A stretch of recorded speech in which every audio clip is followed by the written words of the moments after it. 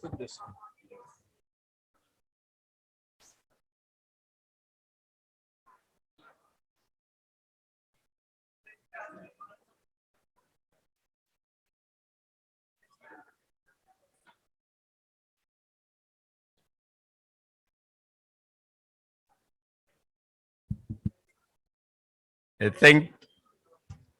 Thank you. May we ask everyone to move in? We are about to start.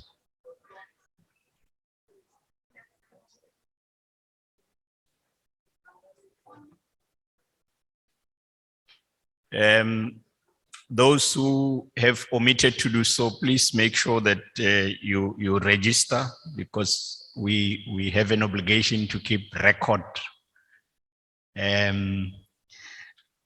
We call it a portfolio of evidence in management, that indeed there was this event and there were persons who attended. Let us all rise in recognition of the singing of the national anthem of the Republic.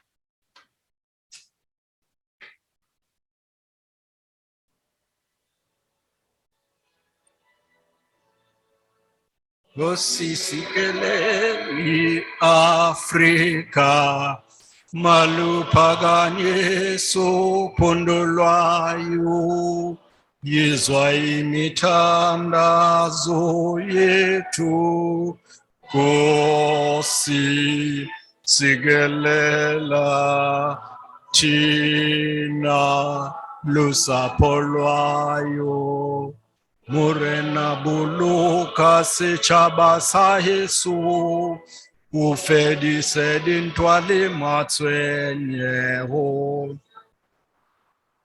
O sebuluke sechaba sa Yesu sechaba sa South Africa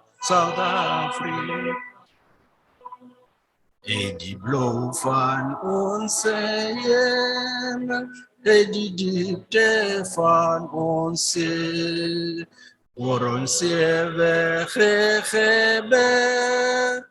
waar die kranse antwoord gee, sounds the call to come together, and united we shall stand. Let us live and strive for freedom in South Africa, our land. Thank you.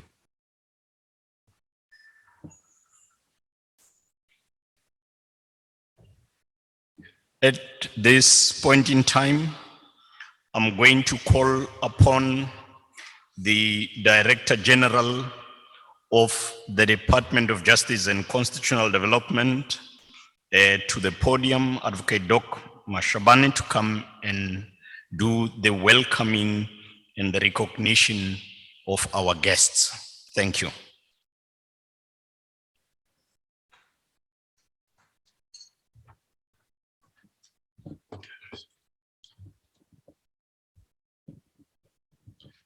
Program Director, thank you very much.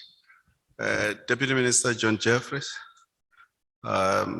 ladies and gentlemen, good morning. Good morning. I know the good morning in events is not meant to be responded to. We just say it because that's how you can only start, but I'm glad you responded. And thank you very much. I want to briefly take this opportunity to welcome you to this event organized by the Department of Justice and Constitutional Development as one of the many events across the country that are being organized to observe, mark, and celebrate the milestone of the Constitution, which is a quarter of a century. You'll recall that last week, Friday, that was the 4th of February, that marked exactly 25 years since the Constitution came into effect. So as a department responsible for the administration of the Constitution, we have this responsibility to, as agreed to by the Cabinet of the Republic, that we should organize events of this nature to have a discussion and allow South Africans an opportunity from all walks of life to discuss the various aspects of the Constitution and any chapter of the Constitution. And we thought we'll try to the extent possible to make it formal and informal and give everyone an opportunity to express their views about the 25 years that we as a country have traversed so far. And briefly, I would want to acknowledge everyone here as guests and specific representatives of specific organizations. We are happy that we are joined by the South African Human Rights Commission, one of the Chapter 9 institutions, as well as the Public Service Commission, members of the Judiciary, both the lower judiciary and the upper judiciary, and some retired judges and civil society representatives, as well as representatives of the youth and students. All of you are welcome. I didn't want to take the risk of acknowledging specific names lest I make those of you that I will forget or not recognize feel less important. We're all of us here, South Africans, irrespective of our social status and creed, to have this discussion. So I welcome all of you and feel free to express your views in the best way that you know, in these four walls. But I'm told these four walls are transparent, so the media will be covering the best way they know how. But no one can accuse you for any view that will have expressed about the Constitution, because we have allowed this. And part of it, colleagues, is because our Constitution is not cast on stone. So we have to discuss it. And now out of a lived experience of 25 years. Welcome to the symposium. Thank you very much.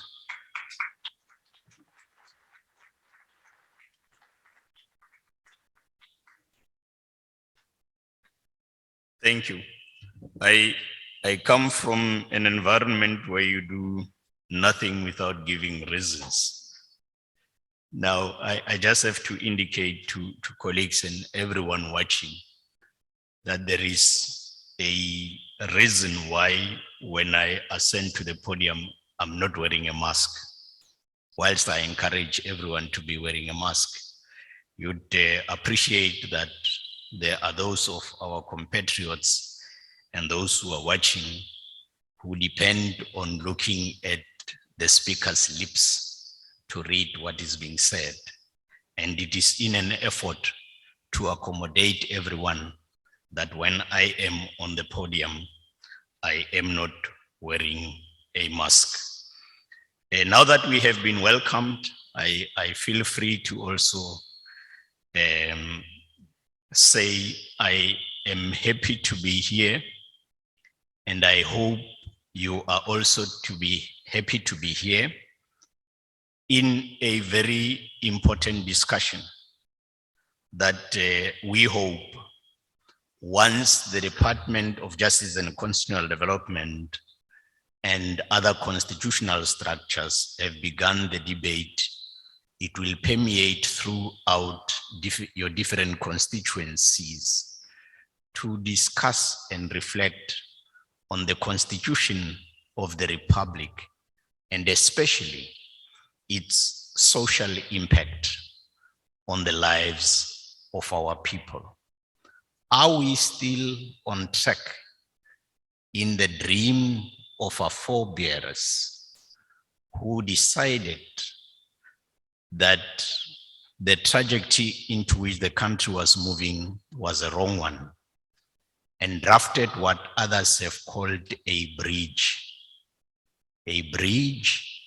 to allay white fears, a bridge to nurse black pain, a bridge to ensure that those who have been denied the opportunities in the past have an equal opportunity under the sun. Are we still on track on building an ideal society and a heritage which you and I, when one day we are called yonder, we will be proud to bequeath to our children and our grandchildren? Are we doing enough? And this dialogue is very important. I therefore am going to call upon the Deputy Minister for Justice and Constitutional Development, Mr. John Jeffery, to come and address us. DM, I've been given some notes to introduce you. The DM, I know, needs no introduction. I will respect his views in that regard. The Deputy Minister.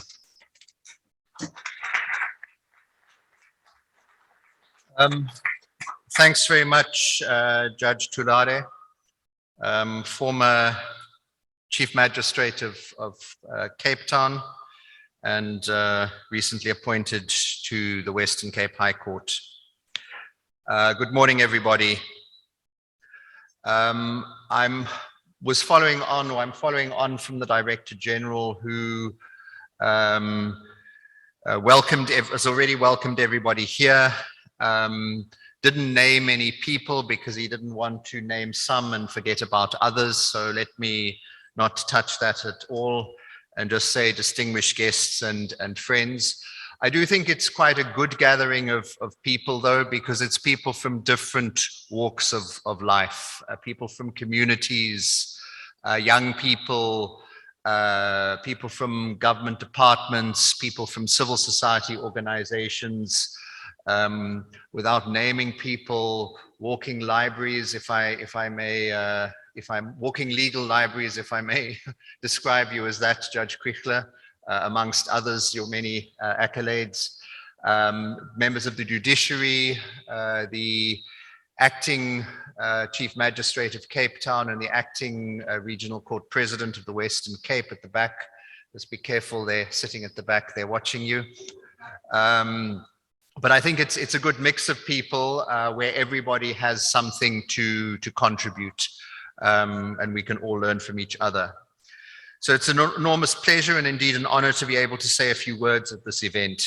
As we celebrate the 25th anniversary of the coming into the effect of the Constitution in February 1997, the 4th of February, that was last Friday, it's an ideal opportunity to review and reflect on the important role our judiciary and our courts have played over the many years. The independence of the judiciary and the institutional prominence of our courts lie at the very core of our constitutional dispensation. Our courts are often seen as the last bastion of people's rights and freedoms. Our courts act as the very buttress of a constitutional democracy. If our courts work, democracy works. If people have confidence in the judicial system, they have confidence in our democracy. But our courts are not only a shield to protect people's rights and freedoms, they're also the embodiment of Lady Justice, who blindfolded with sword and scales has to fend off what is bad, has to protect human rights, bring about equality and fairness, and apply the law without fear, favor, or prejudice. A lot has been written and said about the transformative nature of our Constitution, and our courts are often at the forefront of these changes. And in terms of what I've said about the courts, I think there's been a lot of debate. I mean, South Africa, I think one of the positive sides of South Africa is it's a very loud and noisy place, a loud, noisy country where just about everybody has an opinion, even if it's something that they don't know too much about.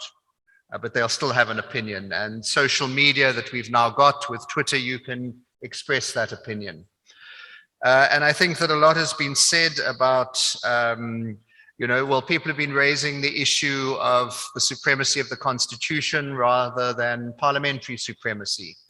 We used to have parliamentary supremacy although we had a constitution, but it in the apartheid period. We've seen the problems with that. You can pass laws which are not necessarily just laws, which are not necessarily fair laws. And I think we've come on along that path, and we need to look very carefully at, well, I don't think there's any basis to change moving from back to parliamentary supremacy, but let's engage on the issues, particularly with younger people who haven't necessarily had those experiences of what it was like living when there was parliamentary supremacy. Since 1994, a substantial body of new laws has emerged from all spheres of government to fill its constitutional mandate. This has resulted in the creation of new independent democratic institutions, the repeal of discriminatory laws, laws dealing with, amongst others, land restitution, strengthening of land tenure, the facilitation of access to housing, and the provision of social assistance to those in need. These are laws that make a meaningful difference in the lives of people. Some of the laws required in terms of the Bill of Rights sought to address systemic and structural inequalities and prohibit unfair discrimination, advance a transparent and open democratic society. Many of the rights we enjoy today, in particular in the area of socio-economic rights, have been given shape to through progressive jurisprudence, through a judiciary who has never been afraid to tell us as government when and where we fall short. It is the judgments of our courts that are continuously being factored into the policies and programs of government to ensure the strengthening of human rights culture in the country. So we have indeed come a long way over the past 25 years, but we still have a very long way to go. Some of you may have seen an article in yesterday's Daily Maverick where Mark Haywood asks, like the words of a song by David Bowie, how much time have we got? 5 years. He mentions the climate crisis, global heating, and the environmental crisis. He refers to the crisis of poverty and inequality, with inequality being fueled by what he calls the crisis in kleptocracy and corruption. He speaks about, and I quote, a new era of growing political tension and possibly war between hybrids of ultra-capitalist kleptocracies and oligarchies, post-ideology, and none of them even superficially committed to social justice.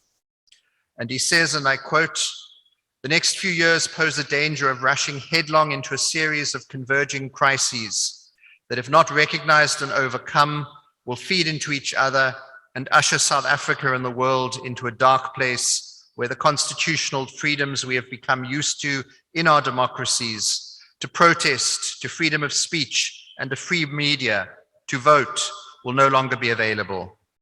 This will make it much more difficult to challenge authoritarian power and organize ourselves out of a planetary crisis. So, Program Director, we've achieved a lot, but we need a lot more. We need to do a lot more. We cannot leave it up to the courts alone to give effect to what the Constitution seeks for us as a nation. It is incumbent on South Africans from all walks of life to embark on programs dedicated at eradicating the legacies of discrimination from our past and strive towards the attainment of social justice for all. If, as Mark Haywood is predicting, the world is going to hell in a handbasket, we need to do something about it. For us in government, we must continuously strengthen and support our courts and uphold the values of the Constitution. We need to protect the integrity and the independence of our judiciary. And on the issue of integrity, again, in terms of people's opinions, there's lots of allegations that have been coming to the fore more about corruption in the judiciary, courts or judges that are bought, but nobody's actually come up with any evidence of that. And if you cast aspersions on something without any basis, you're obviously going to damage the credibility of that institution, and you will support that institution if you have a court case where you win. You will want everybody to support the courts. But if you lose, there's no use bashing the courts, because next time you may be on the winning side. So we need to strengthen and capacitate our civil society bodies and partner with them where we can and encourage active citizenry. It's also imperative that we address the implementation gap so that rights on paper transform into tangible benefits for people in their daily lives. We've got, on the land issue, we've got some good laws on land, land restitution, strengthening of land tenure, but I think everybody would agree we haven't gone nearly far enough in terms of implementing them. We cannot see, for example, on social media, some people saying that there have been no constitutional gains. That's what people are saying, but we need to engage on that.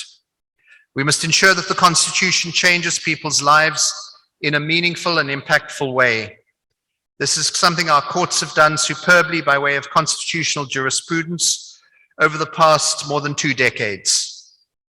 So I know that today's event and the various discussions by our esteemed speakers and panelists will be a way for us to further build on these successes. I thank you.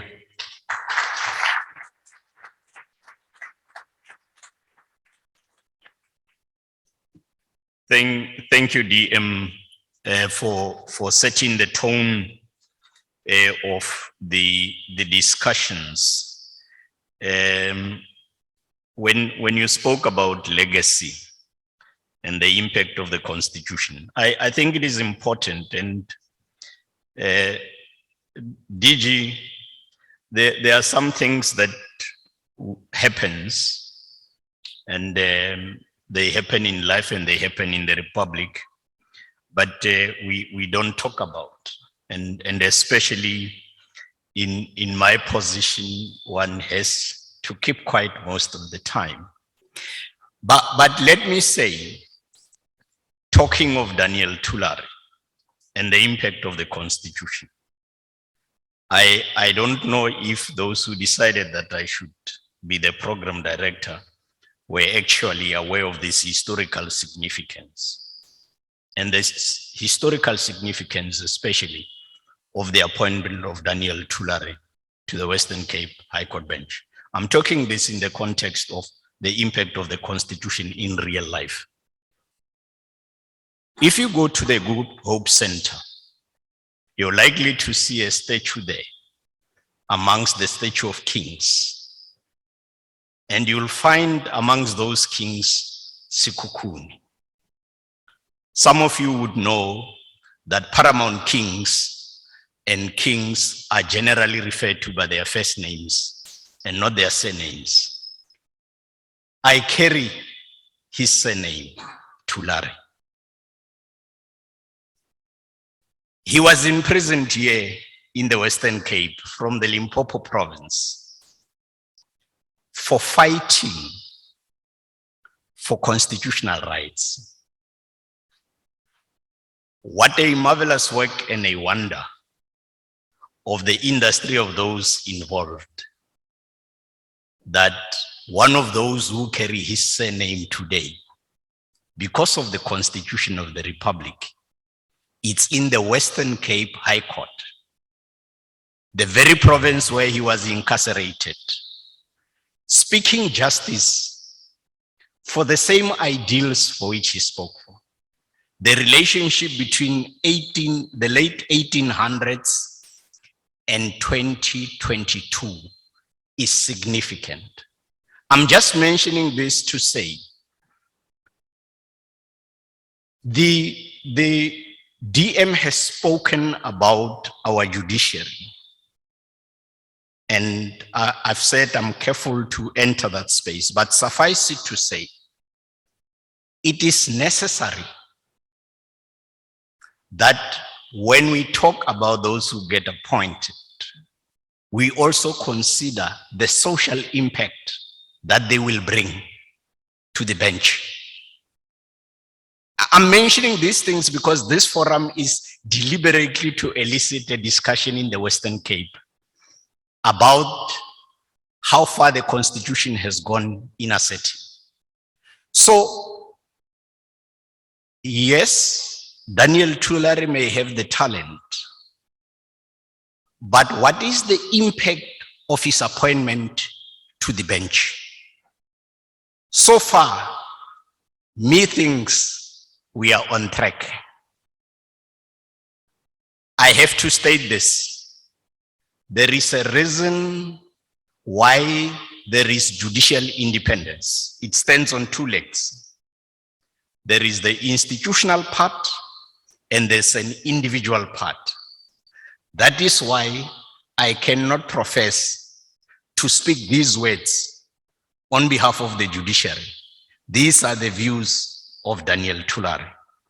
At that point, I'm advised that when you look to that side, that door, the main entrance, just outside it are the bathrooms. I'm also advised that there are those who rushed in because of time who never had an opportunity for tea. As a result, I'm going to offer us a 5 minutes break for that. Thank you.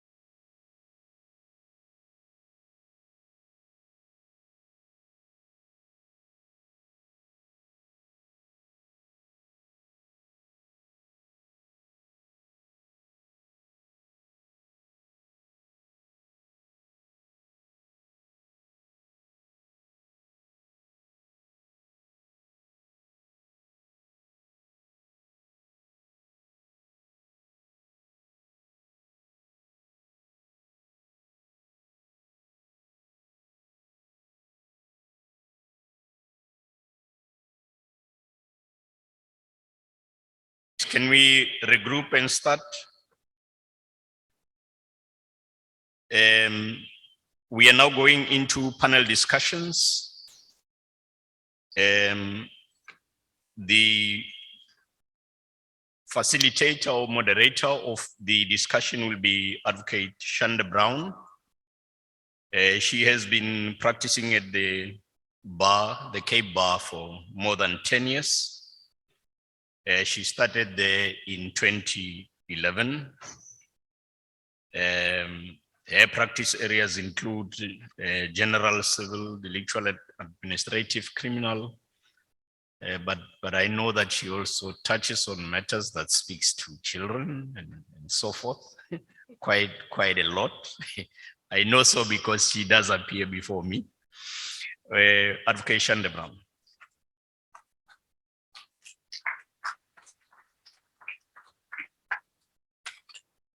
Thank you, Judge Delari. Good morning, everybody. All protocols observed. Now, this panel discussion is quite an important and interesting one. Given our 25 years of democracy, of constitutional supremacy, the topic is reflecting on 25 years of constitutional supremacy and assessing the role and contributions of the judiciary in upholding the rule of law. Now, I just opened up the Constitution in our gift pack, and section 1, I think, would be our theme. The Republic of South Africa is one sovereign, democratic state founded on the following values: human dignity, the achievement of equality, and the advancement of human rights and freedoms, non-racialism and non-sexism, supremacy of the Constitution and the rule of law, universal adult suffrage and national common voters roll, regular elections, multi-party system, and to ensure accountability, responsiveness, and awareness. Now, the rule of law is something that does not have a universally defined definition. But what we do know is that the rule of law is supposed to be paramount. It's a paramount principle within the judicial system. And even though there's no universal definition of the rule of law there is in fact a universal theme which certain people identify in terms of defining what the rule of law is. And I think that this would be relevant in terms of our discussion and in terms of what our panelists will be presenting to you today and the questions and answers that will come out of today's discussion, the themes that we need to consider when we discuss the rule of law. It's not a closed list, but it's just certain words that are identified would be separation of powers, awareness, progressive efforts, transparency, motivation to change. I'll say awareness again, access to justice, which is, you cannot speak about the rule of law if you do not speak about access to justice. And even though we have come very far 25 years later, there are still challenges. And we have our panelists are from different organizations, they're from different entities. So they will be able to give you an idea. We are from the judiciary's perspective, from the student perspective, from the lived realities of people, and from cases, you would be able to get an understanding of how the rule of law is really applied and what the challenges are. For example, we still see that at the forefront of the judiciary, when we deal with gender-based violence cases, for example, we're still experiencing secondary victimization on behalf of the judiciary. And these are things that we need to have a conversation about. We still have challenges when dealing with access to justice because the perception is still that poor people do not receive access to justice adequately. So I can go on and on and on, but I am not a panelist. I'm only a moderator. So I'm going to call on our first panelist, who is Judge Vincent Saldanha. He's a judge at the Western Cape High Court and a board member of the Dalla Omar Institute for Constitutional Law, Governments and Human Rights. I'm going to leave it there And please welcome Judge Vincent Saldana, who will be our first panelist today.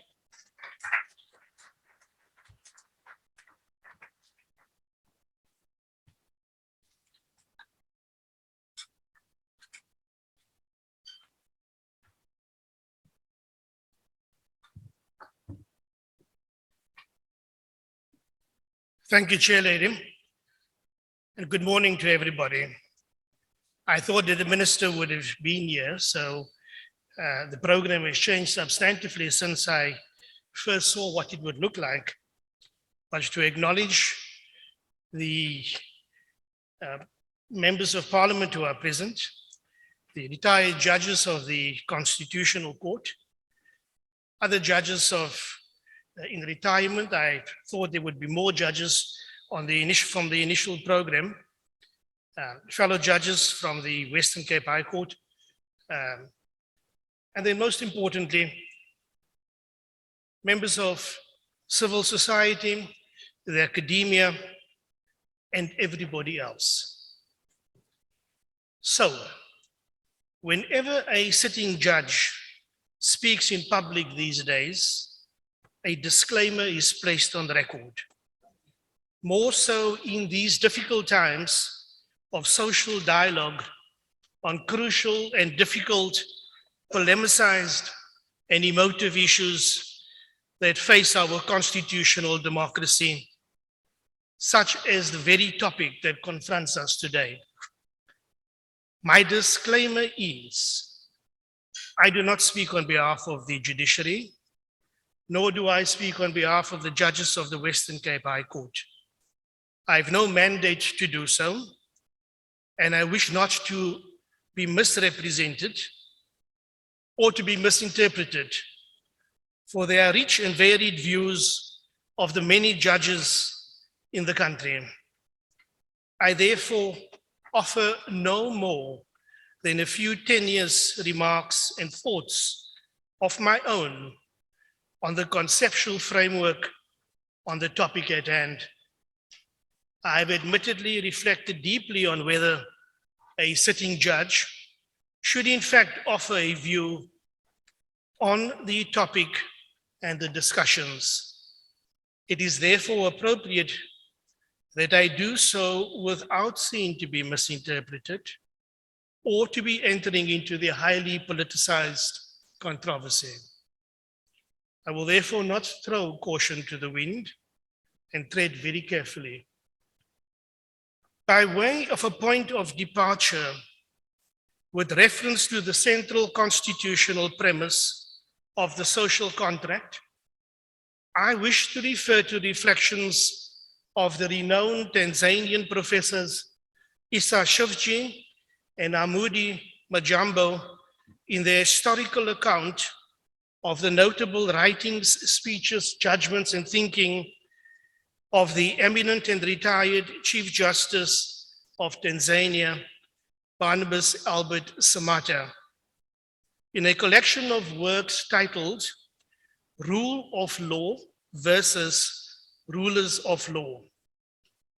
Shivji and Majamba contend that the most important contribution of Chief Justice Samatta to constitutional jurisprudence was made by him in a speech to the Tanzanian Parliament on the 21st of November 2000, in which he made two fundamental points. Samatta argued, and I quote the authors, that the Constitution is not a contract between rulers and the ruled. The common legal fiction propagated by lawyers and lay people alike in the footsteps of the philosopher Rousseau on the social contract doctrine. Rather, and this is what Chief Justice Samatta argues, the social contract crystallizes the consensus among the citizens as to the nature and the character of their polity and governance. Needless to say, that too is a fiction, as the contract doctrine is. For it is not a fact that citizens sit down together and agree by way of contract on what their consensus should be of their constitution. But the claim is, and I share the view, it is a better fiction because it gives the Constitution greater legitimacy and a stronger immutability. It raises the very issue of how and through what mechanisms, for example, such as constitutional commissions, a constitutional assembly, or referenda, is to be used to arrive at the consensus. So, in South Africa, our Constitutional Assembly was the means and the mechanism by which we as citizens arrived at our social contract with one another as to what our system of governance and polity should be. That process we lived through of constitution discussion, consultation, debate, and compromise. And we did that through our representatives in the Constitutional Assembly, who gave expression to those views in the Constitution that we adopted. We chose a constitutional democracy based on the rule of law. Inasmuch as Chief Justice Samata and many other writers and scholars contend the social contract is between citizen and from which the Constitution's legitimacy arises. That conception, I submit, promotes the stronger legitimacy and the foundation of our own constitutional democracy. It is what citizens have through contract with one another, as opposed to contract between citizen and their rulers. But Chairperson, may I suggest respectfully to both Chief Justice Rousseau and the philosophers such as Rousseau that the social contract exists at two dimensions, or at least at two levels, that between citizens and citizen, and that between the citizens and the ruler. For it is that second contract of citizens and their rulers that requires the state to promote and to protect and to advance the rights of the citizens that they contracted amongst themselves. Having said that, I wish to raise a second contention that we have to think about in conceptualizing the seat of power in our constitutional democracy. Structurally, power is exercised in three areas: the legislature, the executive, and the judiciary. Perhaps, Chairperson, in my view, there is a fourth seat of power in the state that is often and at times glibly overlooked, dismissed, and at times invoked. And that is that amorphous collection of individuals, of organizations, of corporates, of social formations, and individuals that comprise the people.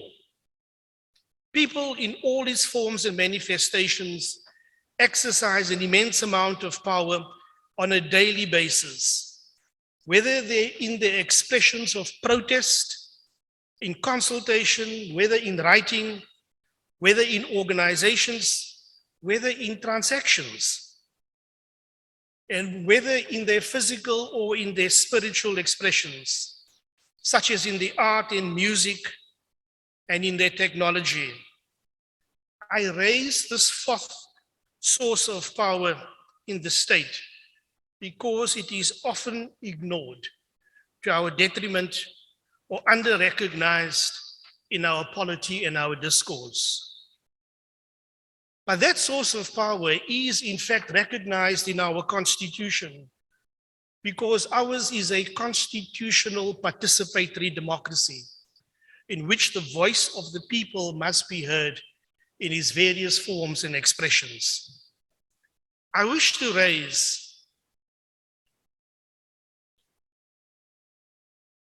a third and last conception, and that relates to the meaning and concept of the rule of law that the chair has already alluded to.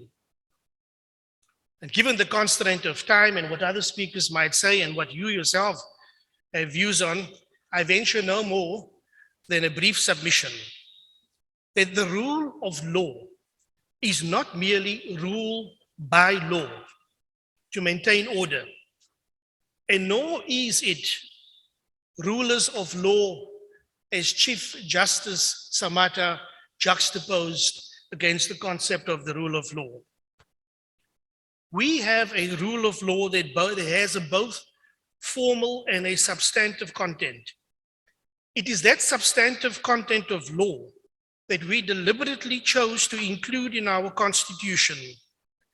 That law which undergirds the rights to human dignity through access to housing, to adequate food and social security, proper health, a clean and a sustainable environment, and a meaningful and accessible education at all levels, of access to and redistribution of land, amongst the other many rights in our Constitution, all of which create important and urgent obligations on the state. So the realization of social and economic rights under the Constitution, framed as they may be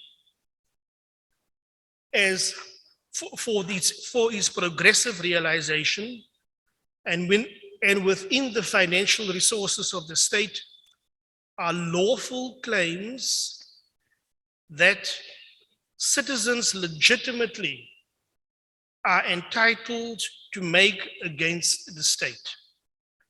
And they may, as they do, have resorted to the courts to hold the state accountable to that constitutional mandate.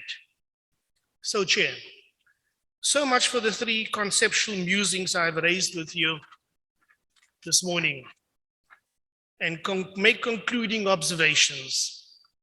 So after 25 years, we ask, and so does every citizen and everybody else, has the social contract between each of us, is it alive, is it vibrant, and is it strengthening? And so too is the social contract between citizen and our rulers, is it likewise strengthening, and is it in place?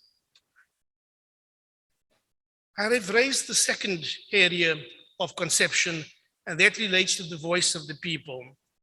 And have we listened carefully and clearly to the voices and the demands and the aspirations of ordinary people, many of them who live in desperate circumstances? And thirdly, with regards to our concept of the rule of law, have we collectively, and that includes the courts, which is under discussion here today, have we given real meaning and content to the substantive content of the rule of law? And perhaps I should make bold to state that the courts, notwithstanding the limitations of the constitutional text and the systemic limitations in our society, have attempted to provide a serious level of protection for all South Africans and all of those others who have entered our borders, whether through desperation as refugees or as casual sojourners. But I must state that in the area of substantive content of the rule of law, there remains much to be done. There remains much to be done to ensure that citizens are able to claim their rights under the Constitution, and that we give real and meaningful protection to the vulnerable, to those living in shacks, those who live in tenuous circumstances in shelter, those living in fear of violence and the victims of it, and those who are the victims of the corruption in our state. But more importantly, those who live in parlous and perilous circumstances of hunger and need in our society. So, Chairperson, I've not traversed the legion of cases which our courts have had to deal with over the past 25 years. Those cases are legion, and they're quoted here and internationally, from the decisions of Irene Grootboom to the decisions of antiretrovirals for mothers who needed HIV, who needed antiretrovirals in the more darkest of times in our past. Those cases are there for us all to read and to debate. All I sought to share with you today were three broad areas of conception as to how we approach the difficult and, as indicated, the polemicized debate of our young constitutional democracy. Those are my thoughts, Chairperson. Thank you.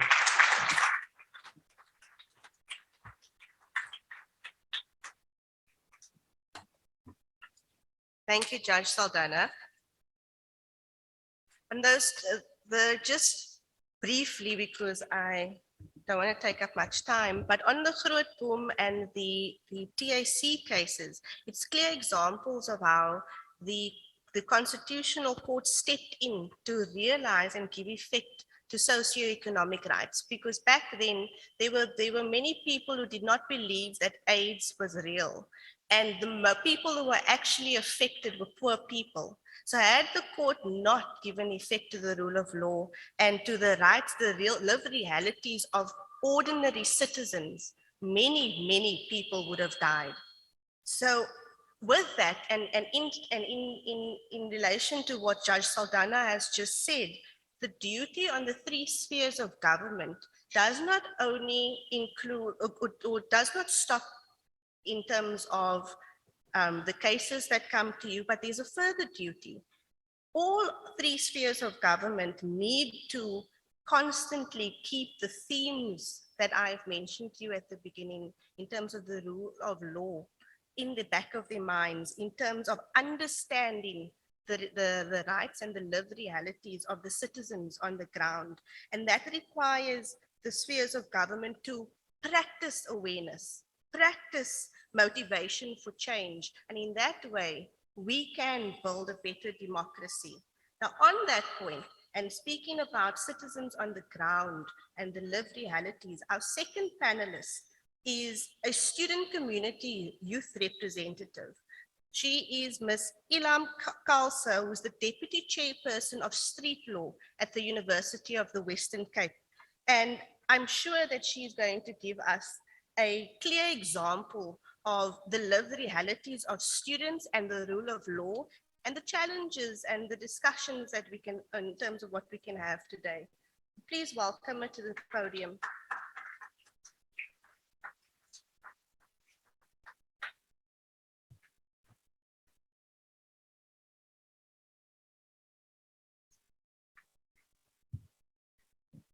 Morning, everyone, and thank you for that introduction. Just for correction, my name was spelled incorrectly. My name is actually Ilham Khalfi, not Khalsi, but that always happens, but it's fine. I'm here on behalf of all the students, especially at university levels, high school levels, and just to talk on behalf of the youth of South Africa. And I was asked to talk about, is the judiciary upholding the law properly?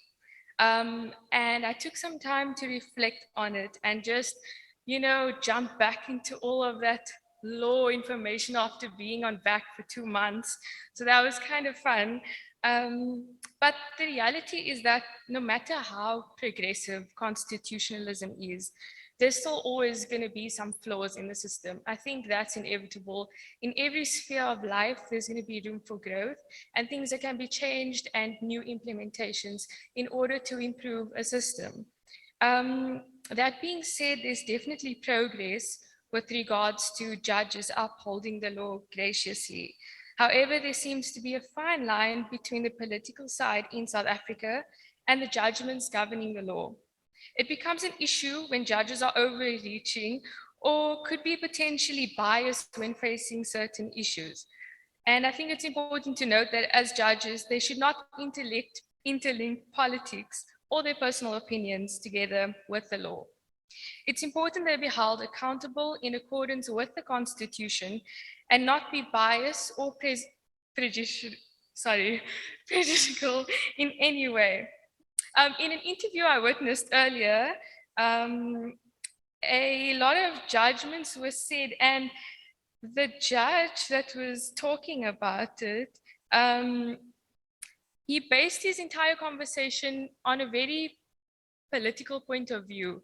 And although it's important to get a judge's perspective on something, because I feel like that contributes towards the growth and change of certain presidents. But I think that politics should not be linked to personal opinions because it can create a lot of bias and maybe tension in courts. But I do think that it's good that they are vocal and they hold people accountable, which is definitely a strong characteristic of a judge in terms of applying, interpreting, and developing the law. Overall, the judiciary has done a good job in taking South Africa forward. The South African Constitution is a very reputable one. However, the reality is that not all rights in the Constitution are currently being upheld. This could be lack to do of funding from the government, alternatively, lack of resources that are available, which prevents upholding the rights in the Constitution to the full extent. Very prominent examples of this could be lack of housing and limited access to education, especially tertiary education. To refer to what was mentioned previously, the crisis of poverty and the crisis of corruption. Now we know we have this beautiful constitution that we all received over here. I'm glad because I just had an online copy, so finally it's on paper. But everyone has the right to housing. And it's ironic that every time we step outside, we can just go out of this beautiful hotel and it will take us probably about a minute to see at least 5 homeless people when we step outside. And I think that is extremely important to note because it's clearly evident that their right to housing is not being upheld. Sometimes university students are also left homeless, even though it might be temporarily due to issues with funding pulling through for the university residences or just other reasons in general. This puts them through a lot of turmoil, especially if they come from another city and they are unable to go back home immediately, and not having a confirmation on where you are sleeping tonight can make it extremely difficult for you to maybe complete a tutorial or catch up on a lecture. So with that being said, factors can definitely be improved. And with acknowledging that, I think it's important to note that yes, government has given us funding, and for that, it's a great step forward in rectifying this injustice. The fact that the government has incentivized poor students, specifically from rural areas, and given them the opportunity to receive an education to empower themselves is evidence that they are in fact upholding Section 29 of the Constitution, being the right to education. Sometimes justice and the law trying to achieve justice are often distanced from each other.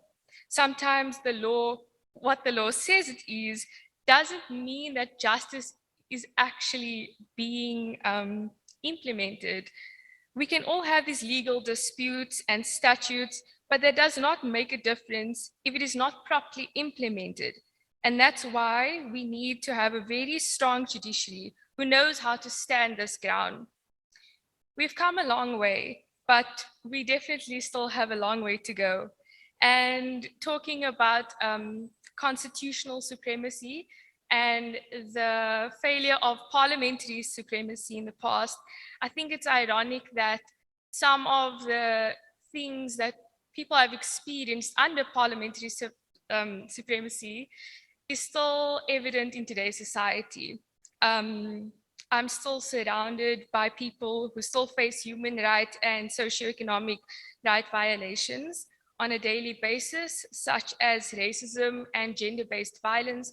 And I'm sure this also was very prevalent in the time of parliamentary supremacy. The youth's idea of what the law is very vague and minimal. They're not really aware of what the law entails, as they are often not taught about it at a school level. So far, the judiciary has upheld the rule of law and constitutional supremacy quite well.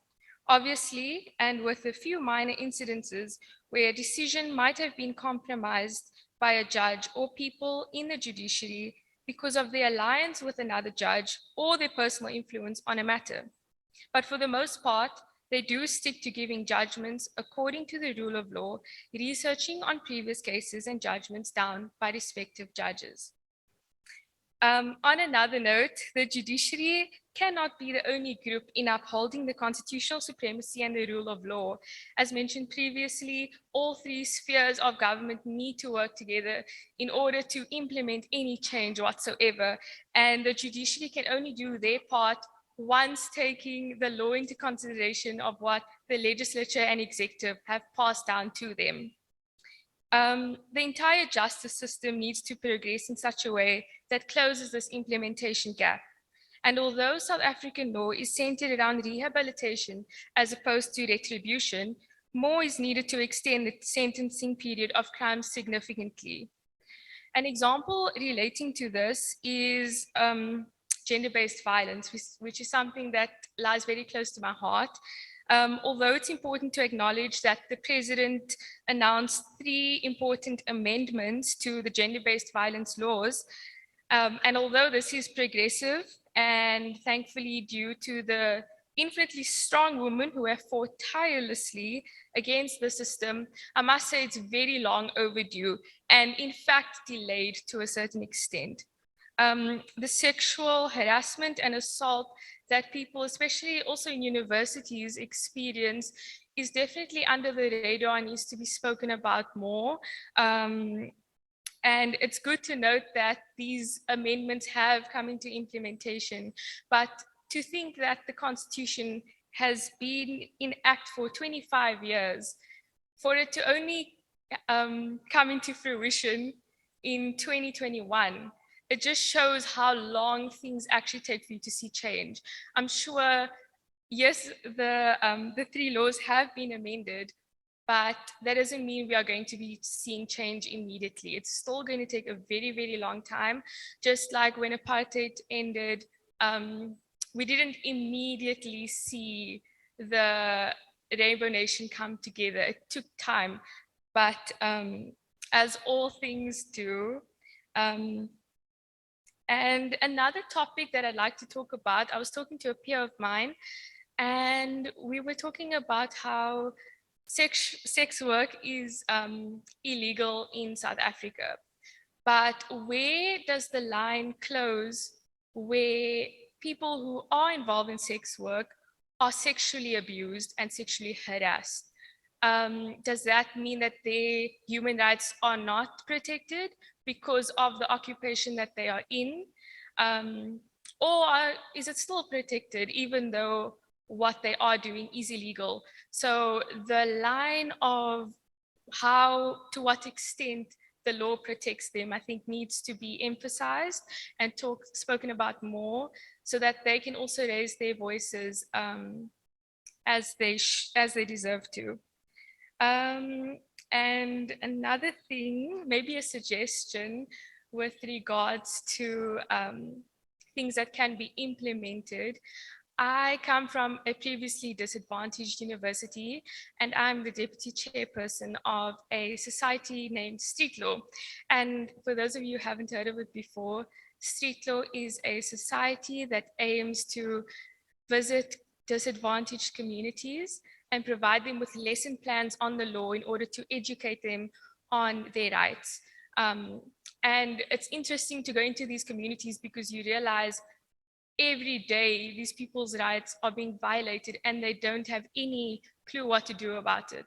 So it's very eye-opening and it's very sad to see sometimes, but I think we as Street Law are doing our best in our own capacity, and we are definitely seeing some changes. We have helped students apply to university, people who don't have access to the internet.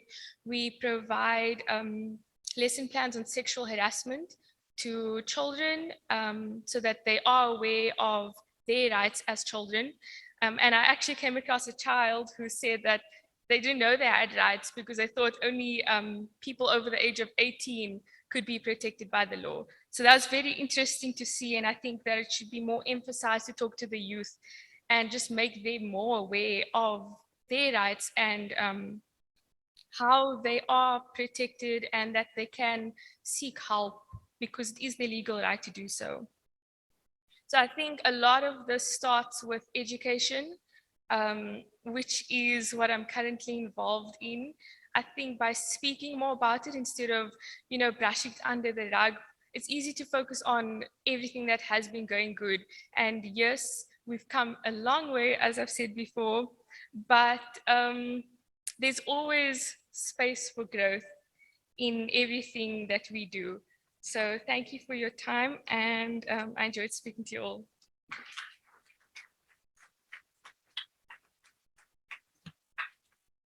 Thank you.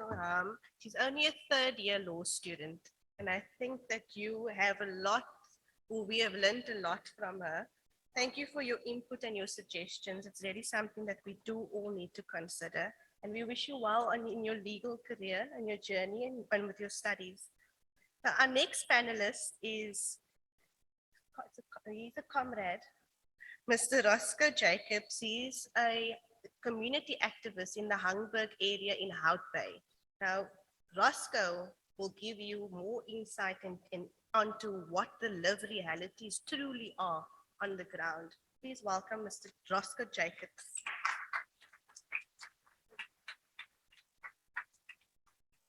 Yeah, I'm reminded that I only have 10 minutes to speak, but when you have platforms like this, actually you must make use of it to speak truth to power, because that is why I'm here. So, good morning to everybody, all protocol observed. I don't want to waste my time greeting people, so I'd rather get right into it.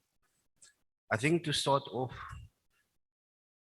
the previous speaker spoke about the successes or the victories in terms of judgments that have been made at the Constitutional Court. And for me, coming from Hangberg, not so long ago, there was a victory for us when Judge Sally Slope made a ruling against the city of Cape Town after they came into our community and they broke down a young person's home.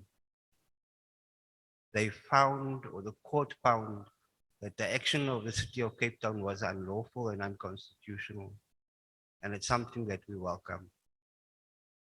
But as Advocate Brown mentioned, the lived realities is that in many instances, we do not have access to courts to challenge the action of the state, be it the city of Cape Town, be it provincial government, or be it national government. And this is something that we need to look at so that we are able to determine how we make justice more accessible. And I think the judiciary has a very important role in doing exactly that. Because if we are wanting to talk about the Constitution and it being the supreme law of our country, it can't just be something that is on paper. It needs to be lived and breathed throughout our country, the length and breadth of our country. So for me, my focus would be more on the challenges that we face. But I think to the Department of Justice, I want to welcome the fact that you are hosting this event. But I also want to say, I think it is important that the different three spheres of government need to be part and parcel of these events, especially in the Western Cape and in the city of Cape Town, where our rights are being violated on a daily basis.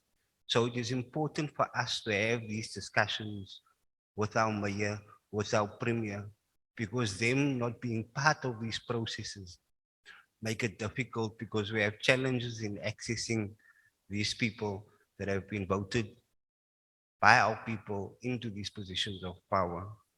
So I think I wanted to bring that across, and I think that is important.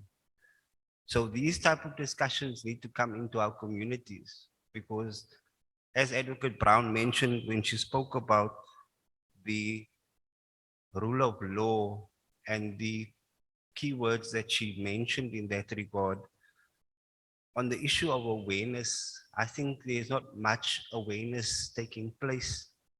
And in many instances, what we are fortunate for is when organizations like Street Law or the Southern Suburbs Law Clinic is able to come out to our communities and educate our people about laws.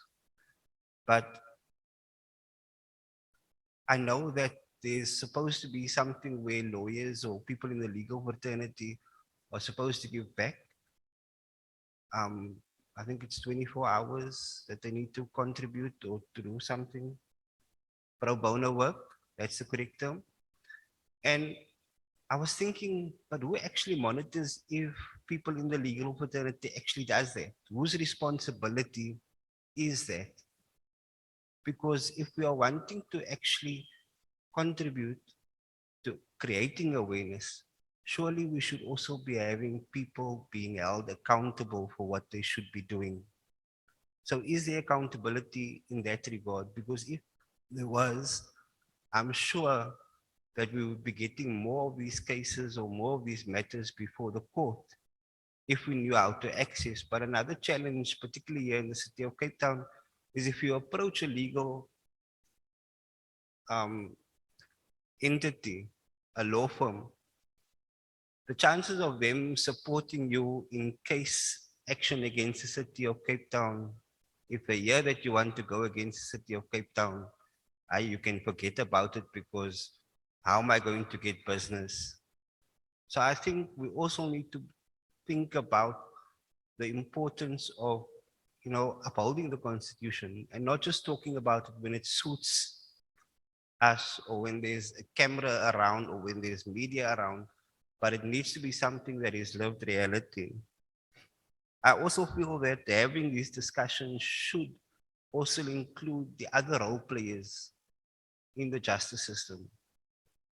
And in my view, the police, the NPA, they should also be part of these discussions because I'll make an example. 3 years ago, there was a young man that was killed on sea in Hout Bay. The harbor in Hout Bay, it was on fire.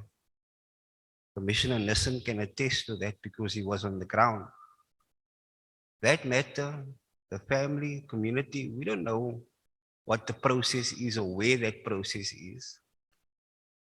But surely we also need to see how we address the access of getting these things to court, because if there was more media pressure, and I think the influence, the perception that I have as a layperson is that certain cases seem to get more preference if there's more media attention to it as well. So if there's a gender-based case happening in Hout Bay and there's no media attention, that case is going to drag for many years. But if something now happens here in Camps Bay and it's relating to gender-based violence, it will have a lot of media attention and the court is going to deal with that much quicker. And that is the perception that we sadly have as people on the ground. And the same perception is when it comes to the issue of money. If we don't have money, you won't access a court. Because I think to get something on the roll at the Western Cape High Court, it costs you anything from 50,000 Rand up. And where do we get 50,000 Rand? How do we get this matter before the court?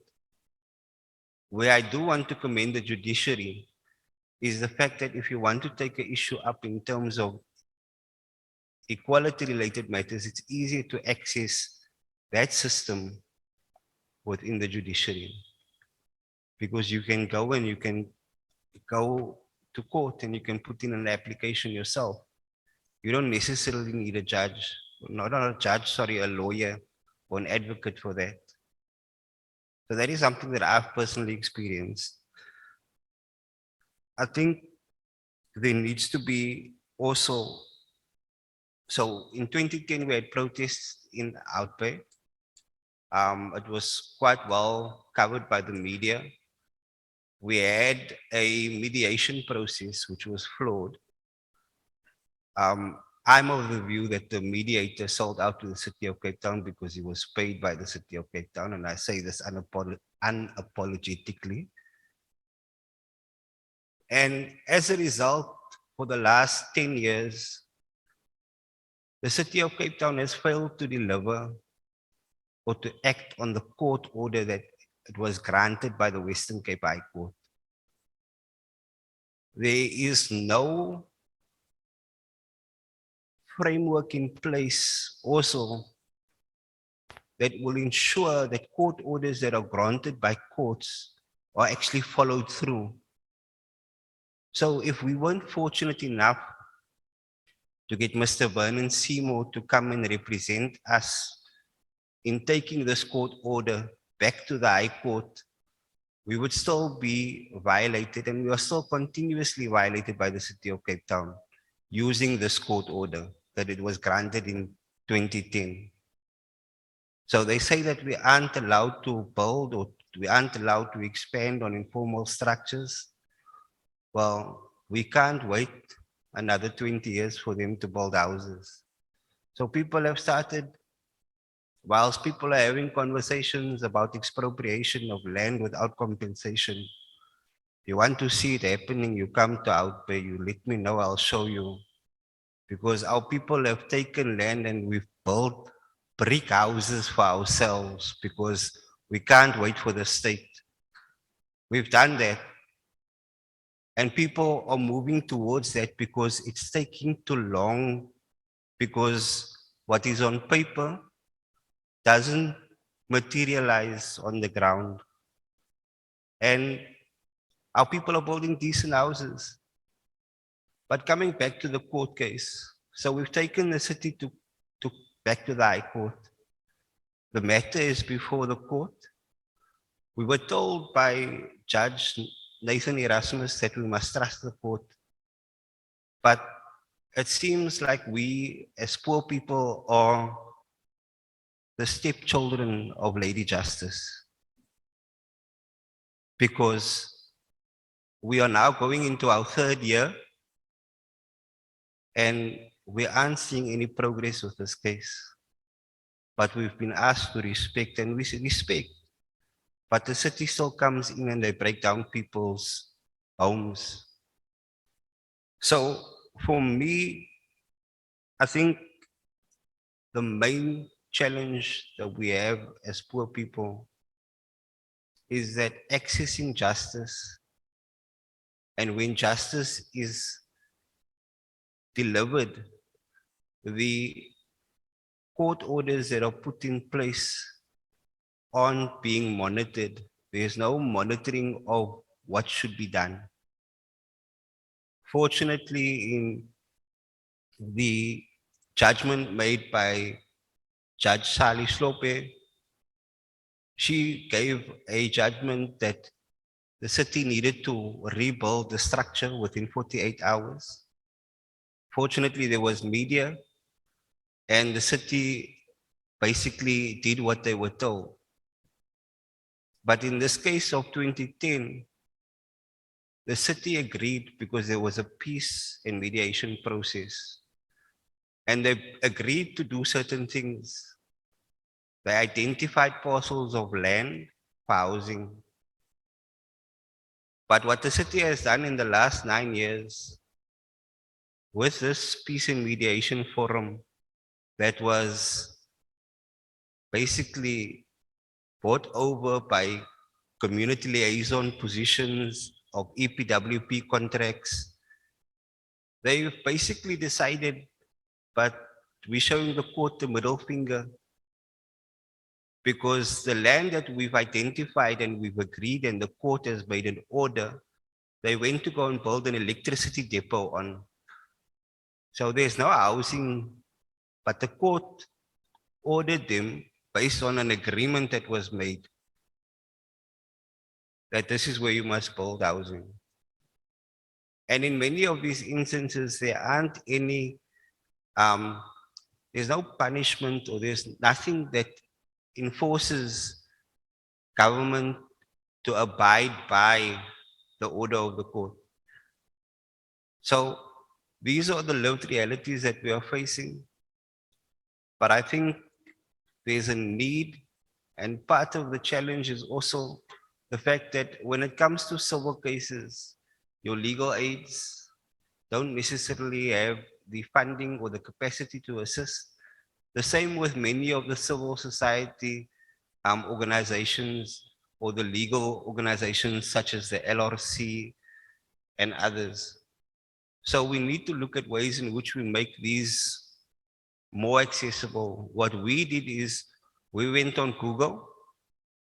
We went to go and look at court papers. We drafted it ourselves. We submitted it to the court. And we prayed to God that we're going to get a judge that was going to be sympathetic and understanding to our plight.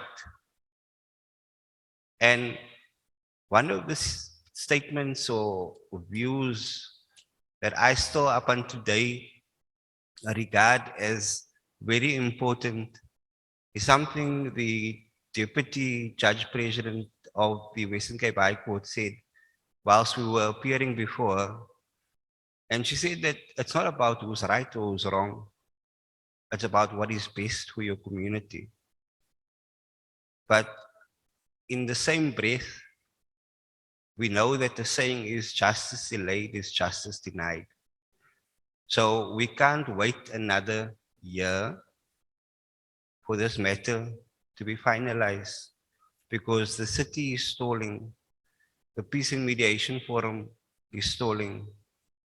And we need to ensure that what is right and what is enshrined in the Constitution becomes a lived reality for the people of Anglesh. Thank you.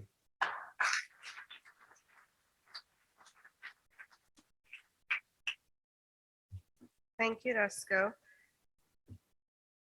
Our next panelist is Commissioner Advocate Andre Guam. He actually has done work relating to the Constitution of South Africa. Okay, let me rather read what is written for me.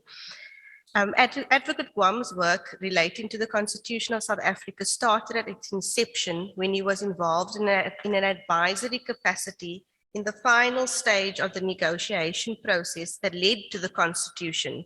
He has been a member of the Joint Constitutional Review Committee from 1999 to 2000, 2005 to 2009, and 2011 to 2014. He's currently a commissioner at the Human Rights Commission. Please welcome Advocate Guam.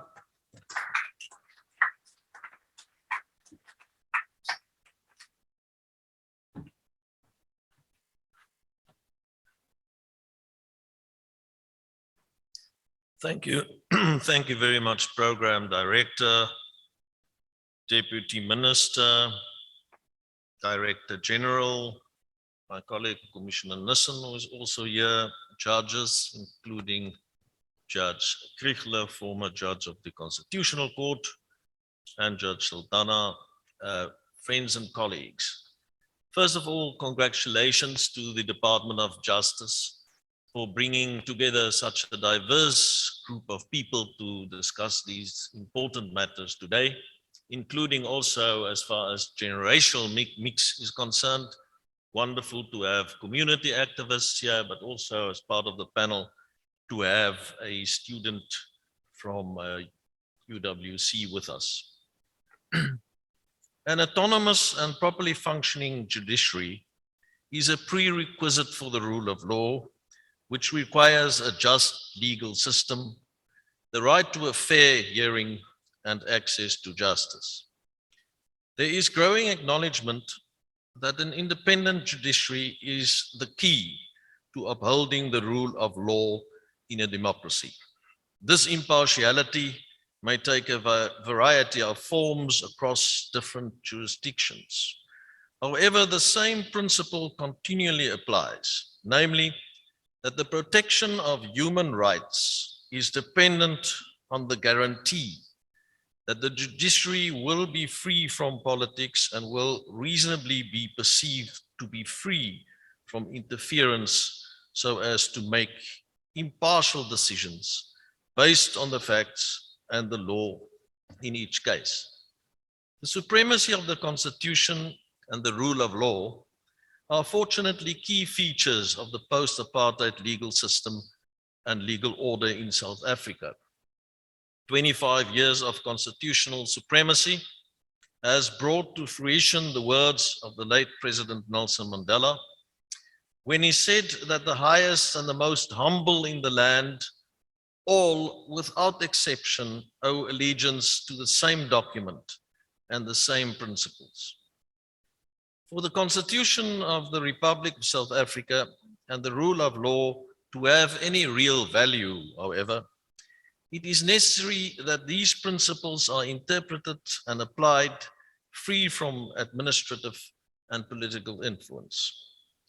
This important task has fallen mainly on the Constitutional Court and commenced strongly with the court's first demonstration of this principle in ex parte chairperson of the Constitutional Assembly in re certification of the Constitution of the Republic of South Africa in 1996.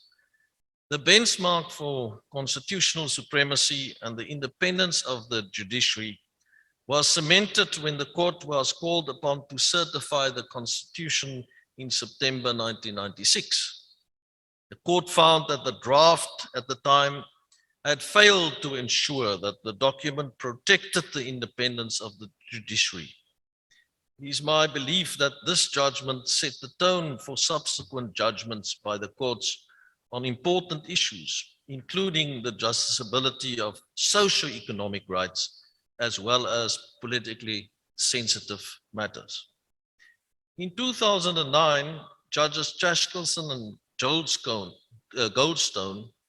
detailed in a now famous dictum that, and I quote, "It seems central to the conception of our constitutional order that the legislature and executive in every sphere are constrained by the principle that they may exercise no power or perform no function beyond that conferred by the law," close of quote.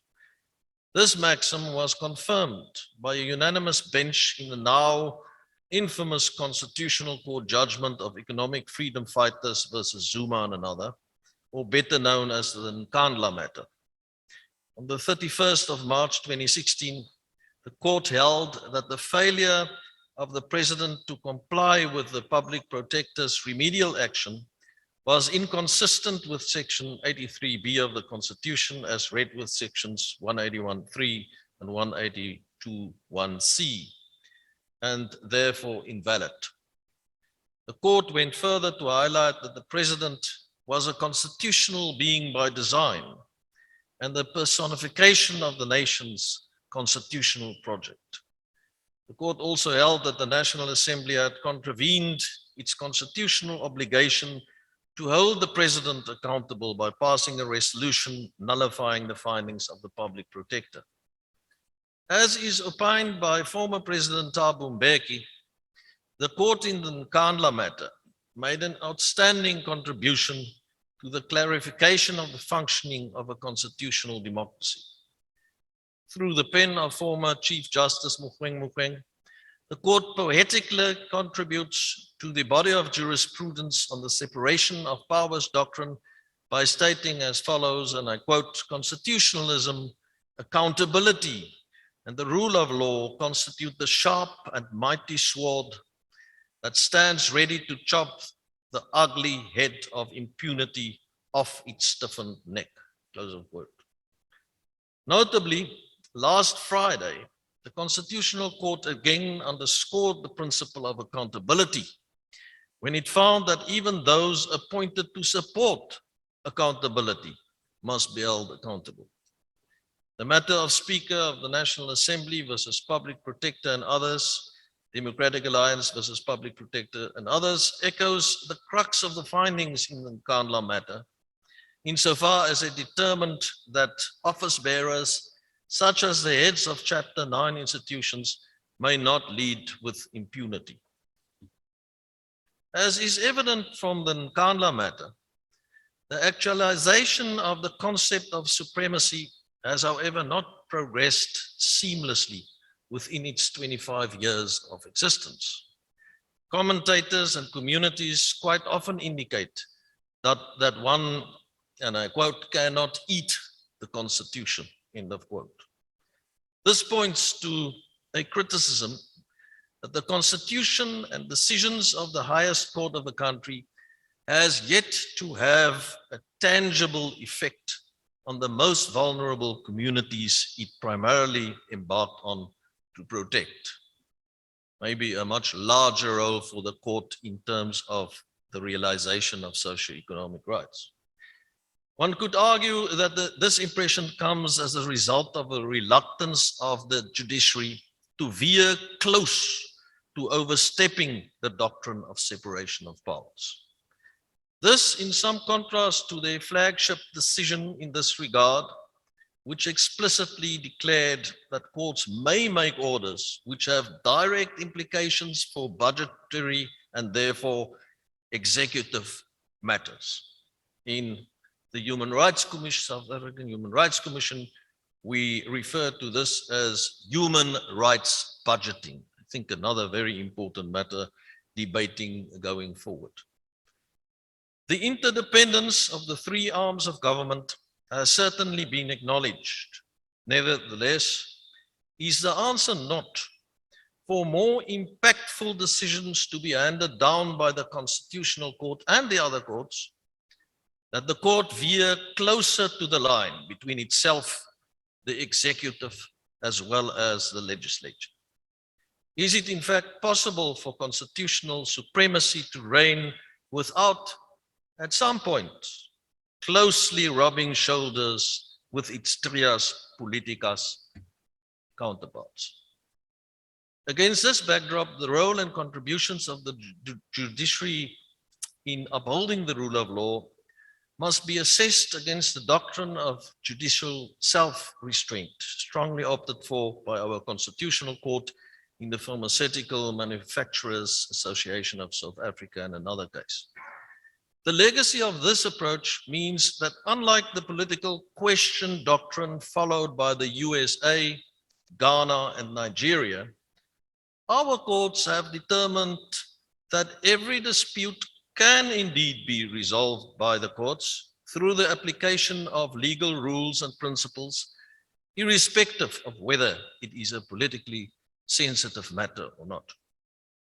The politically sensitive nature of a dispute, therefore, does not determine whether it is justiciable or not.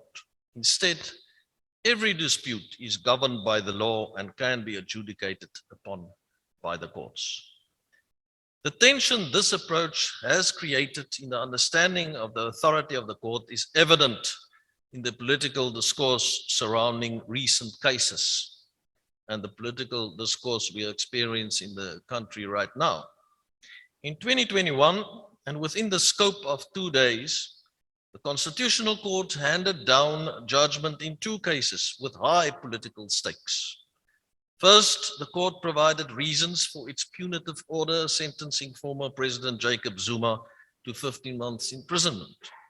Second, the court provided withering critique towards its fellow Chapter 9 institutions' material shortcomings in its findings and remedial action against President Cyril Ramaphosa in relation to campaign donations.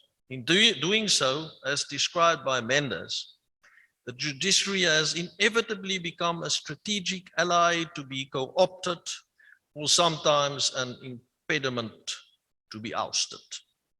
The Constitutional Court in this ever-present political milieu has consequently rubbed shoulders with the executive branches of government and has been faced with strong challenges to the effectiveness of its decisions. This, whilst political participants throw themselves to the podium to criticize what is, in fact, in my view, only the successful application of the rule of law in a very young and a very vibrant democracy. And that we should always remember. We are still a young and a vibrant democracy developing. And so also our jurisprudence, of course. Our judiciary is also not unique in receiving these critiques. Former Italian Prime Minister Silvio Berlusconi once described the judiciary as the, and I quote, cancer of democracy, end of quote. Belgian Under Minister Theo Franken proclaimed in public that he would ignore a judgment if a Belgian court obliging him to deliver a visa to a Syrian family. Former French President Nicolas Sarkozy qualified judges as what he described as, in inverted commas, peas without flavor, end of quote. In 2016, French President Francois Hollande described the judiciary as a cowardly institution who act self-righteously and don't like politics. In the Netherlands, Geert Wilders, the leader of the Party for Freedom, criticized the judges presiding in a matter affecting him by stating that, and I quote, no one trusts you anymore, end of quote. And who will forget the comments made by then President Donald Trump when the federal court overturned an executive order. I have a judge who is I quote now, I have a judge who is a hater of Donald Trump. A hater. He is a hater. End of quotes. It seems though that our judiciary finds itself at the precipice after 25 years of steering constitutional supremacy in having to moderate its reaction to such criticism locally. Criticisms which may seem untimely or unthoughtful, but appears to be intrinsic in a well-established democracy grounded in the doctrine of the separation of powers. Consequently, and in view of my preceding comments, after 25 years of constitutional supremacy, the judiciary must now anticipate backlashes when it applies its judicial review approach under the umbrella of the rule of law. The court must further measure its capacity to keep these recoils under control, and more candidly, it must be strategic in its responses thereto. Whether this strategy involves a public response to an opinion piece or a soft retort during Judicial Service Commission interviews, the judiciary, through its highest representative court, will continue to play a vital role in the pulsating South African democracy. The judiciary, in essence, supports and defines society's very political identity, I think.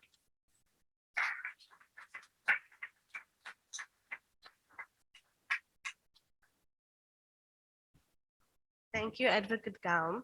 We'll take questions and right now, but I'll take 5 questions and then allow the panelists to respond.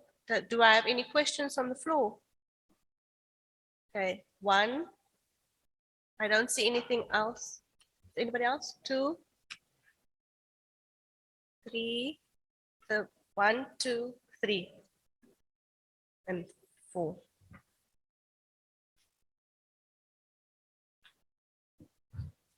Thank you, Advocate, for at least on behalf of students, and then I'm sure that students are happy here also.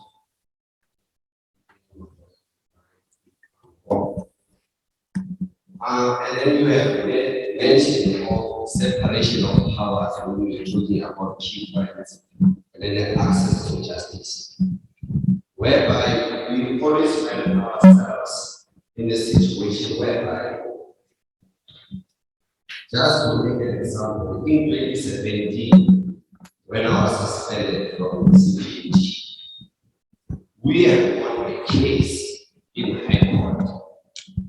And then when we won the case in the High Court, we were then told that no matter that we have won the case in the High Court, now we are dealing with internal matter, which is now will come to a question whereby, where does this thing of separation of powers, whereby we have the institution that will want to supersede the judgment of High Court?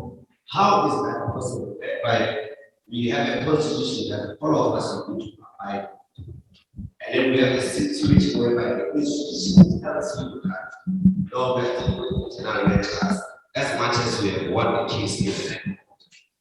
And then also when it comes to the issue of access to justice, and then community activist Mr. Jacobs has made a mention that this institution, they use money because of I and some programs come from a very disadvantaged background.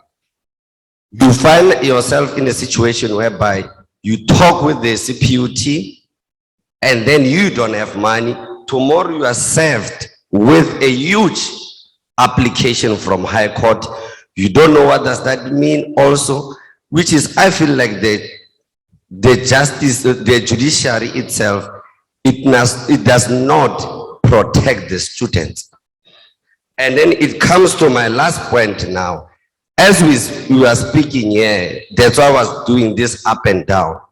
As we speak, I'm staying here by CPUT residence here in Woodstock. I'm told that there are sheriffs at residence going to evict students, which is a matter that is also in the Supreme Court of Appeal as we speak. We have won a case in the High Court, they have appealed to Supreme Court of Appeal, which is also brings back to the issue of money, whereby the Supreme Court of Appeal is in Bloemfontein.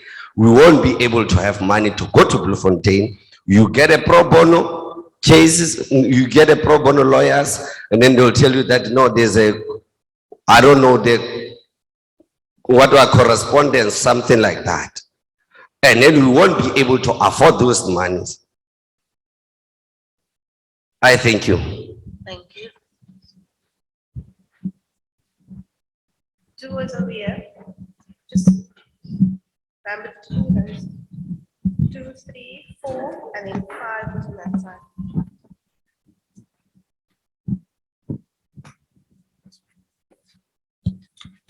Greetings to everyone who's here.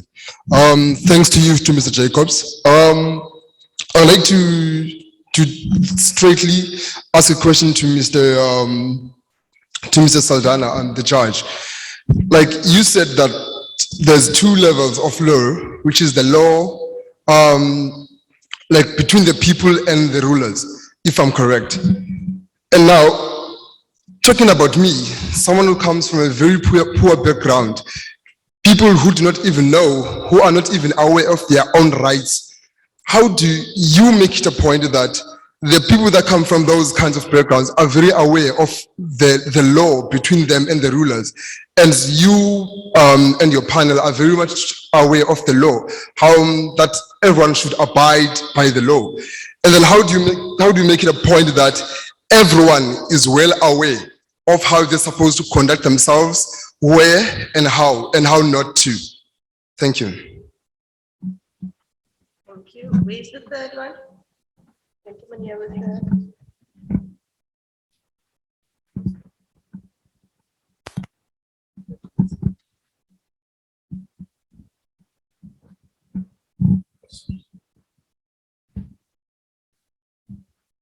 Oh, thank you so much. I will quote on the Constitution. There are things that I think are not clear. I would like, or I would want to make them clear so that I can understand them better. On chapter 9, where's this thing? It's page 92 on chapter 9. Oh, it read as follows that functions of the public protector. The public protector has the power, as regulated by national legislation, to investigate any conduct in the state affairs or in the public administration in any spheres of government that is alleged or suspended to be improper or to result in any impropriety of or prejudice. Again, it says that the public protector may not investigate court decisions. Now, I want a clarity on that. How can that, the Constitution says that the public protector has powers to investigate any conduct in state affairs, but it also says that the public protector may not investigate court decisions, yes. So I want a clarity on that. I think that it's, okay, thank you so much. I want a clarity on that. Thank you. Thank you. The fourth one.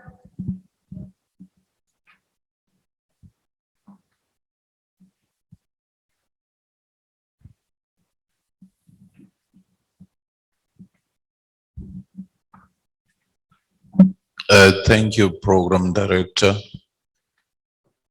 the panelists. And again, as the Public Service Commission, we commend the inclusion of such diverse participants. My name is Somato Dafikeni. I just want to raise two things with the lived experience, 25 years on.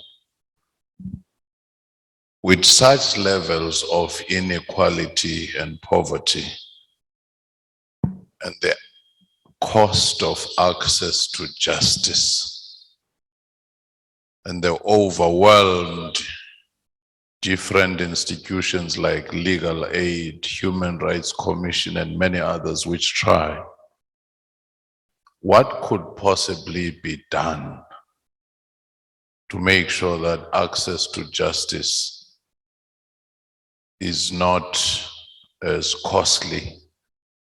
Because then those who are rich enough get the best lawyers and they keep justice at bay.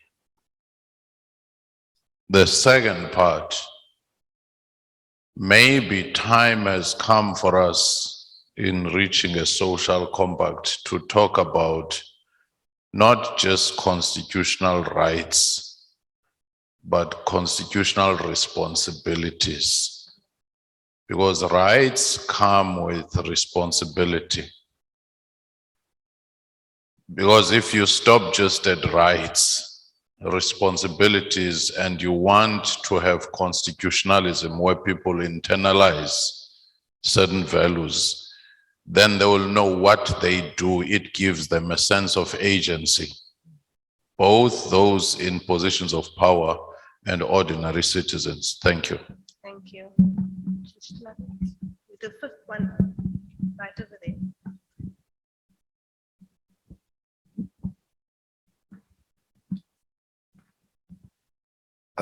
Good morning, panelists. I'm Mr. Okes. I got a question also for the panel there. Firstly, what can we do, as my previous speaker have asked, what can we do or what can judiciary do to make access to justice at least easier? Because the poorest of the poor are always excluded. That is one question. Then the other question is, why did judiciary sometimes overstep in their judgment? Is there a reason? I would love that answer. Thank you. Thank you. Judge, can we start with you?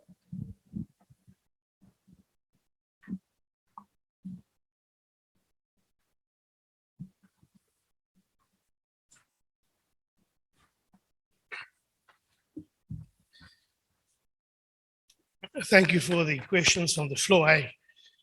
meant to make one other disclaimer earlier that I'm in the presence of organizations and people who are litigating before me.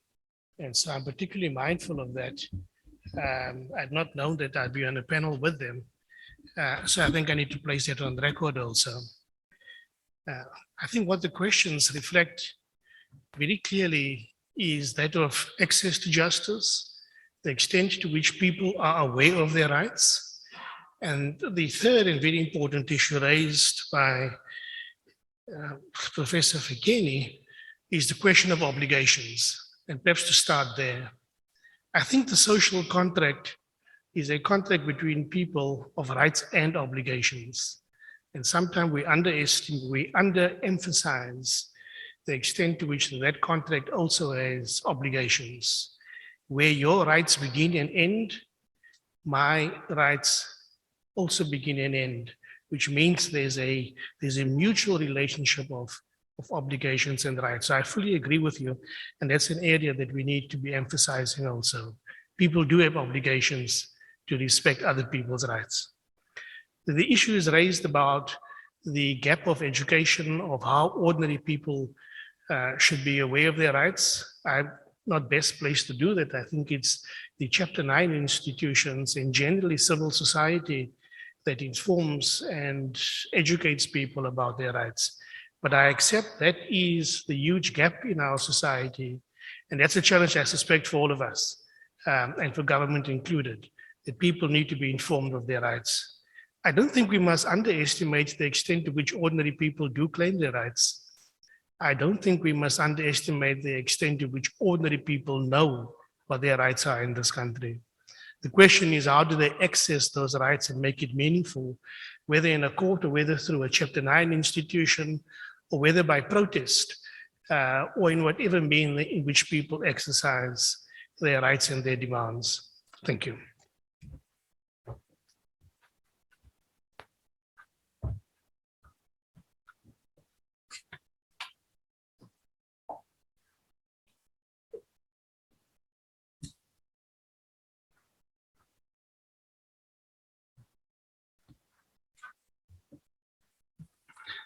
So I think for me, what is important in terms of judgments that are made is consistency. So when one looks at the different courts and different judges, we need to see judgments that are consistent.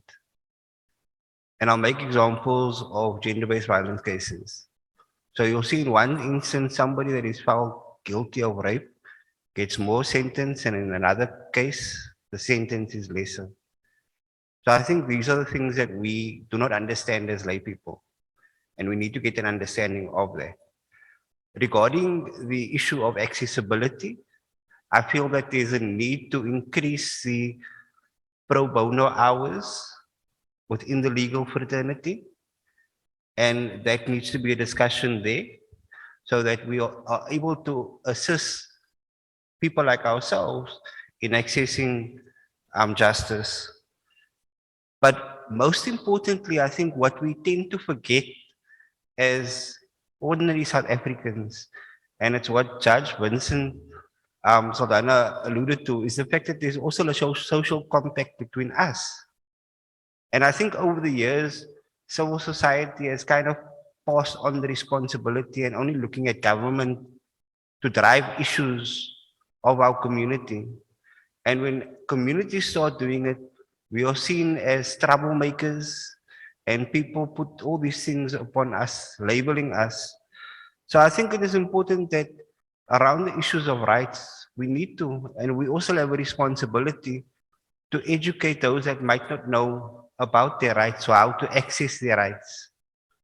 So we all have an active role within society. So I think for me, that is what I want to bring across or respond to when these questions and comments were made. Thank you.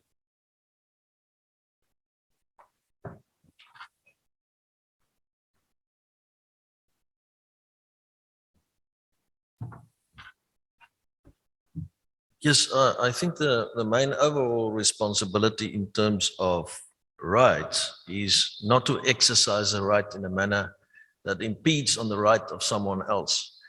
appears sometimes that people do not really, get that important aspect. For example, let's make an example, the right to protest action. Constitution clearly says it has to be exercised peacefully and unarmed. So there is no constitutional protection if it is not exercised peacefully and unarmed.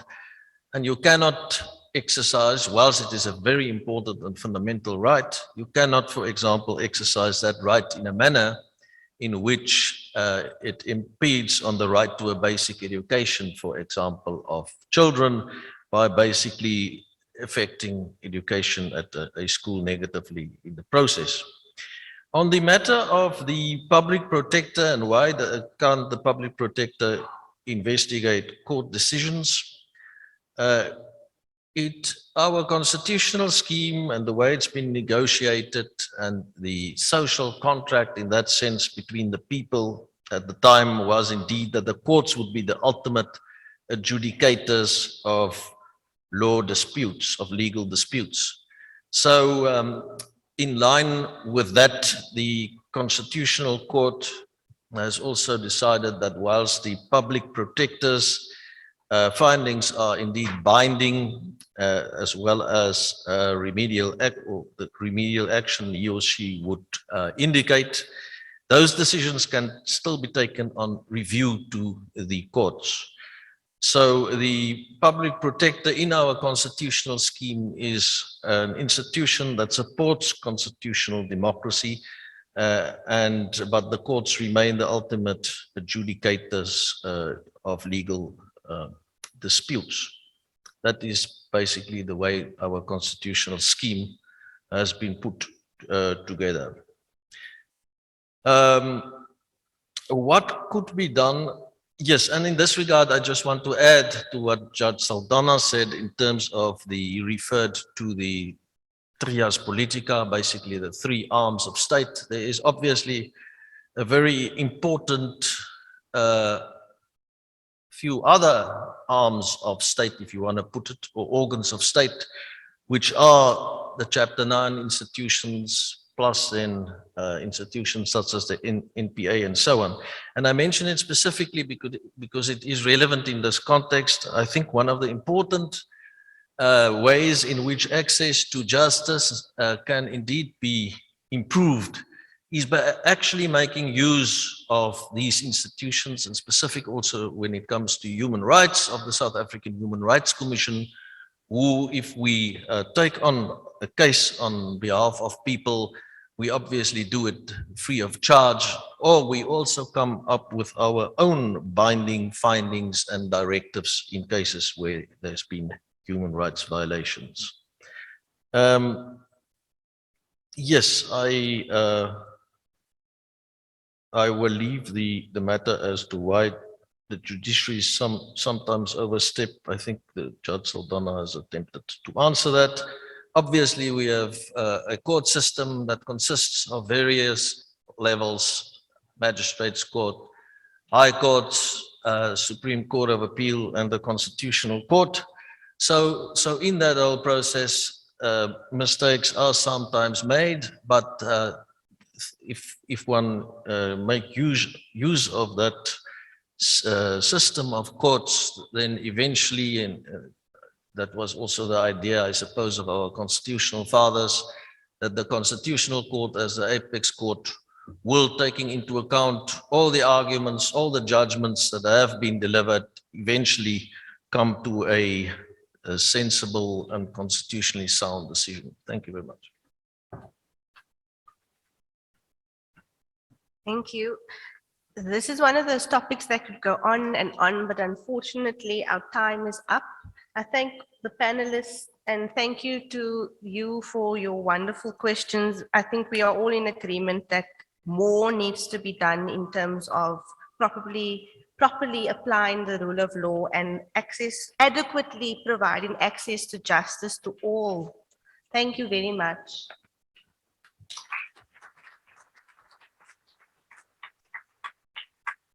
Thank you to the panelists and my leader, Advocate Brown, in leading the session. And thank you for all the questions. I just want to make three comments and then make the announcement and then we move on. The first one is that the time for leaders to just raise the fist and scream a mandla and lead song, it's still there. But the most important task now for leaders is to equip themselves to be functionally literate, to deal with the issues that affect society. So when you are a leader and the matter has been taken to court, the expectation is that you should take time to read the judgment and understand it so that you can explain it to your constituency to say, this is what the judgment says. Because in judgments, you will see the path of reasoning that leads to the conclusion that has been arrived at. And I cannot emphasize this enough. Secondly, my brother, there is a specific reason why the public protector does not engage with the judgments of the courts. And that is because there is an appeal process, a self-corrective measures within the judiciary itself. In other words, when you're not happy with the decision made at the magistrate's court, you go to the High Court. If you're not happy with the High Court, you go to the Supreme Court of Appeal, up to the Constitutional Court. And once that has been, once the Constitutional Court has spoken, that's it. That's what we have committed ourselves to say there must be finality in disputes. And that finality is reached when the last court that has been approached has spoken. If you have gone to the High Court and it's spoken and there is no appeal, that's it. That's what South Africa has committed itself in reaching finality on matters, so that you then have an issue determined at court and then going on and on and on. And within the judiciary, within the space of preserving the independence of the judiciary, appeals lie within the courts. And lastly, I just want to make these comments. Judges have thick skins. And I've indicated before to say, I'm speaking for myself. I'm speaking as Daniel Tulare, because I can't speak for another judge. I can't speak for the judiciary. But my own view is we have a thick skin. We are not shrinking violence. I'm making these comments to take you on board as to why some of the questions have not been answered. It is not by incidence. It is by design that some of the answers have not been answered. And that is because they sound in matters that are still before the courts. And it is unfair to expect myself or Judge Saldana to make a comment on a matter that is still before the courts. So we don't answer you by design. With the powers vested in me having said that, I am going to rework the program. We are not, and I'm pleading with you to accept my leadership. I'm a democratic autocrat. When there is need to consult, I do. But there are instances where I lead without consulting and I accept the criticism later. And this is one of those instances. We are going to now be proceeding to take the message from the Minister of Justice and Constitutional Development. And only thereafter will we take the break. If you are unhappy, we can talk about it later. All right. Now, the minister, I think most of you know, Ronald Lamola. He obtained the LLB degree from the University of Venda in 2005. He did practical legal training at the University of South Africa, UNISA, in 2006. He has postgraduate certificates in corporate law, as well as another one in banking law and financial markets. He holds 2 master's degrees from the University of Pretoria. The first one is in corporate law, where he explored the regulation of property syndication schemes. His research looked at the roles of regulators in the regulation of taking deposits from the public, the conflation of the Companies Act, Banks Act, and the Reserve Bank Act. His second master's degree is in extractive law In Africa, where he focused on corporate social investment by the mining and energy sector. His research suggests that the Department of Minerals and Energy's Enforcement Unit is inadequately resourced to ensure compliance with the social labor plans by companies in the sectors. He is the former deputy president of the African National Congress Youth League. He sits in two of its most powerful structures, the National Executive Committee and the National Working Committee. He was elected to the National Executive Committee at the 2017 December conference. He was the acting spokesperson for the Mpumalanga Premier from January 2011 until October 2011, the director in the office of the MEC of Culture, Sports and Recreation in Mpumalanga from July 2009 until January 2011, and he served as a transversal unit manager at the Government municipality between March and June 2009. I herewith present the Minister of Justice and Constitutional Development in the Republic of South Africa. Thank you, Minister.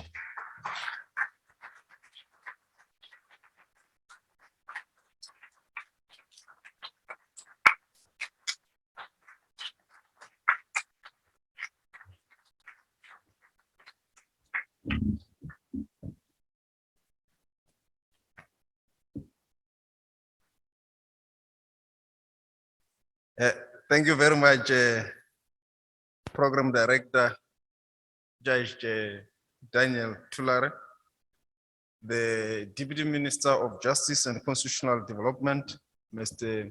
John Jeffrey, Judge Vincent Saldana, the Student Community Youth Representative, Ms. Iham Khalsa, the Deputy Chairperson of the Street Law from the University of the Western Cape,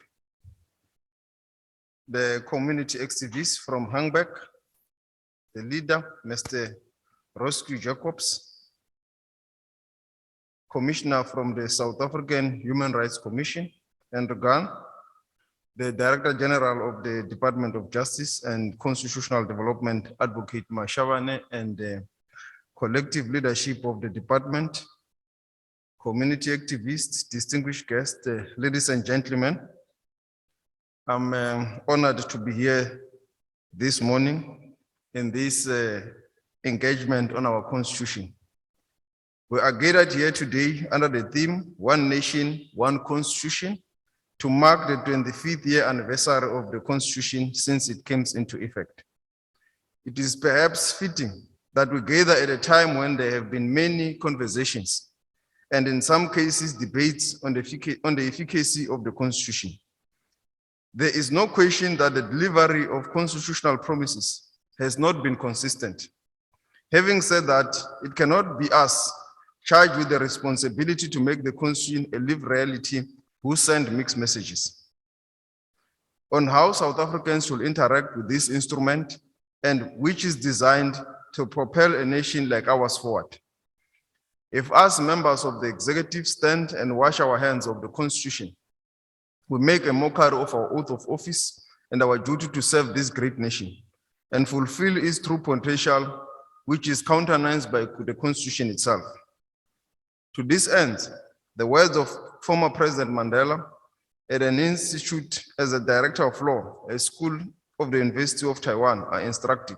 He said the following, and I quote, "A written constitution that serves as the highest law of the land, as a social compact guaranteeing the protection of the legal order. South Africa has never had a proper constitution. Ordinary laws disguised as a constitution drafted by a racial minority which amended them at its whim have been imposed on our country. It must not be so in the future," close quote. Explaining why we need a Bill of Rights, President Mandela further said the following. Firstly, a Bill of Rights provides an important statement about the nature of power relations in any country. Unlimited executive and legislative power, which continues to pervade our society under racism and apartheid, cannot coexist comfortably with a commitment to individual political and civil rights. He went on to say, "It is an historic irony that the movement of the oppressed and rightless has made a categorical statement of our future intentions. that a future government of a free South Africa must operate for the first time in our history under a constitution which will not only limit its powers in relation to the individual citizens, but which will be enforced by a constitutional court which enjoys the confidence of the people, unquote. The circumstances in which our constitution came about are well documented and are well known in this house. I am tracing this history so that we know where it comes from and what are the foundational principles within which our constitution is standing. It was also the foundational views and policies of the African National Congress and its leaders that laid the foundation for this constitution. And allow me to take you down memory lane and remind you of what Dr. A.B. Kuma said, the president of the African National Congress said in 1943, and I quote, "In South Africa, Africans have no freedom of movement, no freedom of choice of employment, no right of choice of residence, and no right of freedom to purchase land or fixed property from anyone and anywhere under the guise of segregation. They are subjected to serious educational, political, and economic disabilities and discriminations which are the chief causes of their apparent slow progress," unquote. All of these issues raised by Kuma then now form part of the basic tenets of our constitution. In almost a predictive manner of what the constitution ought to be, it is now inside in the basic tenet of our law. It is something that guides and is a contract of this nation. It is the foundation that we dare not break, but we should build from. The enforcement of the rights to basic human rights has on more than one occasion been left to the courts. That in itself is quite revealing. The mirror should be pointing at us and its reflection should concern us. According to the Department of Planning, Monitoring and Evaluation 25-year review document, unemployment rates were high and concentrated amongst Africans. In 1994, the official unemployment rate stood at 20%, affecting as many as 24.7% of Africans compared to 3% of whites. The technical and higher educational institutions reflected the prevailing context, being based on an unequal and equitable provision and reproducing race, class, and gender differences. There was therefore a general scarcity of skills, particularly high levels skills across almost all economic sectors and occupations. In 1994, more than 12 million people do not have access to basic services such as clean drinking water, and 21 million people do not have adequate sanitation. Less than half of the rural population had a safe and accessible water supply, and only 1 in 7 had access to adequate sanitation. This has greatly improved, though we still have lots of challenges. Only 36% of South African households had access to electricity. Today, we are speaking at above 80% access to electricity. As the RDP put it, poverty and degradation exist side by side with modern cities and a developed mining, industrial, and commercial infrastructure. In 1996, some 71% of the 2.4 million households in the rural areas of former homelands had access to land for farming purposes. However, half of these households reported that the farming used for crops was smaller than 1 hectare. Therefore, the overwhelming majority of 93% of rural Black households were engaged in subsistence farming and generating insignificant income. While government programs over the past 25 years have cautioned millions of South Africans against the devastating impact of poverty, levels of poverty remain high and inconsistent with government stated vision and development goals. The NDP Vision 2020 requires that absolute poverty be eradicated from 39% of people living below the poverty line of 419 rand in 2009 prices to 0 in 2030. However, in contrast, the proposition of the South African population living below the bound poverty line increased from 36.4% in 2011, 18.7 million people, to 40.0% in 2015, 21.9 million. So it is clear to us that this constitution, to live its truest sense, Vision 2030 cannot afford to gather dust, the realization of an ethical and a capable state is no longer an aspiration, but a necessity to reverse and ensure that all South Africans live above the poverty line and also have access to basic necessities. One of the refrains in a democratic South Africa that we always hear is we have great policies, but poor implementation. I've always thought that a such statement is contradictory. How do we know that policies are great if we have not seen them in action? We have to put the policies we have into action. And the Constitution is one of the living documents that must continue to guide our daily lives. On the contrary, I believe that those who say this Constitution is the best Constitution in the world make a well-founded statement in that regard. From the Fori case to the TRC case, for instance, these cases address the rights of people in same-sex relationships and the right for pregnant women to access antiretroviral drugs, respectively. Our constitutional jurisprudence has on many occasions changed the lives of our people. But even here, distinguished guests, we must be minded of the following in the final analysis, taking into consideration that judgments could be reduced to a piece of paper. It follows then that our respect for the rule of law must not be based on what is pronounced by the judiciary, but a complete and total commitment to justice in its truest sense by all of us as South Africans. We must continue to respect the rule of law, respect the contract that binds us together if we are to grow as a nation. As I say this, I'm reminded of the fact that those of us who characterize judges in a particular manner seem to forget that judges do not impose themselves on us in our communities. It is us with our disputes who go to them for their Solomonic wisdom through the judgments. In many ways, the fact that certain disputes find themselves in court is not a reflection on the judiciary, rather our communities that were unable to resolve our disputes in a peaceful and a cordial manner. Therefore, we need someone to impose a judgment on us. A classic example being maintenance cases. Too often, men in particular fail to play an active role and supportive role for their children's lives, leading to cases before courts of maintenance. It is better and sweet pill to digest. We look at the latest legal dispensation on gender-based violence. One of the 3 recently passed laws, the Domestic Violence Act, makes economic abuse a ground for gender-based violence. I suppose it is better in the sense that when one thinks of this pointedly, it becomes apparent that we now must create laws to force fathers who can and who should maintain their kids. We must force you to maintain your kids through the laws.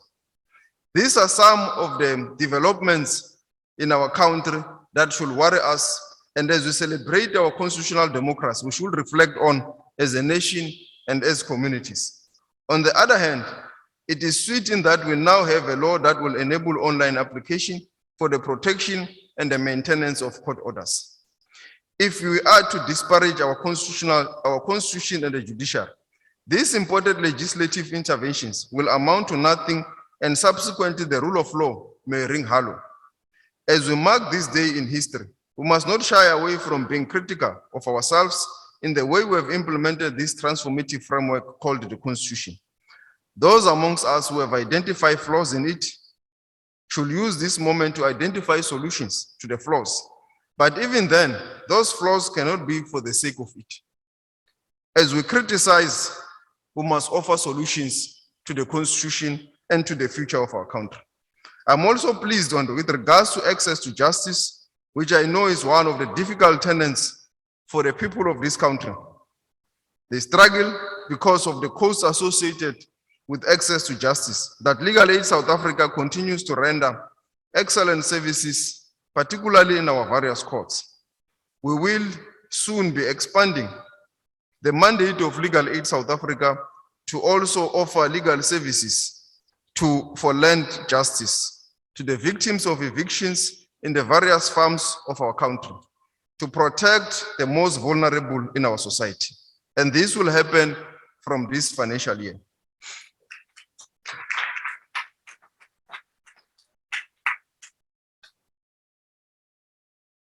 While we look at the solutions with regards to the Constitution, we must build it to the achievement of human dignity, the achievement of equality, and the advancement of human rights and freedoms, obtaining non-racialism and non-sexism, maintaining the supremacy of the Constitution and the rule of law, ensuring universal adult suffrage and national common voters' roll, regular elections, and a multi-party system of democratic government to ensure accountability, responsiveness, and openness.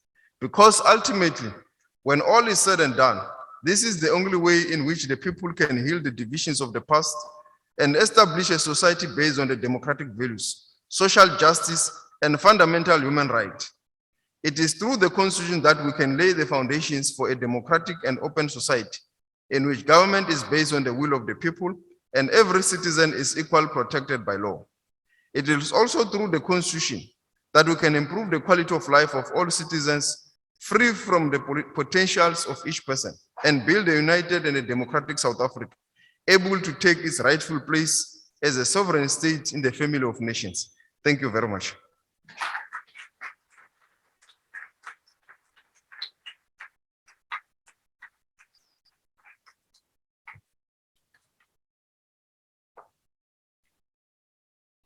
Thank you.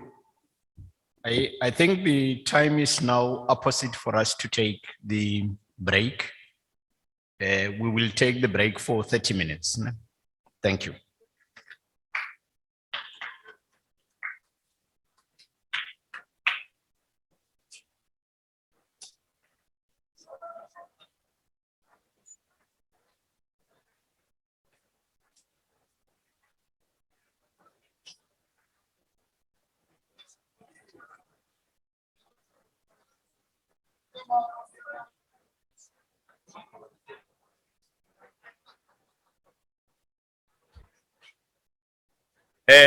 Thank you, colleagues.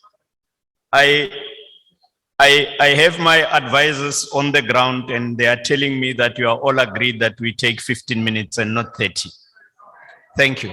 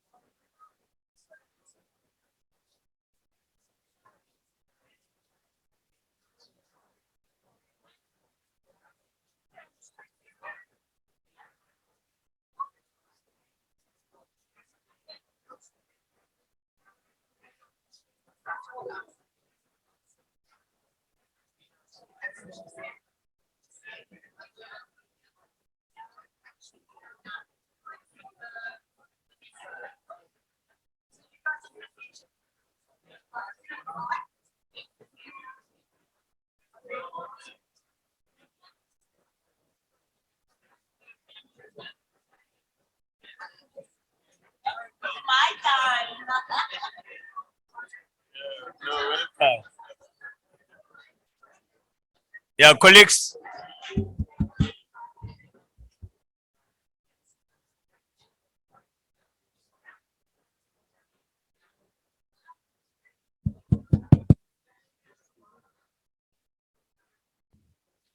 Yeah, let's take our seats and prepare to start.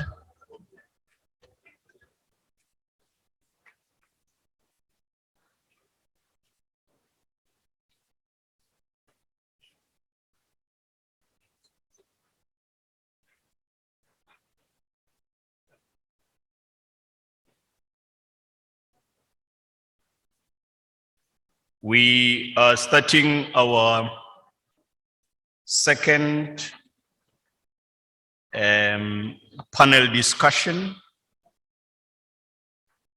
Allow me to introduce to you the facilitator or moderator of the second panel, Ms. Siam Samai, a feminist lawyer and activist, and has been practicing as an attorney since 2001. She holds a BProc LLM from the University of the Western Cape. She is the director of the Women's Legal Center, an African feminist legal center that advances women's rights and equality through strategic litigation, advocacy, education, advice, and training. WLC has a vision of women in South Africa who enjoy equal and substantive access to rights, and its objective is to drive a feminist agenda and develop feminist jurisprudence based on an intersectional approach and with substantive equality as its foundation. Siam was the Director of Legal Administration in the Western Cape Regional Office of the Department of Justice and Constitutional Development, and she previously worked for the Foundation for Human Rights in their strengthening of civil society and access to justice program. She was also a lecturer and director of the UWC Law Clinic, where she practically trained law students and candidate attorneys within a clinical law environment with the aim of inculcating principles of social responsibility and social justice. She is a long-serving board member and chairperson of Lawyers for Human Rights, and previously served on the Rural Legal Trust and the Association of University Legal Aid Institutions and Trust.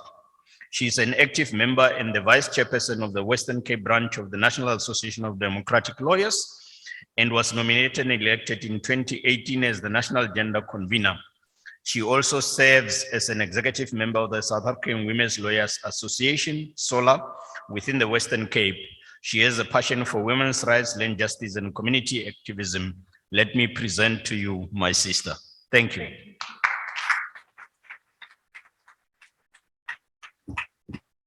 Thank you, Judge. I would say all protocols observed. Just with regard to this panel that deals with the broader transformation of the legal, not just of the legal profession, but also of the judiciary, and also the attainment of socio-economic rights. Just a quick note, despite the extraordinary constitutional and rights-based developments in our country, 25 years into our democracy, South Africa still has a long way to go into challenging the inequalities and achieving substantive justice for women. The failure of both the state and private institutions to fully realize the rights of women necessitates the continued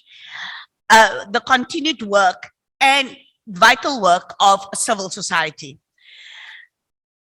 The effects of structural patriarchy are far-reaching and require strategic approach to challenging and dismantle all the various challenges within our legal profession. Women are often disregarded by a legal system which is designed by and for women, for men.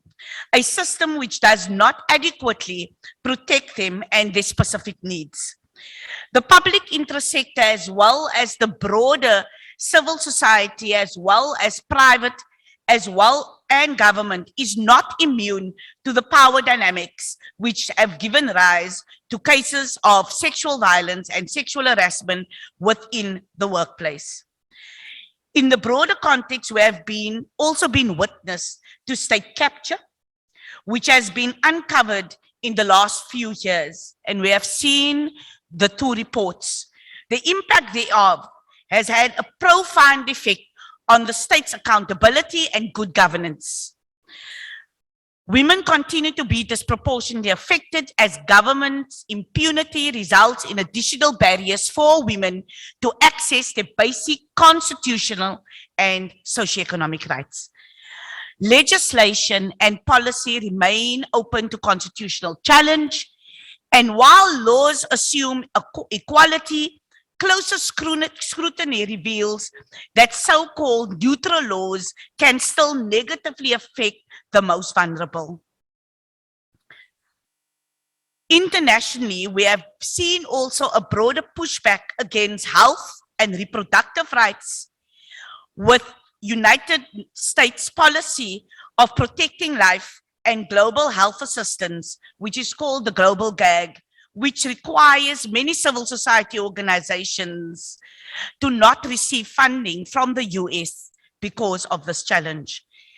We also continue to hold the state accountable to ensure proper implementation of the Termination of Pregnancy Act.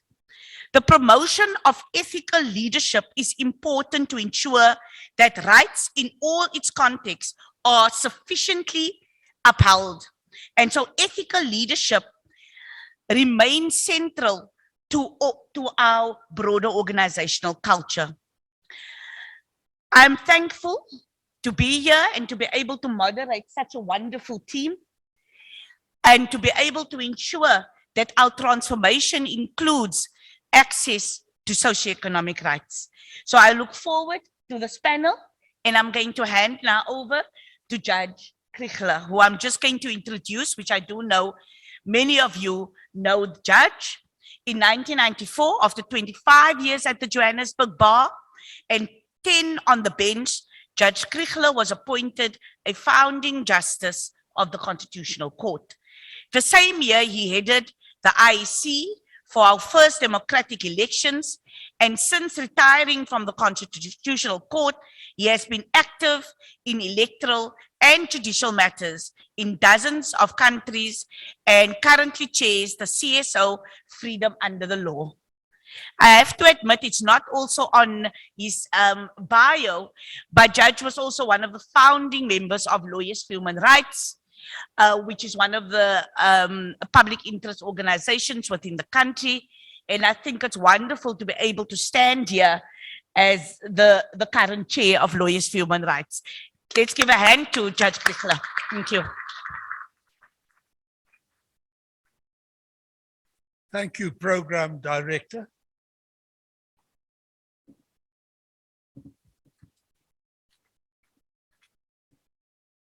Ladies and gentlemen, I think it is singularly appropriate that the department arranged a conference such as this. 25 years is an appropriate stage for us to take stock, to see how we have behaved and how we have performed. But I think what we say today is not as important is the fact that we are indeed saying it, that we have a representative body of such scope and wealth and depth of civil society organizations is an indication of the essential health of our democracy. In many of the societies that I've worked elsewhere in the world, the singular lack of an active civil society was the major reason why the democracy was in distress in those jurisdictions. In this country, we are blessed with men and women, young and old, of all faiths, beliefs, and colors, who actively are interested in the constitutional health of the country. And that is an essential strength of this rainbow nation of ours. We talk about the Constitution. It is, of course, unique in many respects. It's much admired and copied in several places, especially the extension of the protection of recognition first, and the protection guaranteed of so-called third generation rights, socio-economic rights. Our Constitution is also unique in its creation, and I think that's part of its strength and part of our society's strength. The Constitution was not negotiated and agreed upon in one day or in 1 week or in 1 month or in 1 year. Our Constitution was the product of an evolution over decades. It had started back in the 40s in constitutional thinking within the ANC. We then had the Freedom Charter in the early 50s. Then from the mid-80s onwards, there had been discussions on both sides of the socio-political and at that stage military chasm about the shape, form of the future South Africa. When the parties formally sat down at CODESA, a lot had been discussed, a lot had been thought through, and a lot had already been recorded. And even then, it took several years of hard negotiation and expert input to produce the interim constitution and the constitutional principles on the basis of which the second final constitution was to be drafted. I was privileged to be a member of the Constitutional Court that in 1995 had to determine whether the constitution drafted by the Constitutional Assembly actually complied with the agreed principles. In a sense, the Constitutional Court was to determine the constitutionality of the Constitution itself, which is undoubtedly the most difficult case I was ever involved in, either at the bar or on the bench. But what made it relatively easy was that we knew the negotiation process had been preceded by extensive consultations throughout the country. And we also knew that in the Constitutional Assembly were gathered representatives of us, the people who in terms of the preamble to the Constitution are the source of all power in the state. Without our approval through our freely elected representatives, no public servant, no politician, no occupant of any office has any power. The power resides with us. Our Constitution has guaranteed that, and indeed in the years since it was adopted, it has been generally accepted and enforced. Here, however, today we want to look at the socio-economic core of the new Constitution, by now a 25-year-old. May I just say, in the history of nations, 25 years is but a wink. We are still very, very much on the way. We are still on the bridge that our Constitution represents. We are a very, very long way from the sunny uplands on the other side of the bridge. There is a lot of hard work still to be done. Let's look at how we've done in respect of these socio-economic rights. First of all, Section 24 of the Constitution, which guarantees access to housing, but then recognizes at the same time that the state has limited resources. The challenge is enormous. The job to be done is a long-term job, and therefore not everybody can be given adequate housing immediately. That stands to reason. But what we did not realize, that notwithstanding the magnificent efforts of government, the need for housing today is infinitely greater than it was 25 years ago when the Constitution came into operation. In every substantial urbanization in the country, you will see on the periphery ranks and ranks of shanties, self-made homes by free individuals, people who wish to look after their own interests, but are desperately poor and in need of support. That feature remains as a sore on the face of our republic. Housing has done some steps. It's got a great deal to go. The second, Section 26 of the Constitution, access to health, food, water, social security, once again subject to the proviso that it is only access to it that is guaranteed, and then subject once again to the resources that the government can muster to provide these inadequate form over time.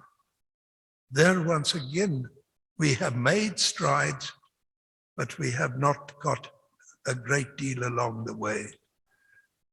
The one major public health effort that was made was in respect of the provision of adequate drugs to combat HIV/AIDS. And I am proud to say, as a judge, that the judiciary saw to it that that was adopted at the time, notwithstanding resistance from the executive and aided and abetted by the legislature. But it was a massive effort once the government got around to it. It still is one of the major public health efforts throughout the world, and we can look on it with pride. We have also managed comparatively well, in fact, comparatively extremely well in meeting the COVID challenge over the last 2 years. There have been hiccups, there have been statements of the controls necessary, but overall, our government has done better than many, many others, and in most of the proud old democracies in the North.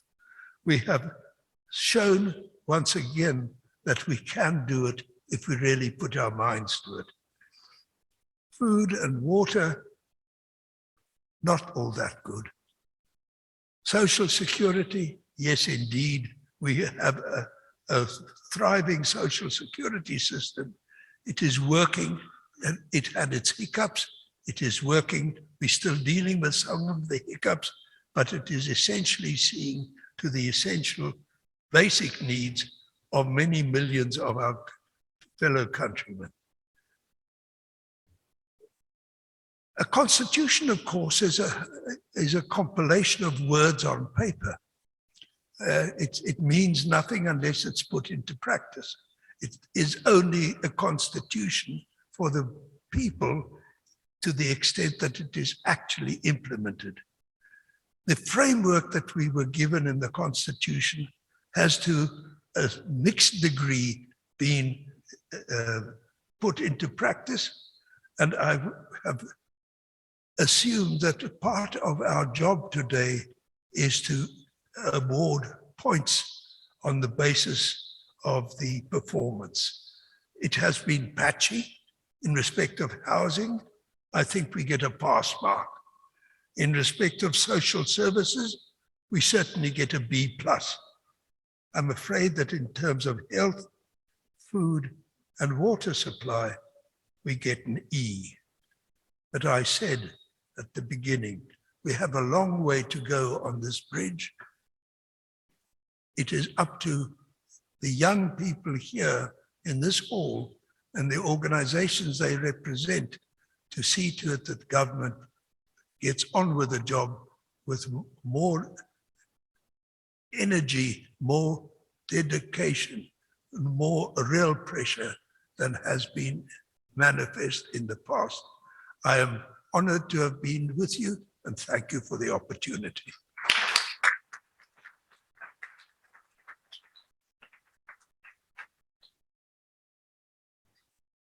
Thank you, Judge.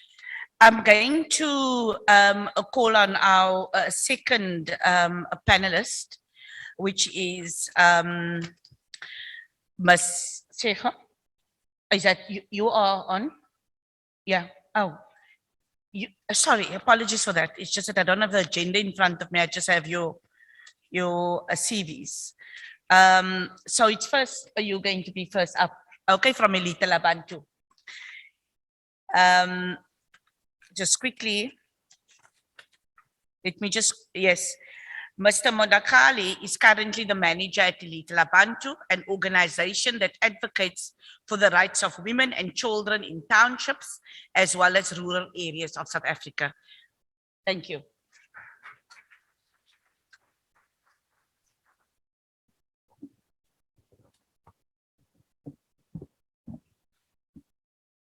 There we go.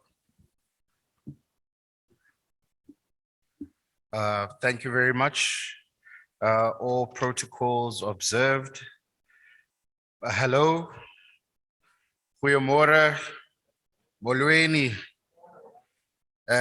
For the last one, I know Sawubona and Dumelang. The others I actually don't know. So it's still part of our constitution that we should know our languages. You'll excuse me that today during my presentation, in between, I will just tell a few stories here and there, just to give a reflection of the complexities of what happens on the ground for civil society. But today, we're here to talk about the Constitution itself. Now, the Constitution as a framework, it has been a magnificent piece of legislation that lays a foundation for many things to be done. As many of the rights in the Bill of Rights are based on the Freedom Charter, as the learned judge has explained, the rest of the Constitution really governs the three branches of government, and we as lay people don't really care about what happens on that side. We just care that we receive the Bill of Rights in its fullest form. But unfortunately, over the past 25 years of the Constitution, we have seen that there is so much more to do. It's disheartening to see so many people who cannot truly access the rights in the Constitution. And to them, it just seems that the situation is getting worse and worse and worse. Now, I'll begin with my first story. A 6-year-old girl is raped by her uncle. She goes through the necessary procedures and the court does its, for anybody who's ever seen any sexual assault case or rape case, especially for children, there's a certain test that they do on the child to make sure that the child can distinguish between right and wrong and therefore can give evidence within the case. The court found that basically after the test that she's basically not ready. Fast forward 4 years, she's now 10. She goes for the test again, but this time she's a bit too scared to speak. Fast forward 2 years. This time she's very eager to proceed with the case, but now her uncle is nowhere to be found. Warrants of arrest get issued. They are looking for this man for years and years. Fast forward 8 years. She's now 20. They found him, they've arrested him, they've taken him to court. It's now time for the process to truly begin. The little 6-year-old girl, who's now a 20-year-old, says, I've moved on with my life. There's no need for me to be here.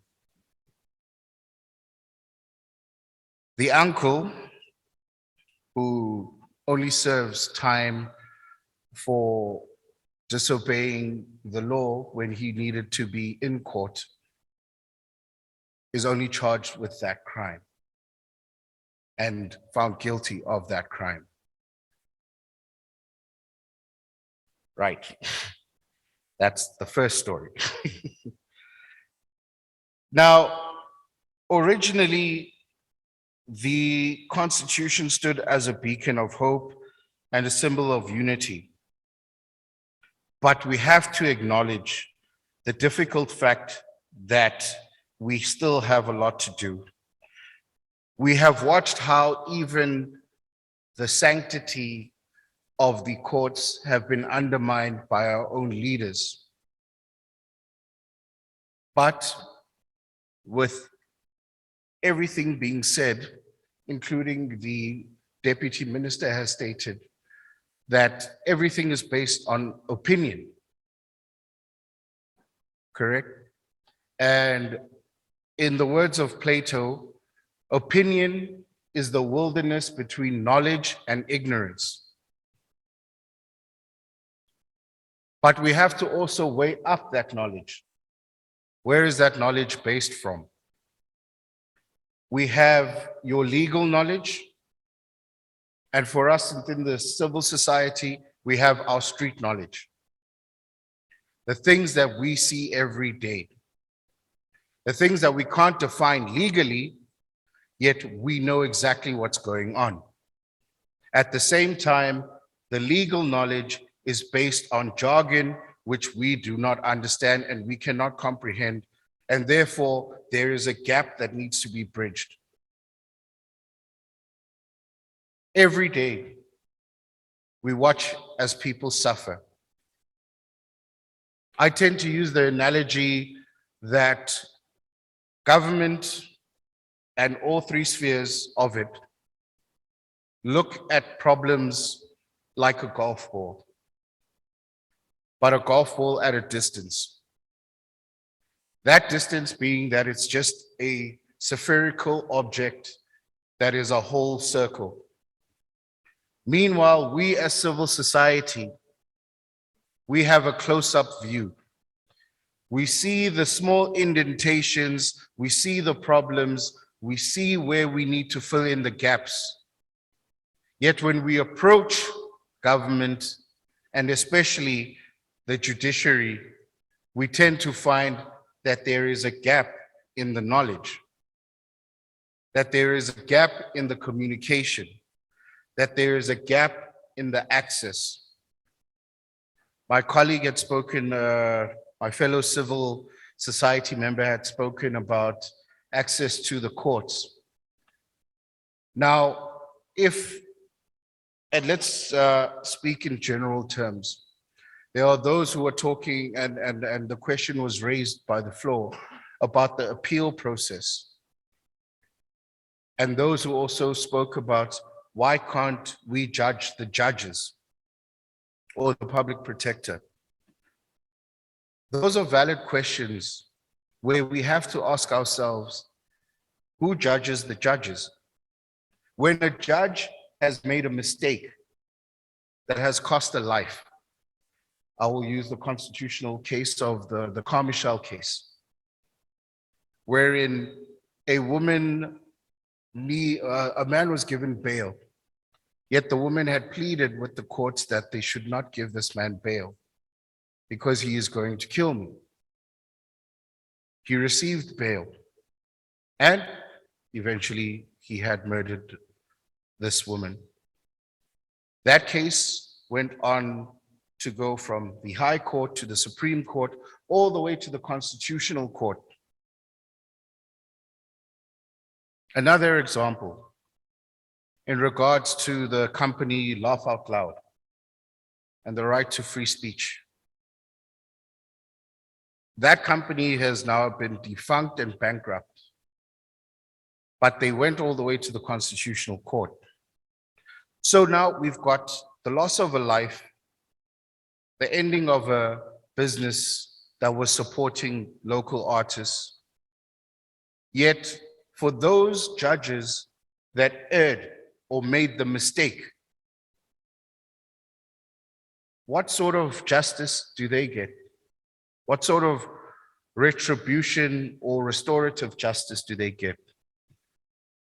Or speaking of the term justice, what does it actually even mean to us?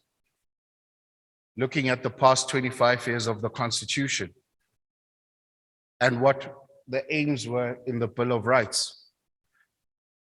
Is the justice based on being fair? Is the justice based on restoring people to a place where they can all be equal?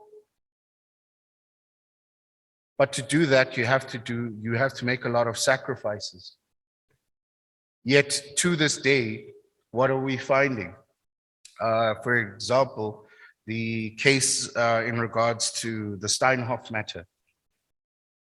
A man who basically took away 500 million, if I'm not mistaken, from people has been ordered to pay 25 million. Where in there, that's roughly 475 million difference. If I'm not mistaken, my maths is not the best. Where in there is there justice, which is supposed to be fair, or justice that is supposed to be restorative, or justice that is supposed to bring retribution? It's just a general question that I'm asking. Now, those are the type of complexities that within civil society we face. And as an advocate for, not a real advocate, but advocating for women's rights and children's rights, I find it that I am perplexed with the manner in which we were watching last week's interviews of the new Chief Justice. That for Ms. Mandi Samaya, or Judge Mandi Samaya, it seems that the opinions out there, and this is what I've heard even from radio stations, different podcasts, and even watching it for myself, that people feel that because she is a woman, she deserves to be there. Not looking at the fact that she is qualified to be there, and the bonus being that she is a woman. Now, if our own leaders within those structures that are leading the departments that are supposed to be catering to the Bill of Rights cannot distinguish those simple facts, then we truly do have an issue on our hands. And I'd like to also, for those of you who have the Constitution, it's very important to please read it, try your best to understand it, and where there is confusion, please go out and get the knowledge necessary to understand what it is saying. Because this is the tool. It's a tool for us to basically make the necessary differences in our daily lives. Section 33 of the Constitution speaks of just administrative action, which speaks to promote under Section 33, subsection 3, subsection C, which states that the national legislation must be enacted to give effect to these rights and must promote an efficient administration. Now, Also within the Constitution, under schedule, where's the schedule for the oaths? There's a schedule that gives rise to the oaths or the solemn promise to uphold the Constitution. What we tend to find is that it's there for the president, for ministers, deputy ministers, premiers, members of the legislature, etc. But for everyone that's here in this room, well, most of us, if you've ever gone to Home Affairs, you're not dealing with the minister there. You're dealing with another individual. And that individual has not taken an oath to state that they will basically uphold the Bill of Rights. That SAPS member has not taken an oath to say that their purpose is to uphold the Constitution. They're told that they're here to protect the country at best. But they don't hold themselves accountable to that standard that ministers, premiers, and others have to. The reality is the Constitution has a history and has been based on elements from all aspects. Yet we still find ourselves in situations where we cannot make a difference. We wish to make a difference, but again, it's because we don't have the necessary knowledge or the necessary access or even the necessary finance to make a difference. But I'm thankful that the Department of Justice has embarked on this program and is allowing us to basically review everything that has been happening within the country. And I believe that this is the first step where we can then, as the learned judge has said, we can gauge where we are. We can gauge how far we've come and where we are falling short. But this should also invigorate all those in public office to basically uphold what they are supposed to be doing. From the judges, from the ministers, from the DGs, to everyone. And furthermore, this Constitution cannot work without us as citizens as well. We need to play our part in ensuring that these happen, that the rights entrenched in this Constitution happen for all of us. I'll tell you another story. A 17-year-old girl is found with her head crushed with a concrete slab. They found brain matter scattered all the way to about 5 meters away from the body. The docket of the case goes missing. The main suspect is a boyfriend. That person is still out in public to this day because the family had secondary victimization from the police, which then disheartened them from accessing the courts. So for the members in the legal profession, and we tend to hear how judges and magistrates speak, or when they're conducting things within the court, they say, I will not tolerate that in my court. It's not his court. Never has been his court, his or her court. That is the people's court. And I believe that within the judiciary, you also need to look within yourselves to say, how can we change our own perceptions?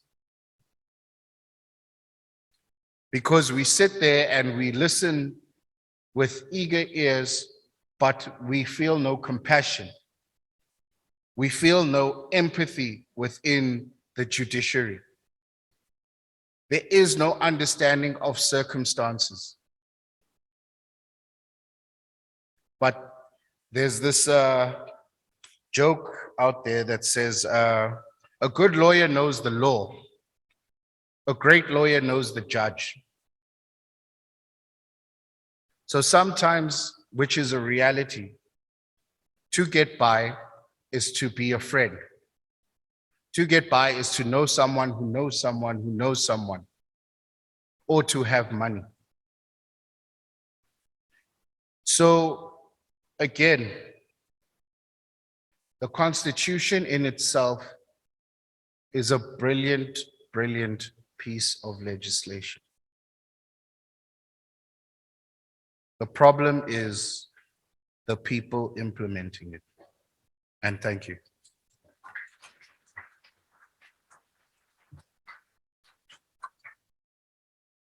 Thank you very much for that. I'm going to call our second representative of civil society. She hails from the Equal Education Law Center. Checho is an accomplished public interest lawyer with over 10 years of experience in the public interest sector. She holds a Bachelor's of Arts and an LLB degree from WITS. And she worked in the pro bono department of Weber Wenzel and was appointed as a partner in 2017. In the course of her practice, Checho was part of a number of landmark cases that advanced the rule of law and constitutional democracy in South Africa, as well as the protection and advancement of the rights of LGBTIQ+ persons. Checho has a passion for human rights and the protection of the vulnerable and marginalized persons and communities in society. She believes that the movement-led lawyering and community lawyering can contribute positively to bring about social change and the legal empowerment of the marginalized voices. Thank you. Thank you.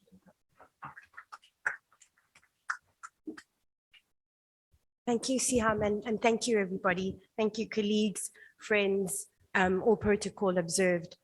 Please excuse me, as a disclaimer, I've got albinism and there's a bright light there, so it's going to be a bit hard for me to look at you properly all today, but I'll try my best. A lot of the things, so the panel I'm in, we've been tasked with reflecting on the past 25 years, reflecting on the promise of transformative constitutionalism, and looking at it and whether or not it's met the promise of socio-economic rights in South Africa. A lot of the topics and the things I wanted to touch on today have been spoken about by a lot of the panelists before me. But I think in looking at the past 25 years, in reflecting on the social contract that we've spoken about, and on the promise of transformative constitutionalism, it's important for us to first start with what was that promise? What were we promised and what did transformative constitutionalism mean?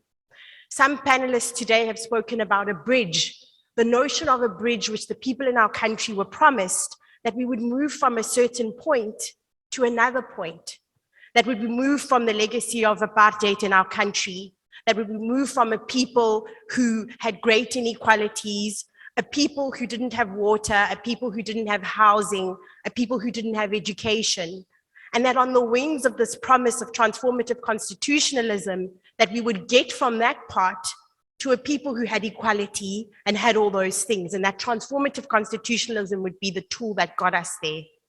We've had this tool for 25 years and it's important, and it's great that we're sitting here reflecting on, has that tool met that promise? Have we gotten to the other side of the bridge? There's a lot of mixed opinions on that, which all of us have heard today in this room, right? There's been those people who have spoken about the rich jurisprudence, the rich court case, judgments which have come out of our constitutional court. That's been a good part. It's been good that we've moved from what the promise of transformative constitutionalism was, which was a state which was not just an authoritative state, but a state of justification. So a state which had to justify its powers, justify its decisions and why it made those decisions. We've also moved to jurisprudence which is grounded in human rights. So, you know, judgments which are very rich in human rights. And that's important. And I think those have been some of the things that we've gained from our transformative constitutionalism, and we must celebrate them. But in asking about this promise, we still have rampant inequality in South Africa. Those many here have spoken about how some of those inequalities have deepened. Some of the problems with housing have deepened. I think about the right to basic education, which is a right that I work with on a daily basis. And that right was quite special from the other rights in the Constitution, because that right was supposed to be one which was said to be immediately realizable. In other words, it was not subject to resource constraints, it was not subject to progressive realization, which our other socio-economic rights were subject to. Yet we still sit in a country where our education system is very much informed by our legacy of apartheid, where under-resourced schools still sit with basic pit latrines 25 years after our constitution, and where a roof or a school desk or even a chair is only a dream for many learners in our country. And so one asks, and I suppose one then has to ask, what are the two main, if I had to choose two main things that we need to look at in order to do more, in order to really say that that wish that we had, or that the, that social construct, what is that contract, what is missing? In preparing for this speech, or in preparing for my presentation, I sat with candidate attorneys from my organization at the Equal Education Law Center, sat with 2 interns who were in our office, and tried to reflect with them, because I think that intergenerational conversations are very important on these topics. And so I actually welcome the wealth of knowledge in this room, the wide spread of people who are here. It is important, I think, firstly, that we recognize that the Constitution is supposed to be the Constitution of the people. And that if we truly are to recognize or realize the social change which transformative constitutionalism aimed to have, we need to have built the power of our people and not necessarily the power of the law. And so in looking at that, I think 2 things which we still need to pay particular attention to are access to justice and legal culture. Access to justice is important because if we've promised to people certain entitlements, certain rights, those rights have to be accessible, right? If you've said that I can have a house, I should be able to know where I can go to get that house, or what I should be able to do. And so access to justice is important, because that's how we make sure that our rights are not just paper rights, are not just promises that are put in a constitution which is lauded as one of the most progressive constitutions in the world. The second one is legal culture. And I speak about legal culture because that is important, because if we say that we believe that this constitution is supposed to bring about social change, that isn't an expectation or a belief that we should expect only from our judiciary. That's a belief that our legislatures should hold. That's a belief that our executives should hold. And that's a belief that our legal fraternity and our lawyers who are tasked with, or at least are given, I suppose it's not the power of the law, but go to school and have been to universities in order to have some sort of tools to use that law. We need to believe in the transformative nature of our constitution. We need to be believing it in our everyday working and how we engage. And so for me, it's little things around how we as lawyers, how we as judges, or how we as the legislature use language, because language is very othering. Language outs those who can understand and those who can understand. And so it's very important that we start reflecting on the kind of language that we've used. Have we made our cases and our judgments accessible? Have we made the language that we use in courts accessible to people in order to make it a people's constitution, and what my prior panelists spoke about, which is a people's court? It's also important to think around, for example, implementation of judgments, which is something that some panelists have also touched on today. And so it's one thing for us in our previous panel to have reflected on the role of the judiciary and what the judiciary should be doing in order to meet this desire and where we want to go. But if our judgments are also just going to also translate to pieces of paper, that really is then quite sad. In the public interest litigation sector, one of our biggest worries when you get a client and you get a big win is really about implementation and whether or not that judgment will be implemented. And so for me, it's a concern about whether or not the executive and those who are tasked with implementing these judgments actually also believe in the journey which we're on. The last thing I also wanted to touch on, and I'll double check now. Yeah, so sorry. So I think it's very important as we reflect on the past 25 years, as I said in conclusion, is to reflect on our use of law, is to reflect on implementation, to reflect on how much we've actually empowered our citizens in South Africa to understand our constitution, to engage with our constitution. And I think our next 25 years really needs to be looking at, as I said, building the power of people and not necessarily the power of the law. And I suppose here's to the next 25 years. Thank you.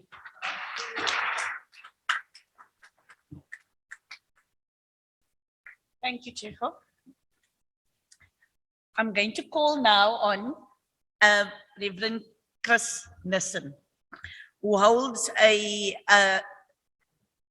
joint board diploma in theology. Mr. Nissen has also been honored by having various streets named after him, as well as a school in Knysna. So during the 80s and 90s, Mr.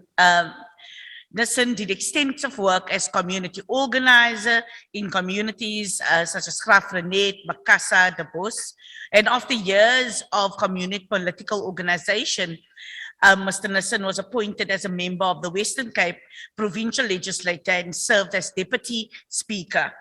And he was also the National Coordinator of the Masakani campaign for the Department of Justice, Constitutional Development from 1994 to 1999. He is a current Commissioner of the South African Human Rights Commission. I thank you.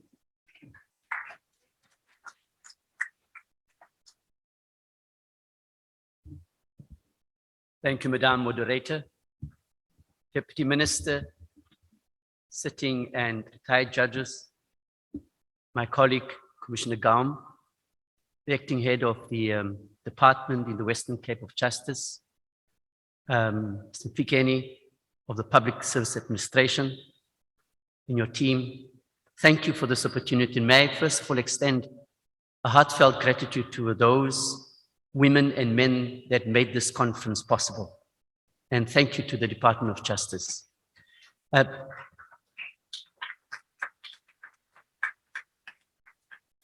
South African Human Rights Commission has got a threefold mandate. It is to protect, promote, and monitor human rights in the Republic of South Africa. For those in Cape Town, our office is just up the street, 132 Adelaide Street, 7th floor. The topic of what we and my fellow panelists have dealt with, quite a number of them, and I won't repeat. But I think what's important that we must understand that while the Constitution is a living document, and while the Constitution has got all the Bill of Rights and all the mandates that we must, in every department and every government institution must execute, in those departments, whether it's a national department, provincial legislature, and particularly in the municipalities, there are men and women working there. And sometimes it is these men and women that must implement the Constitution by starting off with Batu Pele as to how you treat people coming for your services. And there is and that front line is where the problem starts. Sometimes people go to a police station and they feel they're treated badly and they don't report, and that adds, and that mix up the data so they don't know how many cases have come in, etc., etc. So sometimes even the data will be wrong. The long queues at Home Affairs, some in winter and in summer. Some of our people must wake up at 4 o'clock to go to a clinic and to stand in the rain at the day hospital. So all of this can be fixed if we get the mindset right of civil servants. And I thank those civil servants that have done great stuff, work long hours and after hours. But there are those who take the Constitution for granted and do our people a disfavor. And they don't care about people. They even say to you, do you want to come and work here? They feel as if they are doing the clients a favor. They are public servants. They must uphold the Constitution. And that is where service delivery at times becomes a problem for us. The IDPs, the Integrated Development Program, they will be starting now in preparation for the budgets for the local councils. That's totally skewed. We can look at this city. They are the two tails of one city. I can take you now to Wallace Dean. The sewerage are as fountains. There's probably about 90% of all the streets in Wallace Dean, sewerage are running there. You go to Khayelitsha, side B, you could hardly drive on the streets. Bishop Lavis, Elsie's River. But when you go to Rondebosch and Claremont, it's a different story. So if we are all equal under the law, under the Constitution, then we must also equally be treated equally and serviced equally.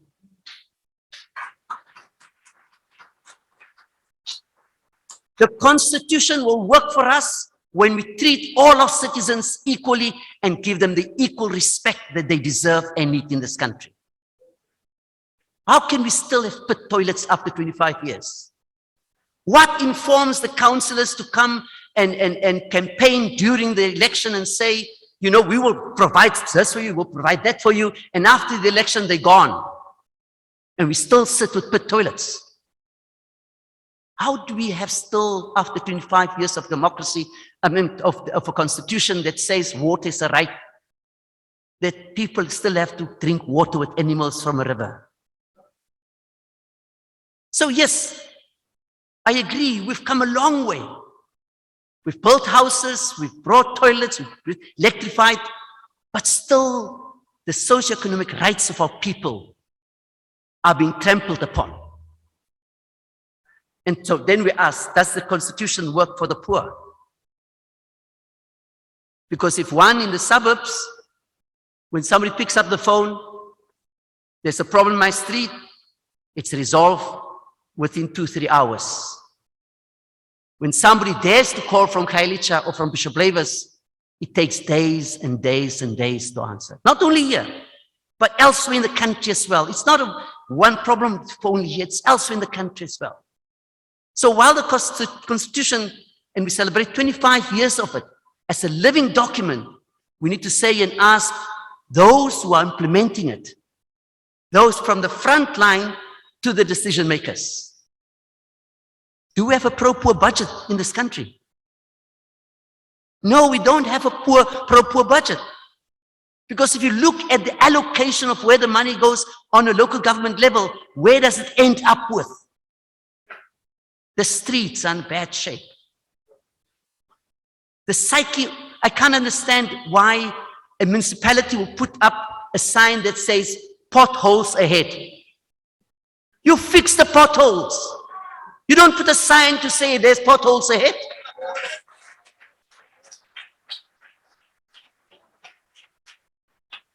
So that's why I'm saying, you know, it needs to have a mindset change for those who are entrusted with the constitutional mandate to deliver for our people. And that is where we must start. We must throw the book at them and say, you know, you are creating problems for this country because the public good is eroded because people no longer believe what you are saying. And secondly, the civil liability claims against government departments are rising. South African Police Service have got 6.8 billion rand in the current financial year. They budget 12 billion every year contingency liability. I don't even want to speak about the hospitals, correctional services, all of those where people are now suing the state. But what is worse, is that when people protest and people want water, they got a housing problem, the very same municipalities are using the taxpayers' money to deny taxpayers the right to water and housing, etc., and take them to court. So all of these, colleagues, contributes towards people say, nice constitution, beautiful constitution, but doesn't work for me. Because those entrusted with the mandate are failing the constitution.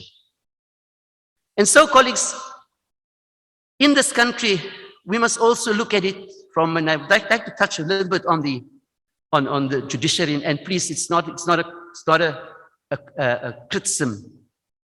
But I do think that the poor are sometimes denied that fairness. And I'm going to give 2 examples, or 3. You know, there's a municipality, sorry, let me say this, in a town, a rural town here, evictions still happen from the farms. So this family is evicted. The presiding officer in making the order says he is fully satisfied that Mr. and Mrs. Arnse understands the ESTA law. I battle with ESTA.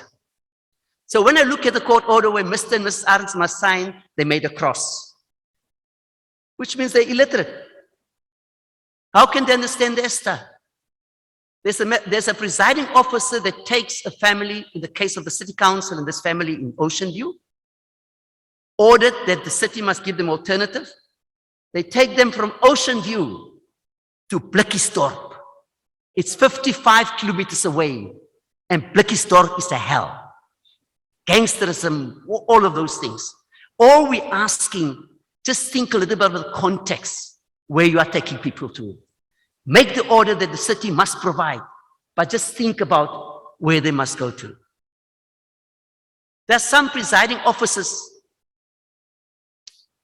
that doesn't want to give bail, or even have a bail hearing. You must wait until Monday or Tuesday. If it's long weekend, wait until Tuesday. But if you're rich and you've got money, there's immediately a bail hearing and you can get out. But the poor will have to wait for Tuesday. And the poor does not ask special favors. The poor in this country doesn't want special favors.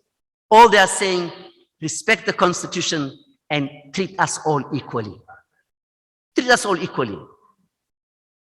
You know, I feel it for this correctional services, and Judge Saldana has made the famous ruling on overcrowding in the correctional centers, the prisons. I visit prisons. I find people there, they're stolen bread and milk. Bread and milk. His bail is 300 rand. He can't even afford to buy bread and milk, but he was given bail of 300 rand. And that's why I'm really happy with the initiative taken by Judge Slope and Regional Commissioner Klaas in terms of looking at these little things. Because it costs the state almost 18,000 rand a month to keep one person. But more than that, the prisons are overcrowded. Not so much because there are more offenders, yes there are, but it is the remand detainees that keep those prisons full. And those prisoners, those remand detainees, when they are there, when they see these conditions, they will come back again. The number of people returning is up from 50 to 70% coming back to our prisons.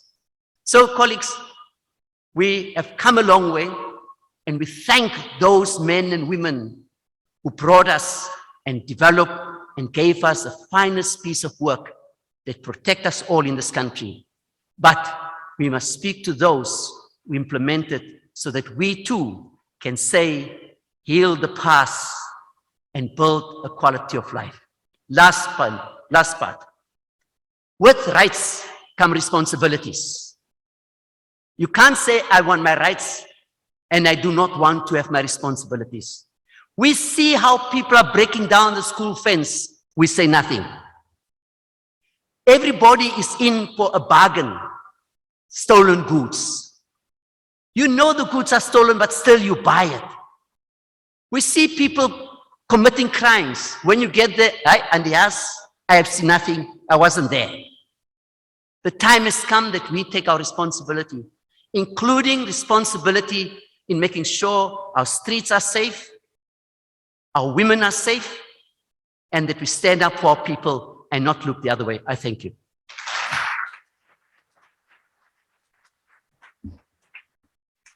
Thank you, Reverend Chris Nissen. And then our final speaker, Professor Lauren Kahn. She attained her B Business Science, an LLB and LLM at UCT. Lauren is also an admitted attorney of the High Court with over a decade of cutting-edge public law advisory and legislative drafting. She's practiced at Weber Wenzel for several years before transitioning into academia, where she found a vocational passion. Lauren has lectured and convened nearly 9 consecutive years at preliminary, final year and LLM level in UCT's public law department and is currently supervising over 10 postgraduate students. She's on the editorial board of the Constitutional Court Review, a regular media commentator, and has provided technical input for the HSRC on the Constitutional Justice Project and has been keynote speaker at various conferences. Welcome. Thank you.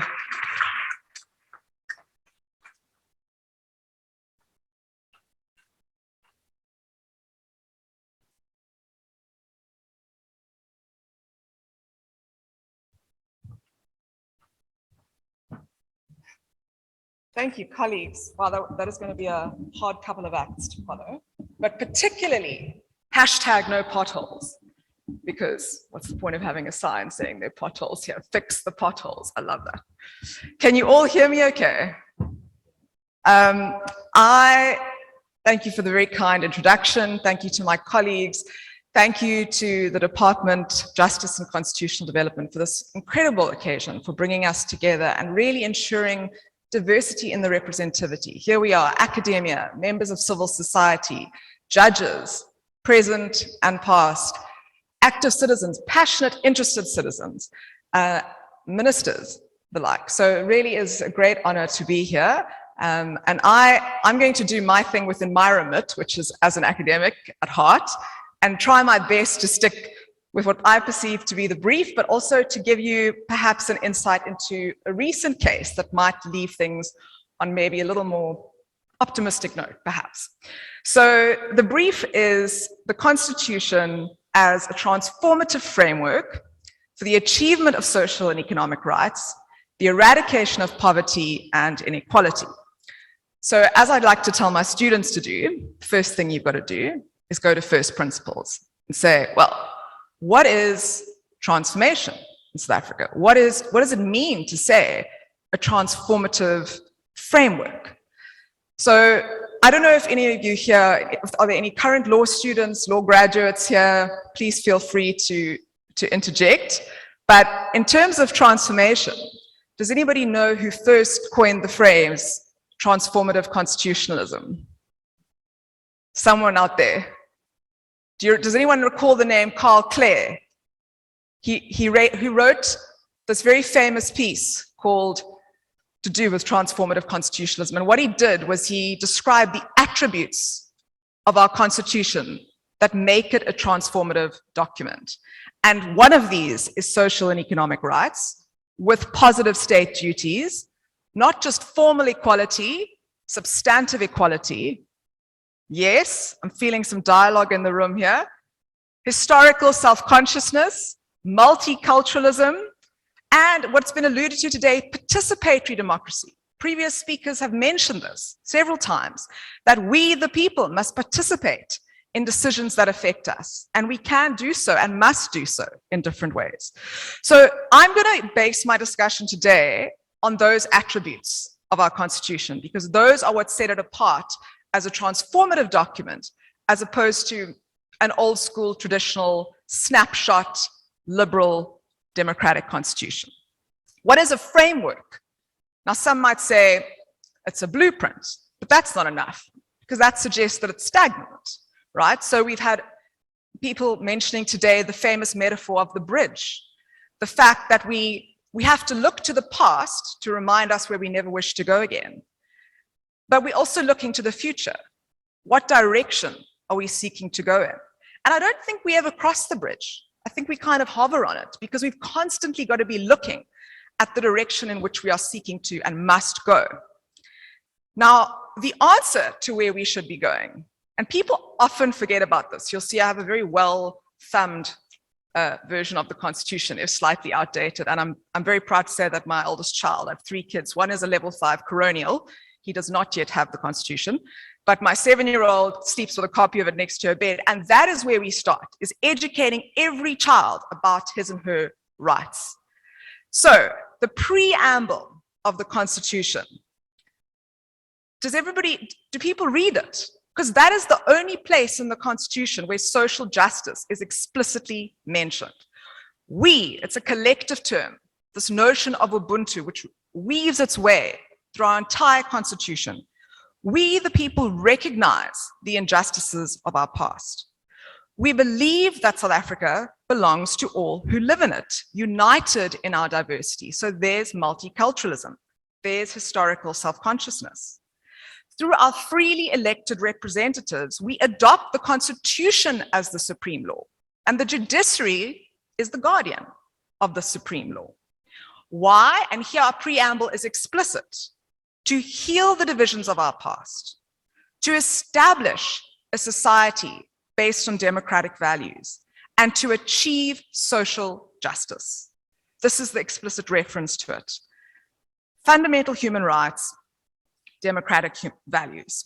So it's about, and it says this, improving the quality of life for all who live in South Africa, for all people. Now, as has perhaps been alluded to, there was quite a thing about the adoption of justiciable social and economic and cultural rights, third-generation rights, Justice Prichler noted, in our Constitution, because of the positive state duties that attach to them. But the question is, why should this be so, right? We can't realize our human dignity. We can't realize equality. We can't even enjoy the right to vote if we don't have the basic amenities of life to enable us to do so. If we don't have a roof over our head and water to drink and an environment that is not harmful to health and well-being. So I always think of that pyramid, Maslow's hierarchy of needs. You can't self-actualize. You cannot achieve your full human potential, your dignity, without those basic amenities of life in place. It's really a dignity agenda. So, as I said, when I initially got this brief, I thought to myself, well, I could stand in, I could talk about some of the cases already mentioned. TAC, the very famous case, has had quite a lot of traction today. It's a seminal judgment about access to antiretroviral medication. Those early judgments by our Constitutional Court, Grootboom, the right of access to housing, Miss Irene Grootboom, who tragically passed by the time the judgment was handed down. But also there was another judgment that laid the sort of seeds for me. Does anyone recall the Mazibuko judgment? And it's one of the more criticized ones on access to water. Anyone here? I feel that's a yes. I'll take it as a yes. Okay, now it has been a criticized judgment, but there's a famous line by Judge Cato Regan in that judgment. And she says, social and economic rights litigation is one of the key ways in which we can hold government to account. Not by the ballot box.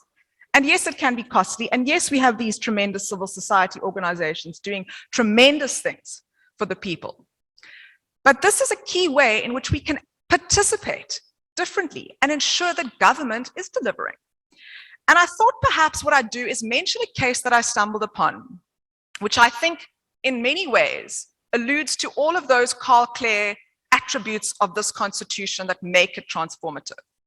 And it is a judgment that was penned during lockdown, full bench of the Supreme Court of Appeal by Justice Navsa. And it is the case of Boerkaap Civic Ratepayers Association. This is the City of Cape Town, handed down on the 24th of March, 2020.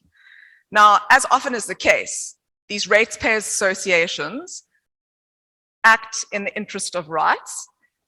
Well, that's the basis on which they claim standing. But the court in this case, some might say tenuously, alludes to the fact, or dangerously perhaps, that the parties here were really interested in their own proprietary interests, okay? But the reason this case is interesting is because if you read it, it speaks to these things: historical self-consciousness. The court looks at the history of the Boerkaap, this distinctive landmark on the slopes of Table Mountain, these single parapeted houses, these bright colors, the fact that this area is a melting pot of diversity, but it is largely a Malay quarter. The first mosque was established there. So there's this reflection on context, on history, okay? It's also interested me because many people forget that the right to a healthy environment, a sustainable environment, is in fact the first of the social, economic, and cultural rights in our constitution. We can't have housing, water, anything without an environment that is sustainable, that is not harmful to health or well-being. Okay, so it's touched on. But also, as my colleague has mentioned, administrative action, right? Administrative justice, section 33. That's where the rubber hits the road, in those micro decisions that government makes, that those that exercise public power make. That is really where people's rights are directly and adversely impacted. And so this case interested me because I thought, here we've got an intersection between administrative action, the right to the environment. We've got the court being quite deferential towards government. Because what happened was, pursuant to this development, the developer had to go back and revisit and revise its development. The developer wanted to build this 18-story building. And because of participation, because of the hearings and the appeals, they had to scale it down.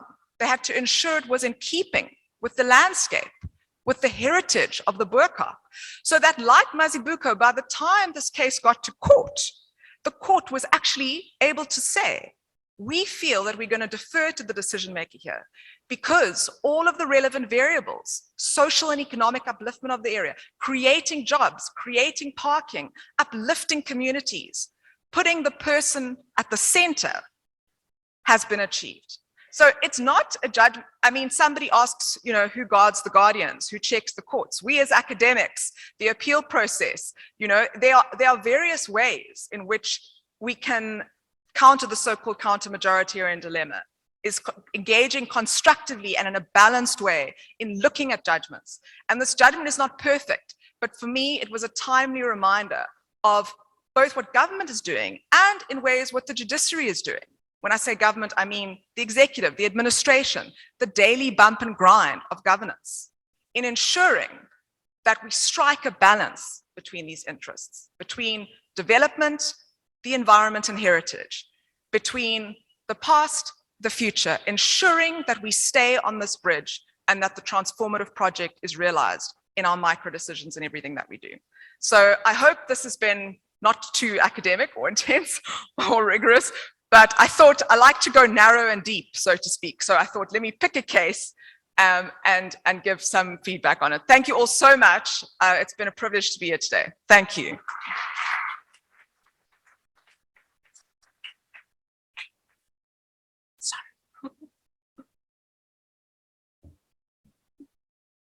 Thank you so much. It's quite funny that you're choosing Boerkaap. Obviously where I come from, but also it took us more than 15 years to actually even get to that particular judgment. Took us many, and I know that Judge Saldana is sitting here, and many that has worked through the issues of gentrification and to be able to take on the challenges of the state and to take that into account.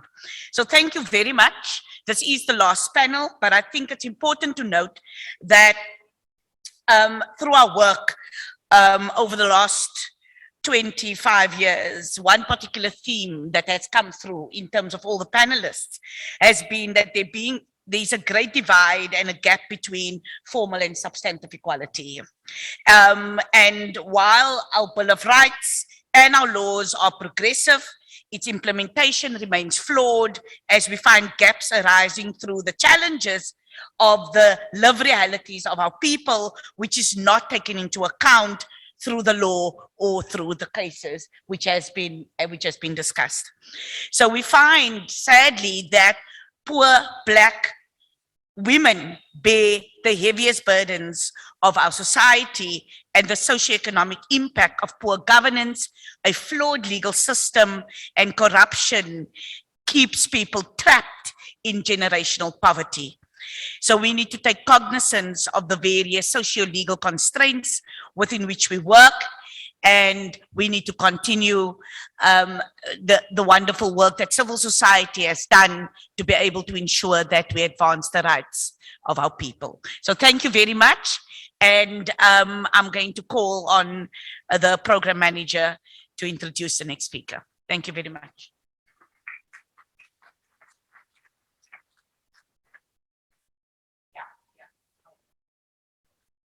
We will allow the 5 questions. The facilitator will still proceed with that, and then thereafter we move towards as we move more towards the closing of the program. But let's allow the 5 questions, only 5 questions. Thank you. Questions noted, Ashraf? I've noted 2.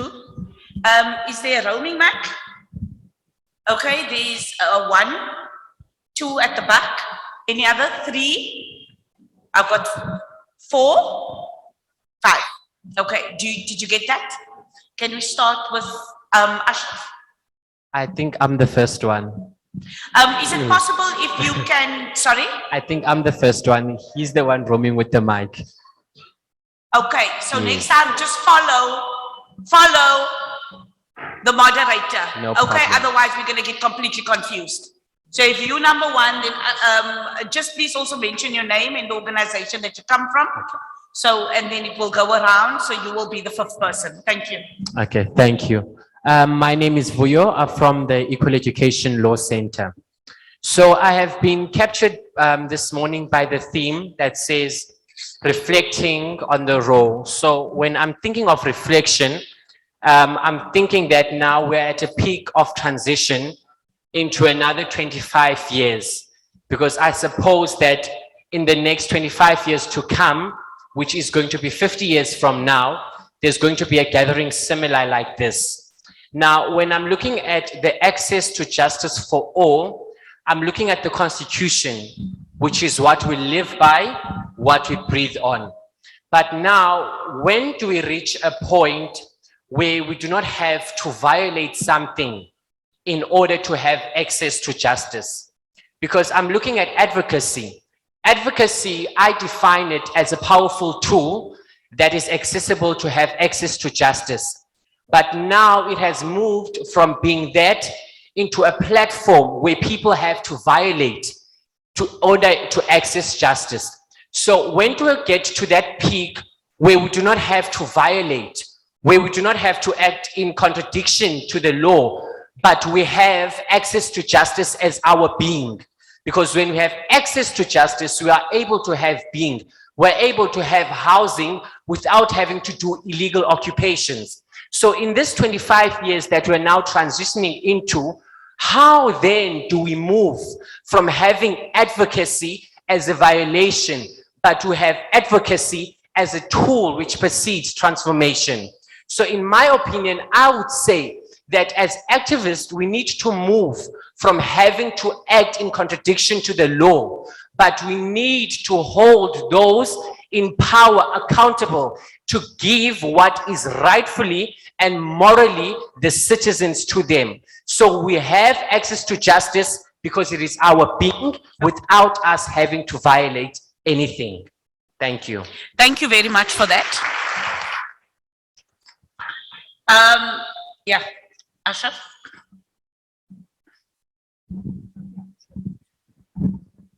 Thank you, Madam Moderator. My name is Ashraf Mohammed. I'm practicing for my own account, and I'm a member of the National Association of Democratic Lawyers. Firstly, let me express my thanks and appreciation to the august panel for your excellent presentations. It's truly inspirational to see such a diverse panel, and the level, the depth and breadth of your presentation has really been Amazing. Thank you very much for that. One of the questions I've asked myself sitting here, because I've worked in the NGO sector and I've worked in the Human Rights Commission. I'm currently in private practice, but my passion is socioeconomic rights. And the question I often ask myself is, what are the obstacles to achieving the transformative vision of the Constitution? And it seems to me that there might be two obstacles that I'd like the panel to address. The one challenge, I believe, is an interpretive challenge, and that speaks to the question about how the jurisprudence around socioeconomic rights has developed over the years.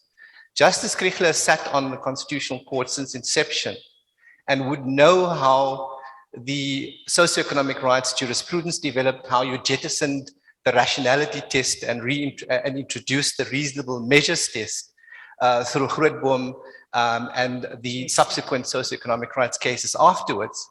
But it led many of us to the belief that one can only approach the courts to sue for a policy rather than to actually sue for the achievement of these socioeconomic rights. So you end up with a situation that Irene Grootboom ended up in, where she died in poverty without a house.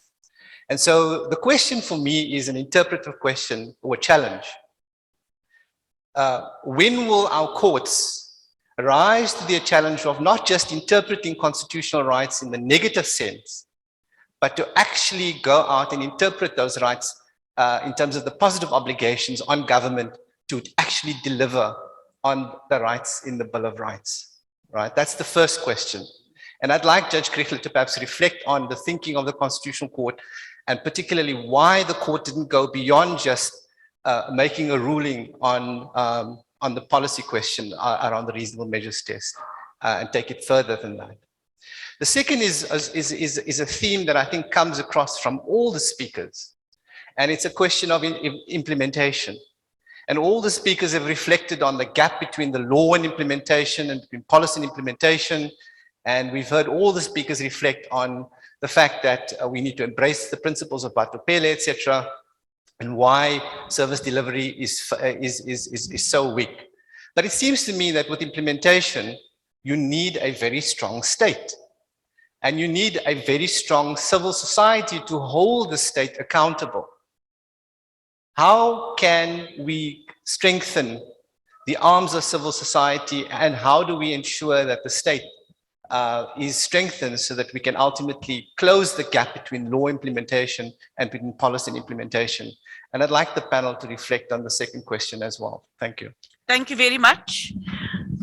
What I'm going to do is that, because it's quite broad and I know that we are these time issues, I wanted to know, if you don't mind, but if Reverend Chris Nissen, the first question around the issue more of advocacy, the importance of it, if you will be able to address that particular issue, because one of it is obviously around protest gathering, etc.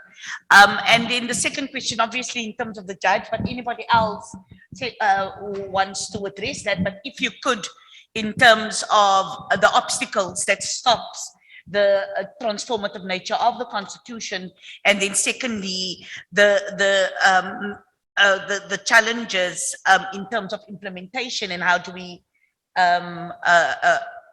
the gap, how do we bring the gap together? I don't know if you will also be able to in terms of the second one. Okay, so I'm just going to guide some of the questions, otherwise we're going to have another panel discussion. Number 3.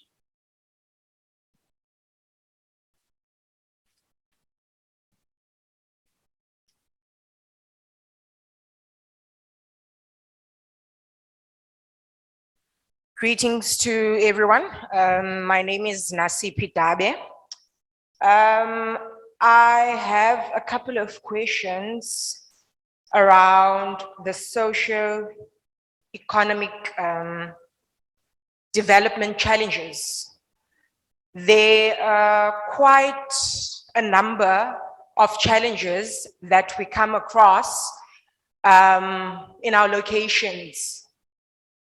The first point would be high unemployment amongst the youth. It saddens me because yesterday when we had a meeting, we have young people that are fighting with their mothers over the most common employment that is being given to our people, which is mainly to sweep the streets. We have youth that are now in collusion over this only opportunity that is being brought forward to them, instead of skills developments that can be sent to our people in order to try and eliminate the unemployment in our communities. And my second point would be the high crime rate. I come from Old Crossroads, which is the #1, if I could say, in the high crime in our locations. And funny enough, there are not much resources that are given to the youth in order to try and work hand in hand to decrease the high crime. Instead, we get, it keeps going up, mainly because the SAPS are basically not working with the communities. They are not doing what the public servants are supposed to do. For example, there's a case that I came across of a lady that went to the Nyanga police station to put in a case of assault. The lady has a protection order on her partner. But what saddens me is that the same public servants that are supposed to protect or play the role in decreasing the crime are actually increasing, because what happened to that lady, instead of her case being allocated to the right court, it was intentionally by a police official directed to the incorrect court. The lady was called by a police official to withdraw the charges because she's laying the charges because she's having an affair. And fortunately, one of the public servants overheard when this minglement was happening, and she reported such a case, and an inquiry was opened. But it's been months, nothing happened. Now, with cases like these, I would like to know, obviously, you have to escalate. You escalate by the station managers, they don't care. You send out emails to the relevant stakeholders within those departments, but there's no feedback that comes. Well, in fact, the emails are bluntly ignored. So where or which are the correct channels or doors that we have to knock in order for our pleas, for our cries to be heard? Okay, thank you. And the last one, which would be the poor standards of education in our locations, which is, in my opinion, I don't see that improving, especially with the new application system that the Department of Education has enforced, because that, how I see it, it goes hand in hand with residential segregations where if you live in Crossroads, it's a hassle to get school in Claremont because they assume that there will be traveling barriers where I want a school in Claremont for my child because I know that a school in Crossroads, there won't be any developments. Therefore, this child won't be able to perform into their full capacity and in the near future, come with service delivery within the location and help the less fortunate. How do we go about being taken serious by the different stakeholders that keeps turning a blind eye to our cries? Because it's not a matter of they don't know the burning issues that we sit with, because there's Can social I media. ask you, you asked 4 questions, and I think it's important that I just allocate it, and there's still another 2 speakers. So what I'm gonna do is, I'm gonna ask Checho if you can just take the question, possibly around the issue of education, and just the broader issue of access, if you will be able to do that. Thank you very much. Thank you. Can I, yes. Thank you. I know that, yeah, if it's possible, if you can just keep it to 1 or 2 questions, so that, thank you so much. I think that we just need to be able to respect the different people that want to have an opportunity to speak. So please just keep it to 1 or 2. Thank you. Thank you very much. I think it's me now. Yeah, in front. I think it's me. Can you just give the mic in front to the lady, and then you will be able to speak. Okay, no problem. Thank you. Thank you you. very much, Program Director. My name is Dinky Dube. I'm the DG of the Public Service Commission. Mine is very simple question, and it surrounds an area of the law that I think has been forgotten, and that is customary law. So I want to hear the views of members of the panel, the academia, and maybe some of the local community activists, as to, in this 25 years, to what extent have we leveraged the existing indigenous knowledge systems in local communities?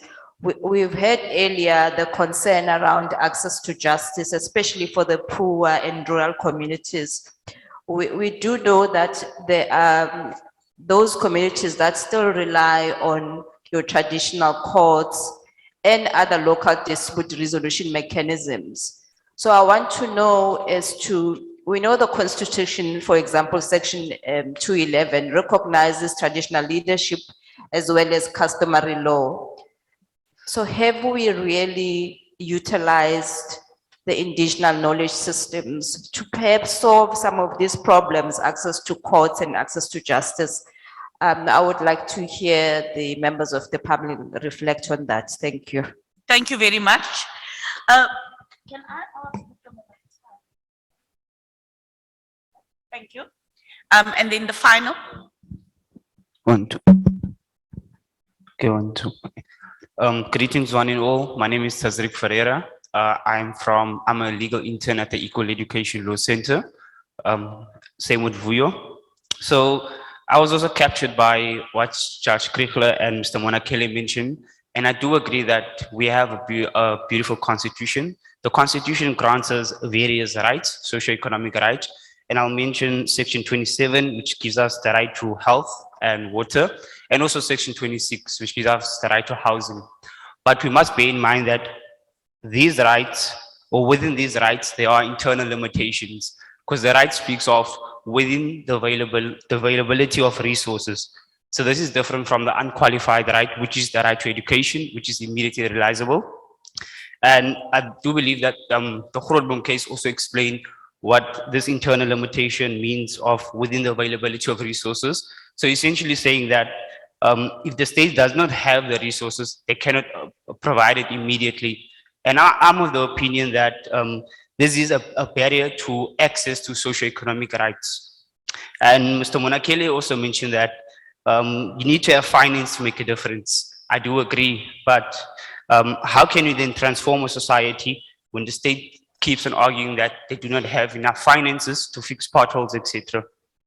And the judiciary, I do understand that the judiciary is not empowered to make legislation, and your duty is merely to interpret legislation.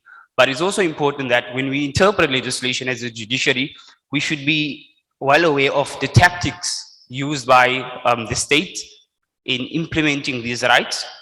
And for me, if the judiciary does that, it will basically exhibit substantial equality or enforce substantial equality within our societies.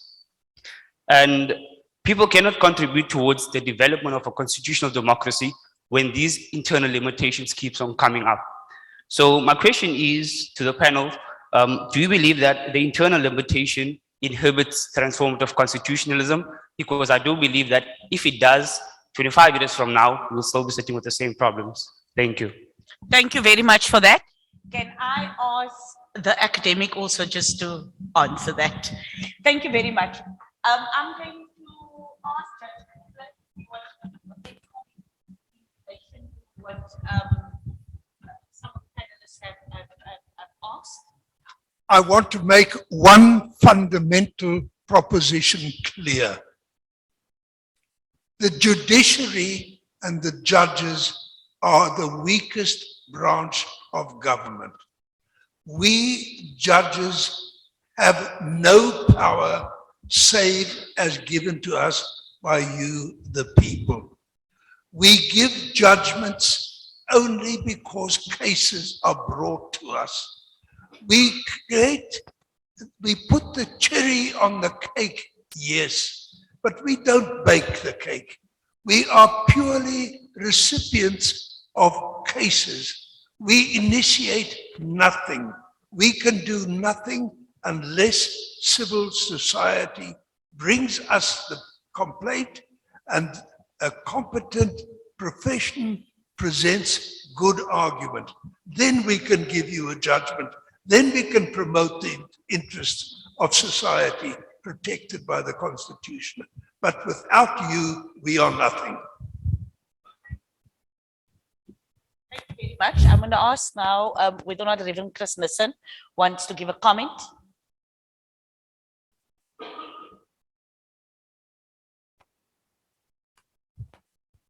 Thank you, moderator. Yes, with regard to the issue of advocacy, you know, we have become, for example, I've heard somebody else say, we've become the protest capital of the world with all the protests that happened in the past few years, and particularly last year, even under COVID. The problem is that if people protest, for example, and have a memorandum, many of the officials don't want to come and fetch that memorandum. And people get upset and they become irresponsible and they become violent and they burn down the very school that they complain about. And tomorrow they'll come again, as Mr. Pigani said, they now protest again to have a school rebuilt. You see, so first of all, our advocacy must always be a responsible one, a peaceful one, a responsible one, because we are not there and must guard against those agent provocateurs and those criminals and others that want to hijack a very good and solid and legitimate grievances of our people. But at what point are we going to stop with protests in this country? What point are we going to stop with advocacy?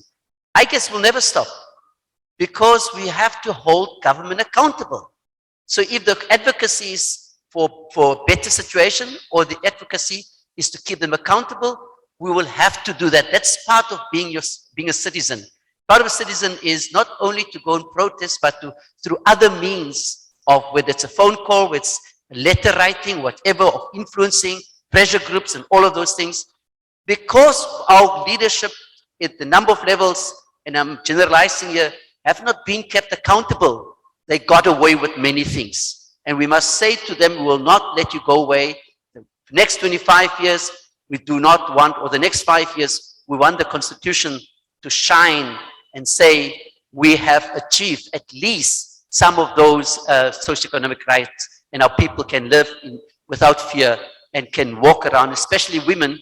They don't have to look behind them and say, is there somebody going to rob me? Is there somebody going to rape me? So that the society the environment is safe and the police are there to protect and serve us. Thank you. Thank you very much. Sheikh, do you want to comment on your question? No. I'm going this way, Yeah. Yeah. Okay, thank you. So I'll answer on two things, and the first one was on implementation. And on implementation, there's two things that I wanted to highlight, and the first one is the use of structural orders.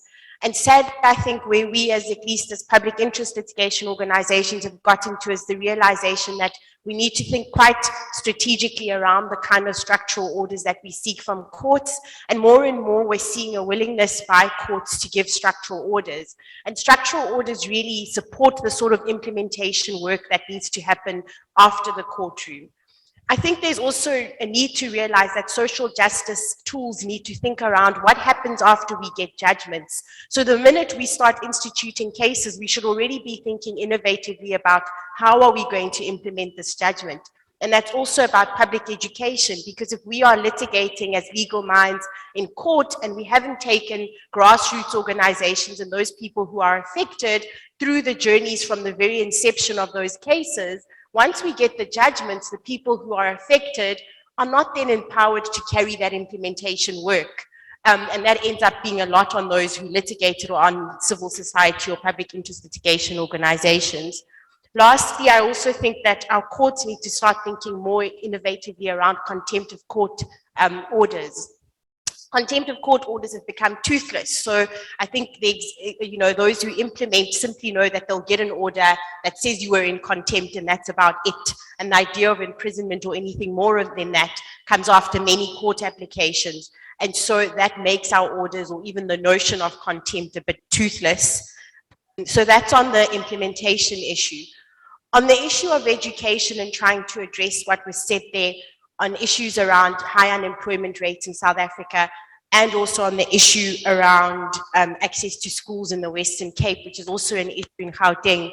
I think we need to realize that for so long as the legacy of apartheid continues to inform how our schools are, i.e. highly resourced and well-governed schools versus under-resourced schools, that will continue to look the same.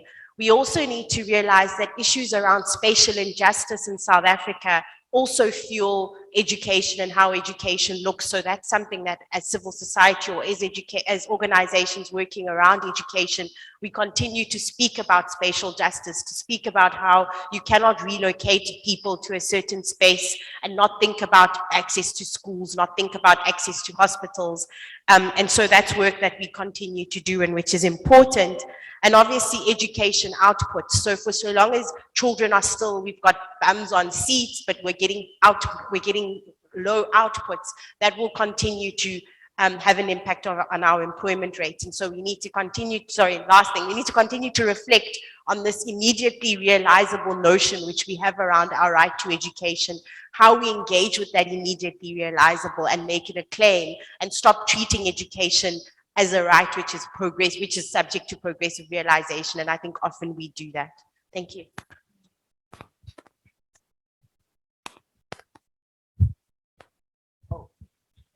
Oh, yes. Firstly, let me answer the question that was directed to myself.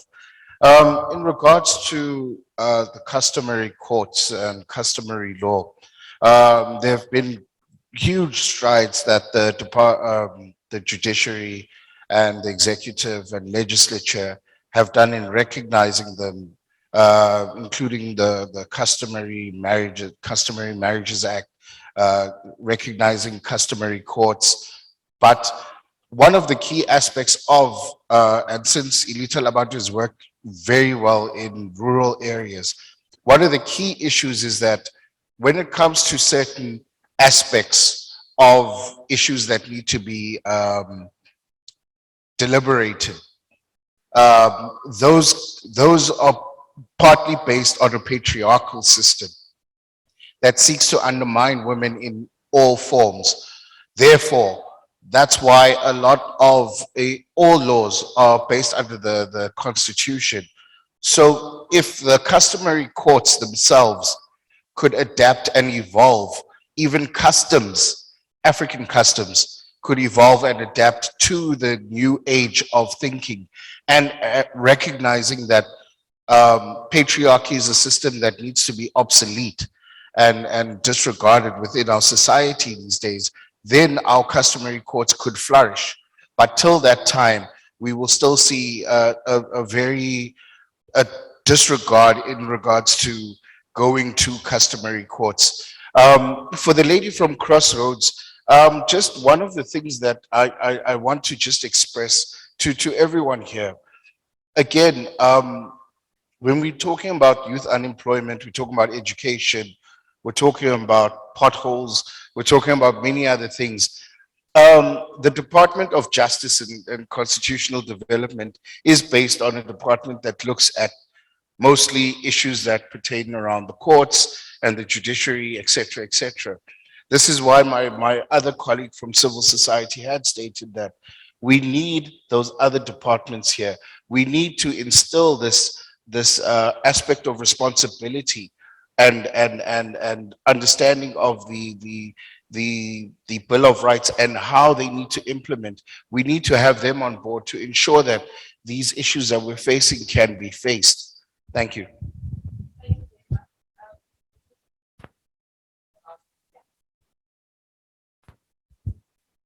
Can everyone hear me?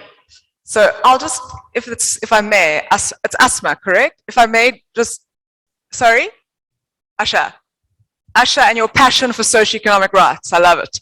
So if I may just combine your question, comment with the gentleman over there, if that's okay, because you both alluded to the court's jurisprudence and moving, as you rightly said, Asha, from a mere rationality standard. I assume you were referring to the supremacy judgment about access to dialysis treatment, and the court was very differential there, notwithstanding the word reasonable being present in the Constitution, and saying that, you know, all that's required to be shown is that there is a legitimate purpose being pursued and a rational link between the means sought to achieve that purpose and that goal.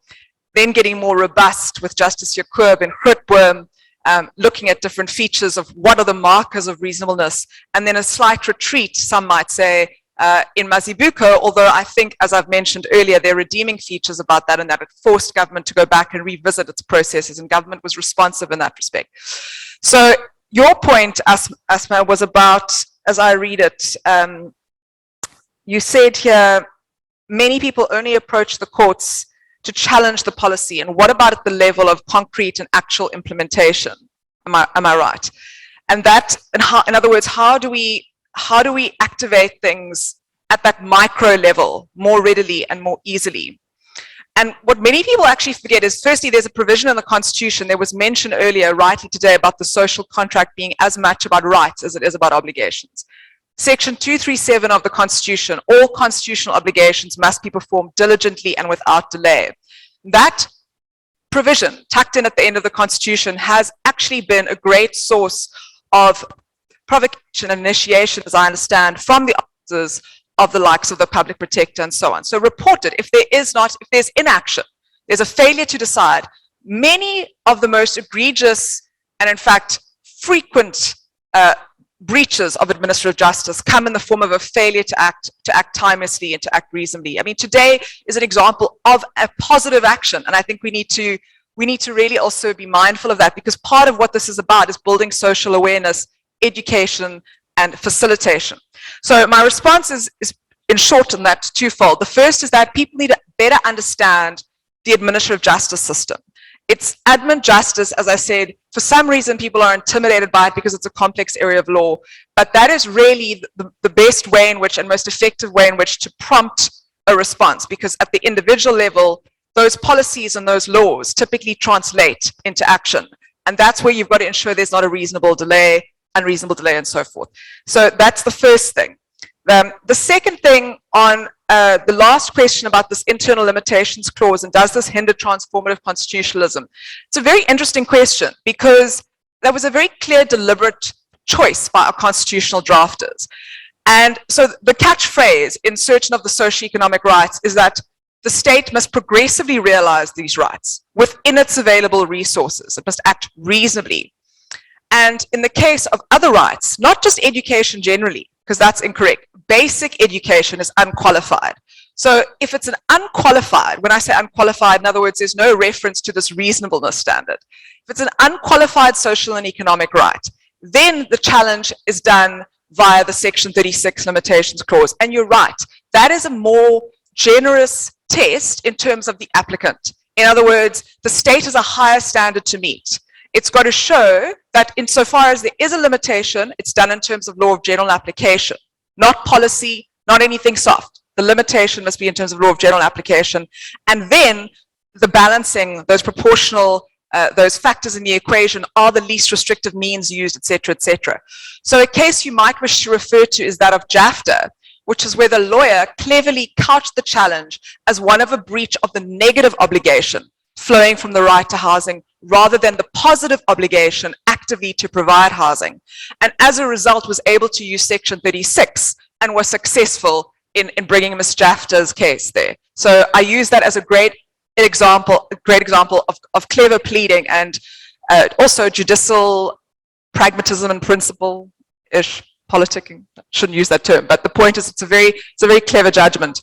So I don't know if that is an answer to your case, but I think, is it a limitation? It's a limitation that was put there deliberately by constitutional drafters with a view to the restrictions on the state insofar as resources are concerned.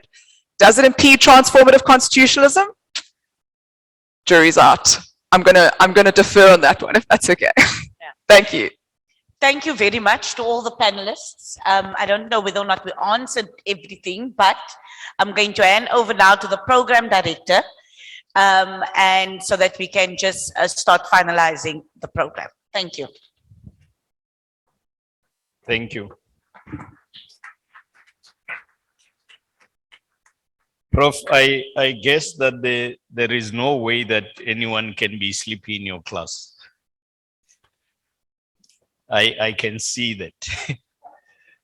And I also now know that you can have a judicial activist, all right, in the form of Judge Krechler. I think we have a judicial activist in the Republic of South Africa. But just to make a few comments on the discussions. One of the things that I think personally, talking to the education sector, that equal education and others should focus on from where I'm sitting, is the fate of a child who the education system has labeled a learner with special education needs. And especially those learners that find themselves in rural villages and townships. My own sense is that you have a situation currently where most of these learners are just carried into the mainstream. I get a sense that they're just kept to reach the age of 18 and get off the Department of Education. There is no, and I'm talking with specific emphasis to townships and rural villages because that's where I come from. You see what is happening to these children or these learners, and then you realize why we are seated with other problems. I think that area needs focus. When it comes to what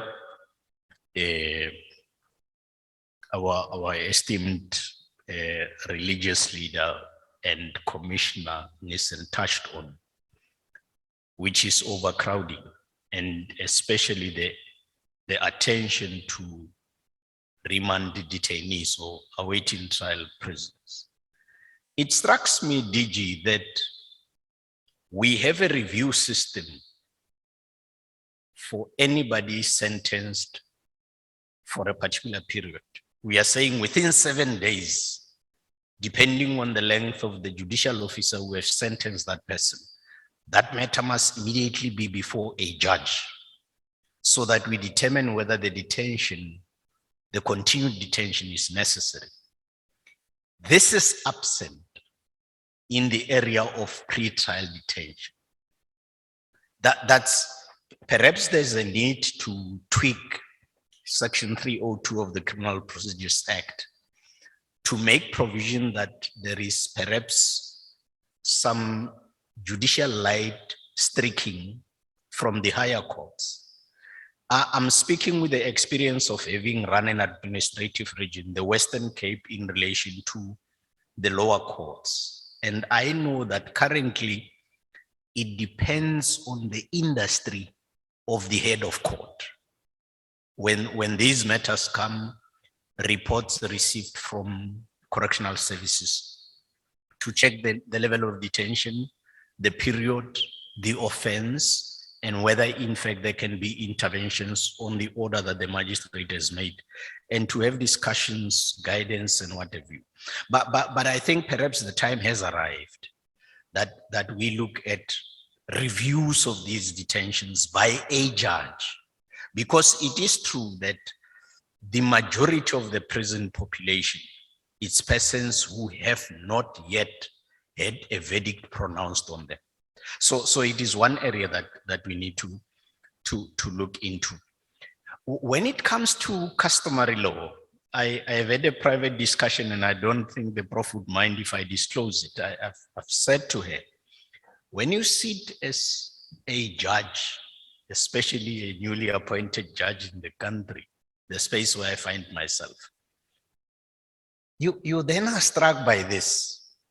Generally and historically, in order to resolve disputes, judges went back to the dromedaries. You remember that ship that landed in 1652?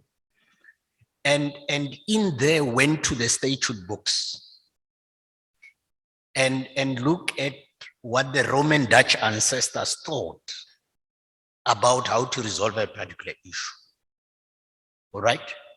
So when you currently talk about the law in the country, we must acknowledge, talking about 25 years and reflecting, that there is a national body of law, all right? It is Sharpeville document, the Constitution. And then it is what comes from the dromedaries. That's the national body of law. But the reality is, underneath it, there is a wealth of indigenous customs and practices. So truly speaking, we don't yet have South African law. We have the laws in South Africa. And the challenge is, Commissioner, we do not have that codified, the customary law. That's the biggest challenge. So I've referred the Prof to one matter. And the issue is, you're sitting with practices that are known for generations. They work.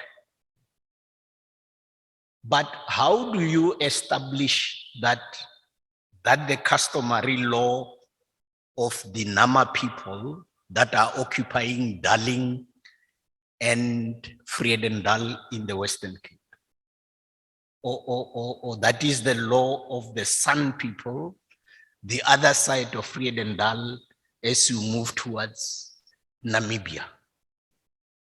What do you say is the customary law of the Xhosa people? The challenge is not codified. So we deal with that case by case. And that is why there must be some level of patience by South Africans as we try to chart the jurisprudence that actually South Africans can say, this is our law. An infusion of the views of the Roman Dutch ancestors, as well as the indigenous people's ancestors in the country, and we measure both against the Constitution and we ventilate what is South African law. So that would be my answer, or my attempt to answer the question on customary law. When it touches on traditional courts, there is still a lot that needs to happen.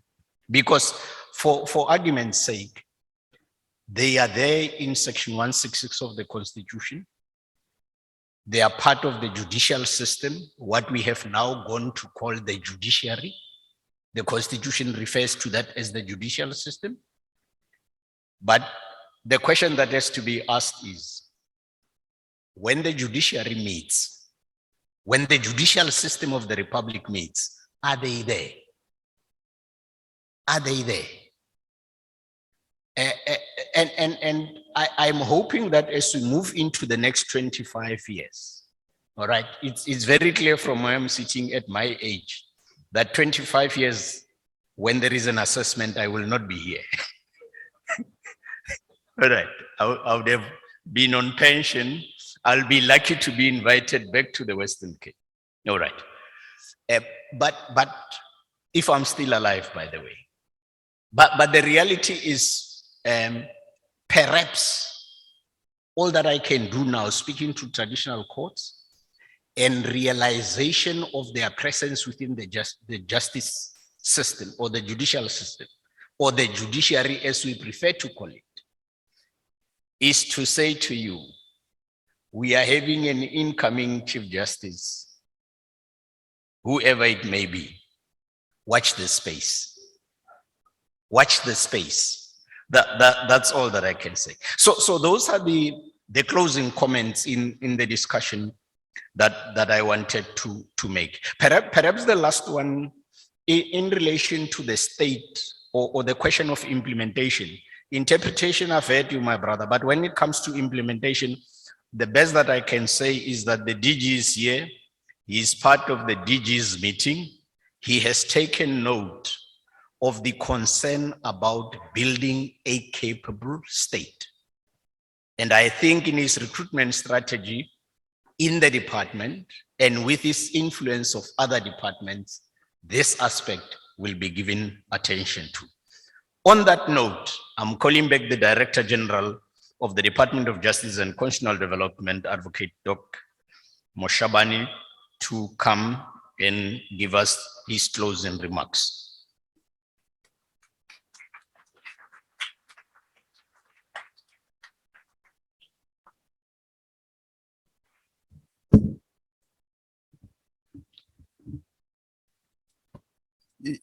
You know, people who arrange these microphones, they deliberately wants to expose my height.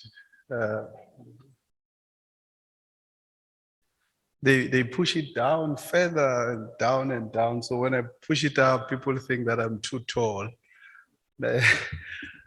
Oh, okay, Judge Tulare, thank you very much, and colleagues here. I'm not going to take much time. I'm mindful of the fact that now I'm standing between you and lunch.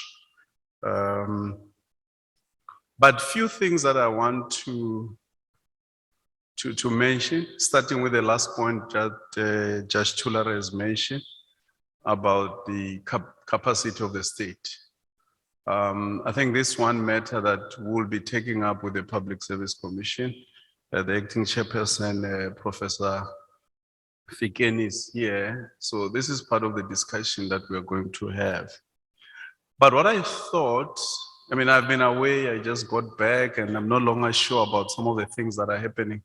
The Human Rights Commission used to do reports on socio-economic rights, the state of the implementation. So what I thought as well is that we'll need to make time and maybe then support the South African Human Rights Commission with resources and just give a reflection of the past 25 years on the specific areas that some of them you have been raising here, whether health, access to housing, education, and so on and so forth. Because if we don't do that, what has been termed a transformative constitution because it has justiciable socio-economic rights will not mean anything. So I think the 25 years should give us an opportunity to have a reflection and have a look at that and say, has this indeed happened? And I think part of what we should do as well is to take this discussion further down to the local government level. This document, we can call it a living document, but if we don't understand and appreciate it and where it sits in the life of the nation, it will not mean anything.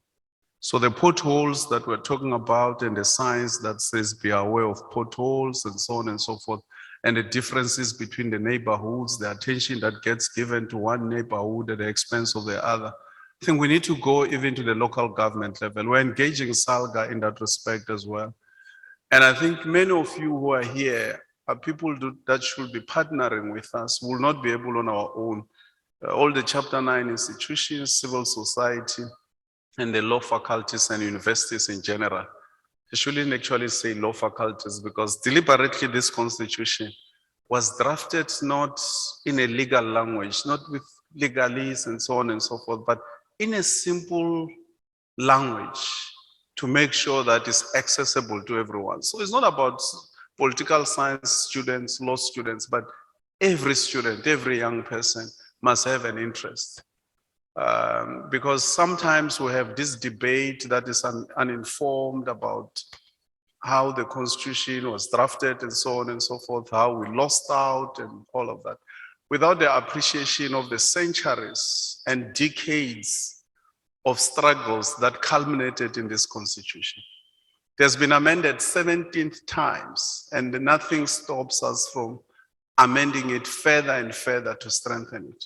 I think there's a point that one of you made about the next 25 years, which is what is critical.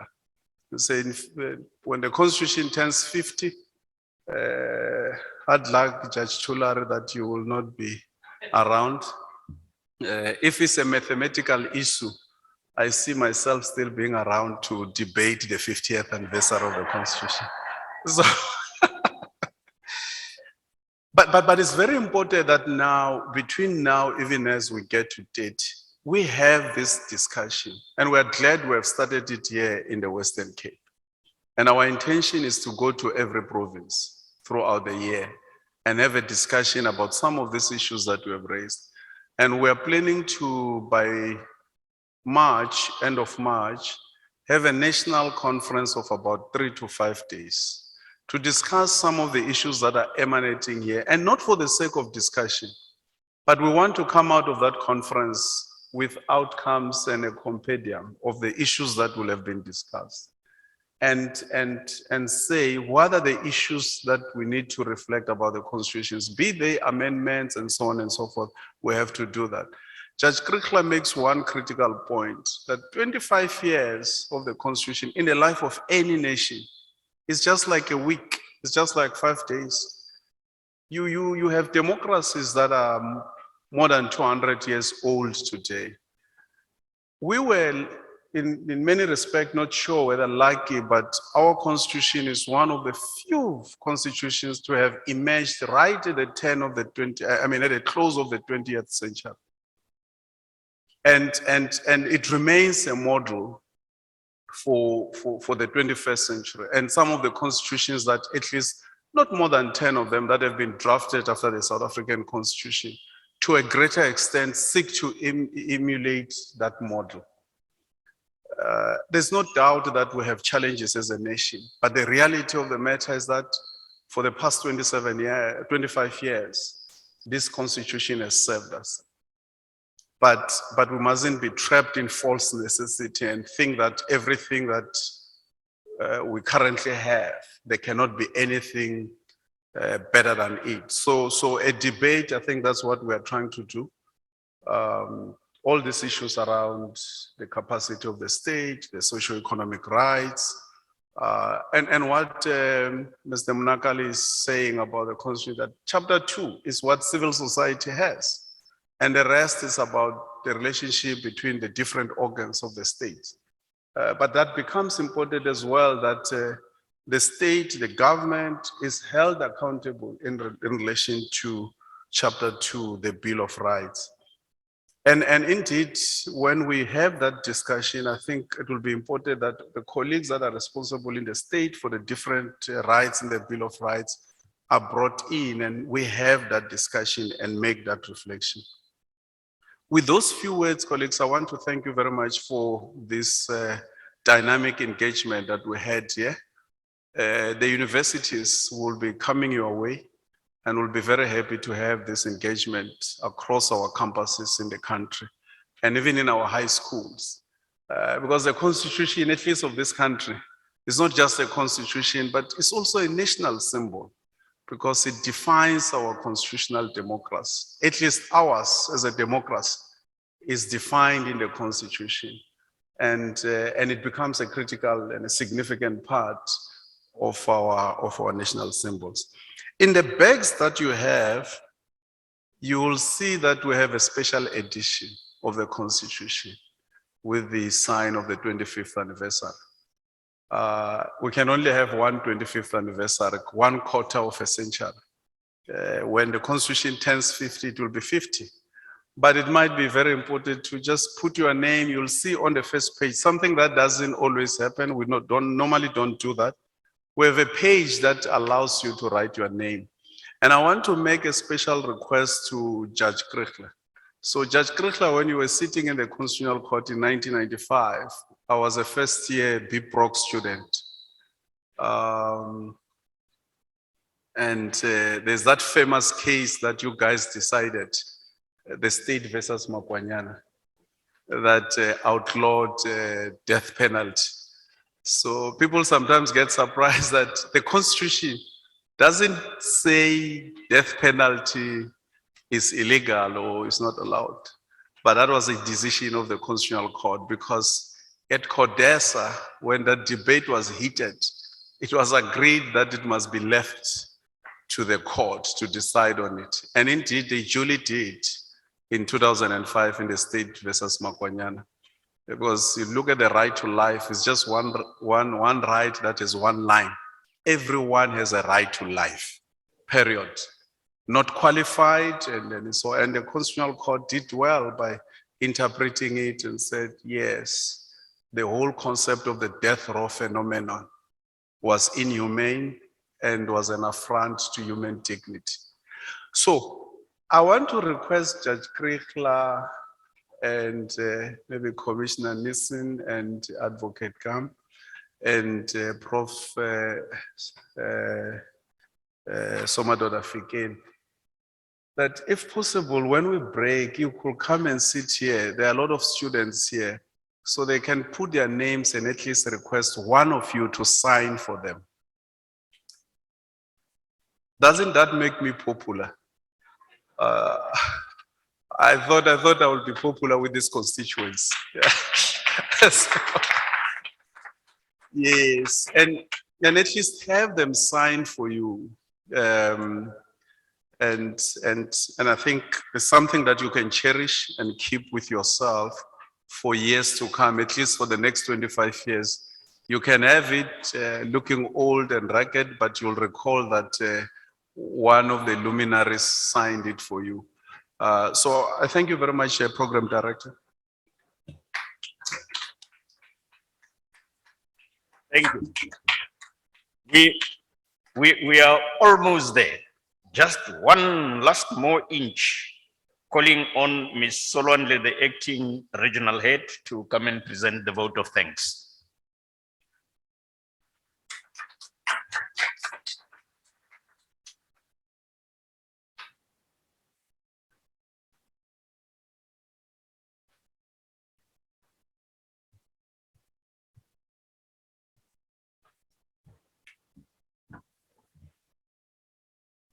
Good afternoon, colleagues. Thank you, Judge Tulare, our program director. Mine is a very small tender, and I'm not gonna take much of your time. You've been a very great audience, so I don't want to ukumosha sesigoduka. Let me take this great opportunity that has been bestowed on me to thank you all, our esteemed guests and colleagues, for taking time out of your busy schedules to grace us with your presence. We thank our Minister, Mr. Ronald Lamula. He reminded us that rights actually have corresponding responsibilities. Thank you to our Deputy Minister, Mr. John Jeffries, who once again reminded us that we still have a long way to go in order to ensure social justice. We have to protect the independence of our judiciary. Thank you to our DG for reiterating that our constitution is a living document. He once again said we've amended it 17 times and we can still amend it because it's not cast in stone. Hence, we, the people, need to breathe life to it. Thank you, DG, once again. Our program director, Judge Tulare, thank you so much for steering this ship for us. In his opening remarks, he implored us to ask ourselves quick questions, and that is, are we still on track with what our constitution stands for? So we have a homework as a nation to ask ourselves those quick questions. I'd like to thank all our panel leaders and facilitators, as well as the members, for all their robust discussions and contributions. I thank you all our very important stakeholders in the JCPS cluster in no particular order.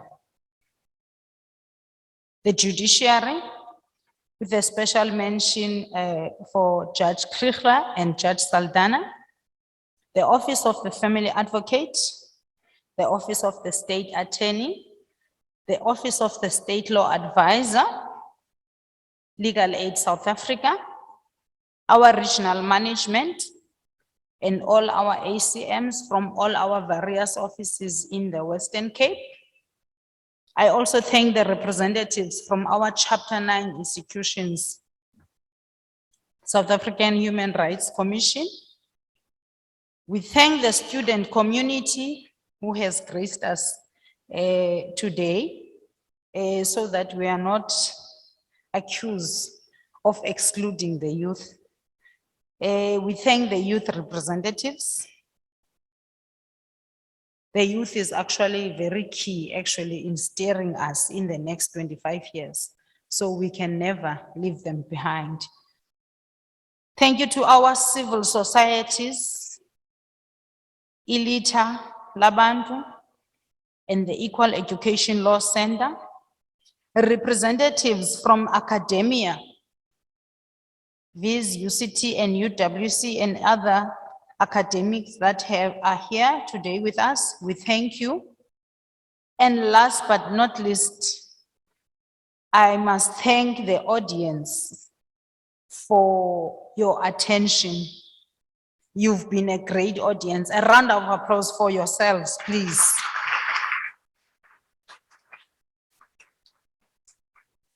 It will be remiss of me not to thank our organizing committee for putting together this beautiful event for us, led by Daneline, Topsy, and Ashika.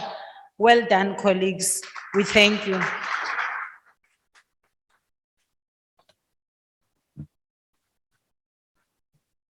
Thank you, Regional Head. I think this being the first of these discussions, the Western Cape being the vanguard, DG, I will abuse the mic, all right, and say perhaps the suggestion for the theme as we move towards the next 25 years, as we approach 50, should be from a living document towards a lived reality. That should be our commitment, to live from a living document towards a lived reality. I want to thank you all for having the patience and enjoying this voice, all right, and the views that have been expressed here. I hope they start, all of them, they kickstart a discussion in the province and also help assist the other provinces, because we are laying the foundation of a national discussion on our document. In closing, I'll just make the following announcements. A lunch will be served on the ground floor restaurant, and all of us are invited. Those who drove here and have used the hotel parking, the parking tickets are available at the registration desk. All right. And my last request will be, because in the front desks, we had our guests. As we move out, let's allow first our guests to move out first, and the rest of us follow. All right.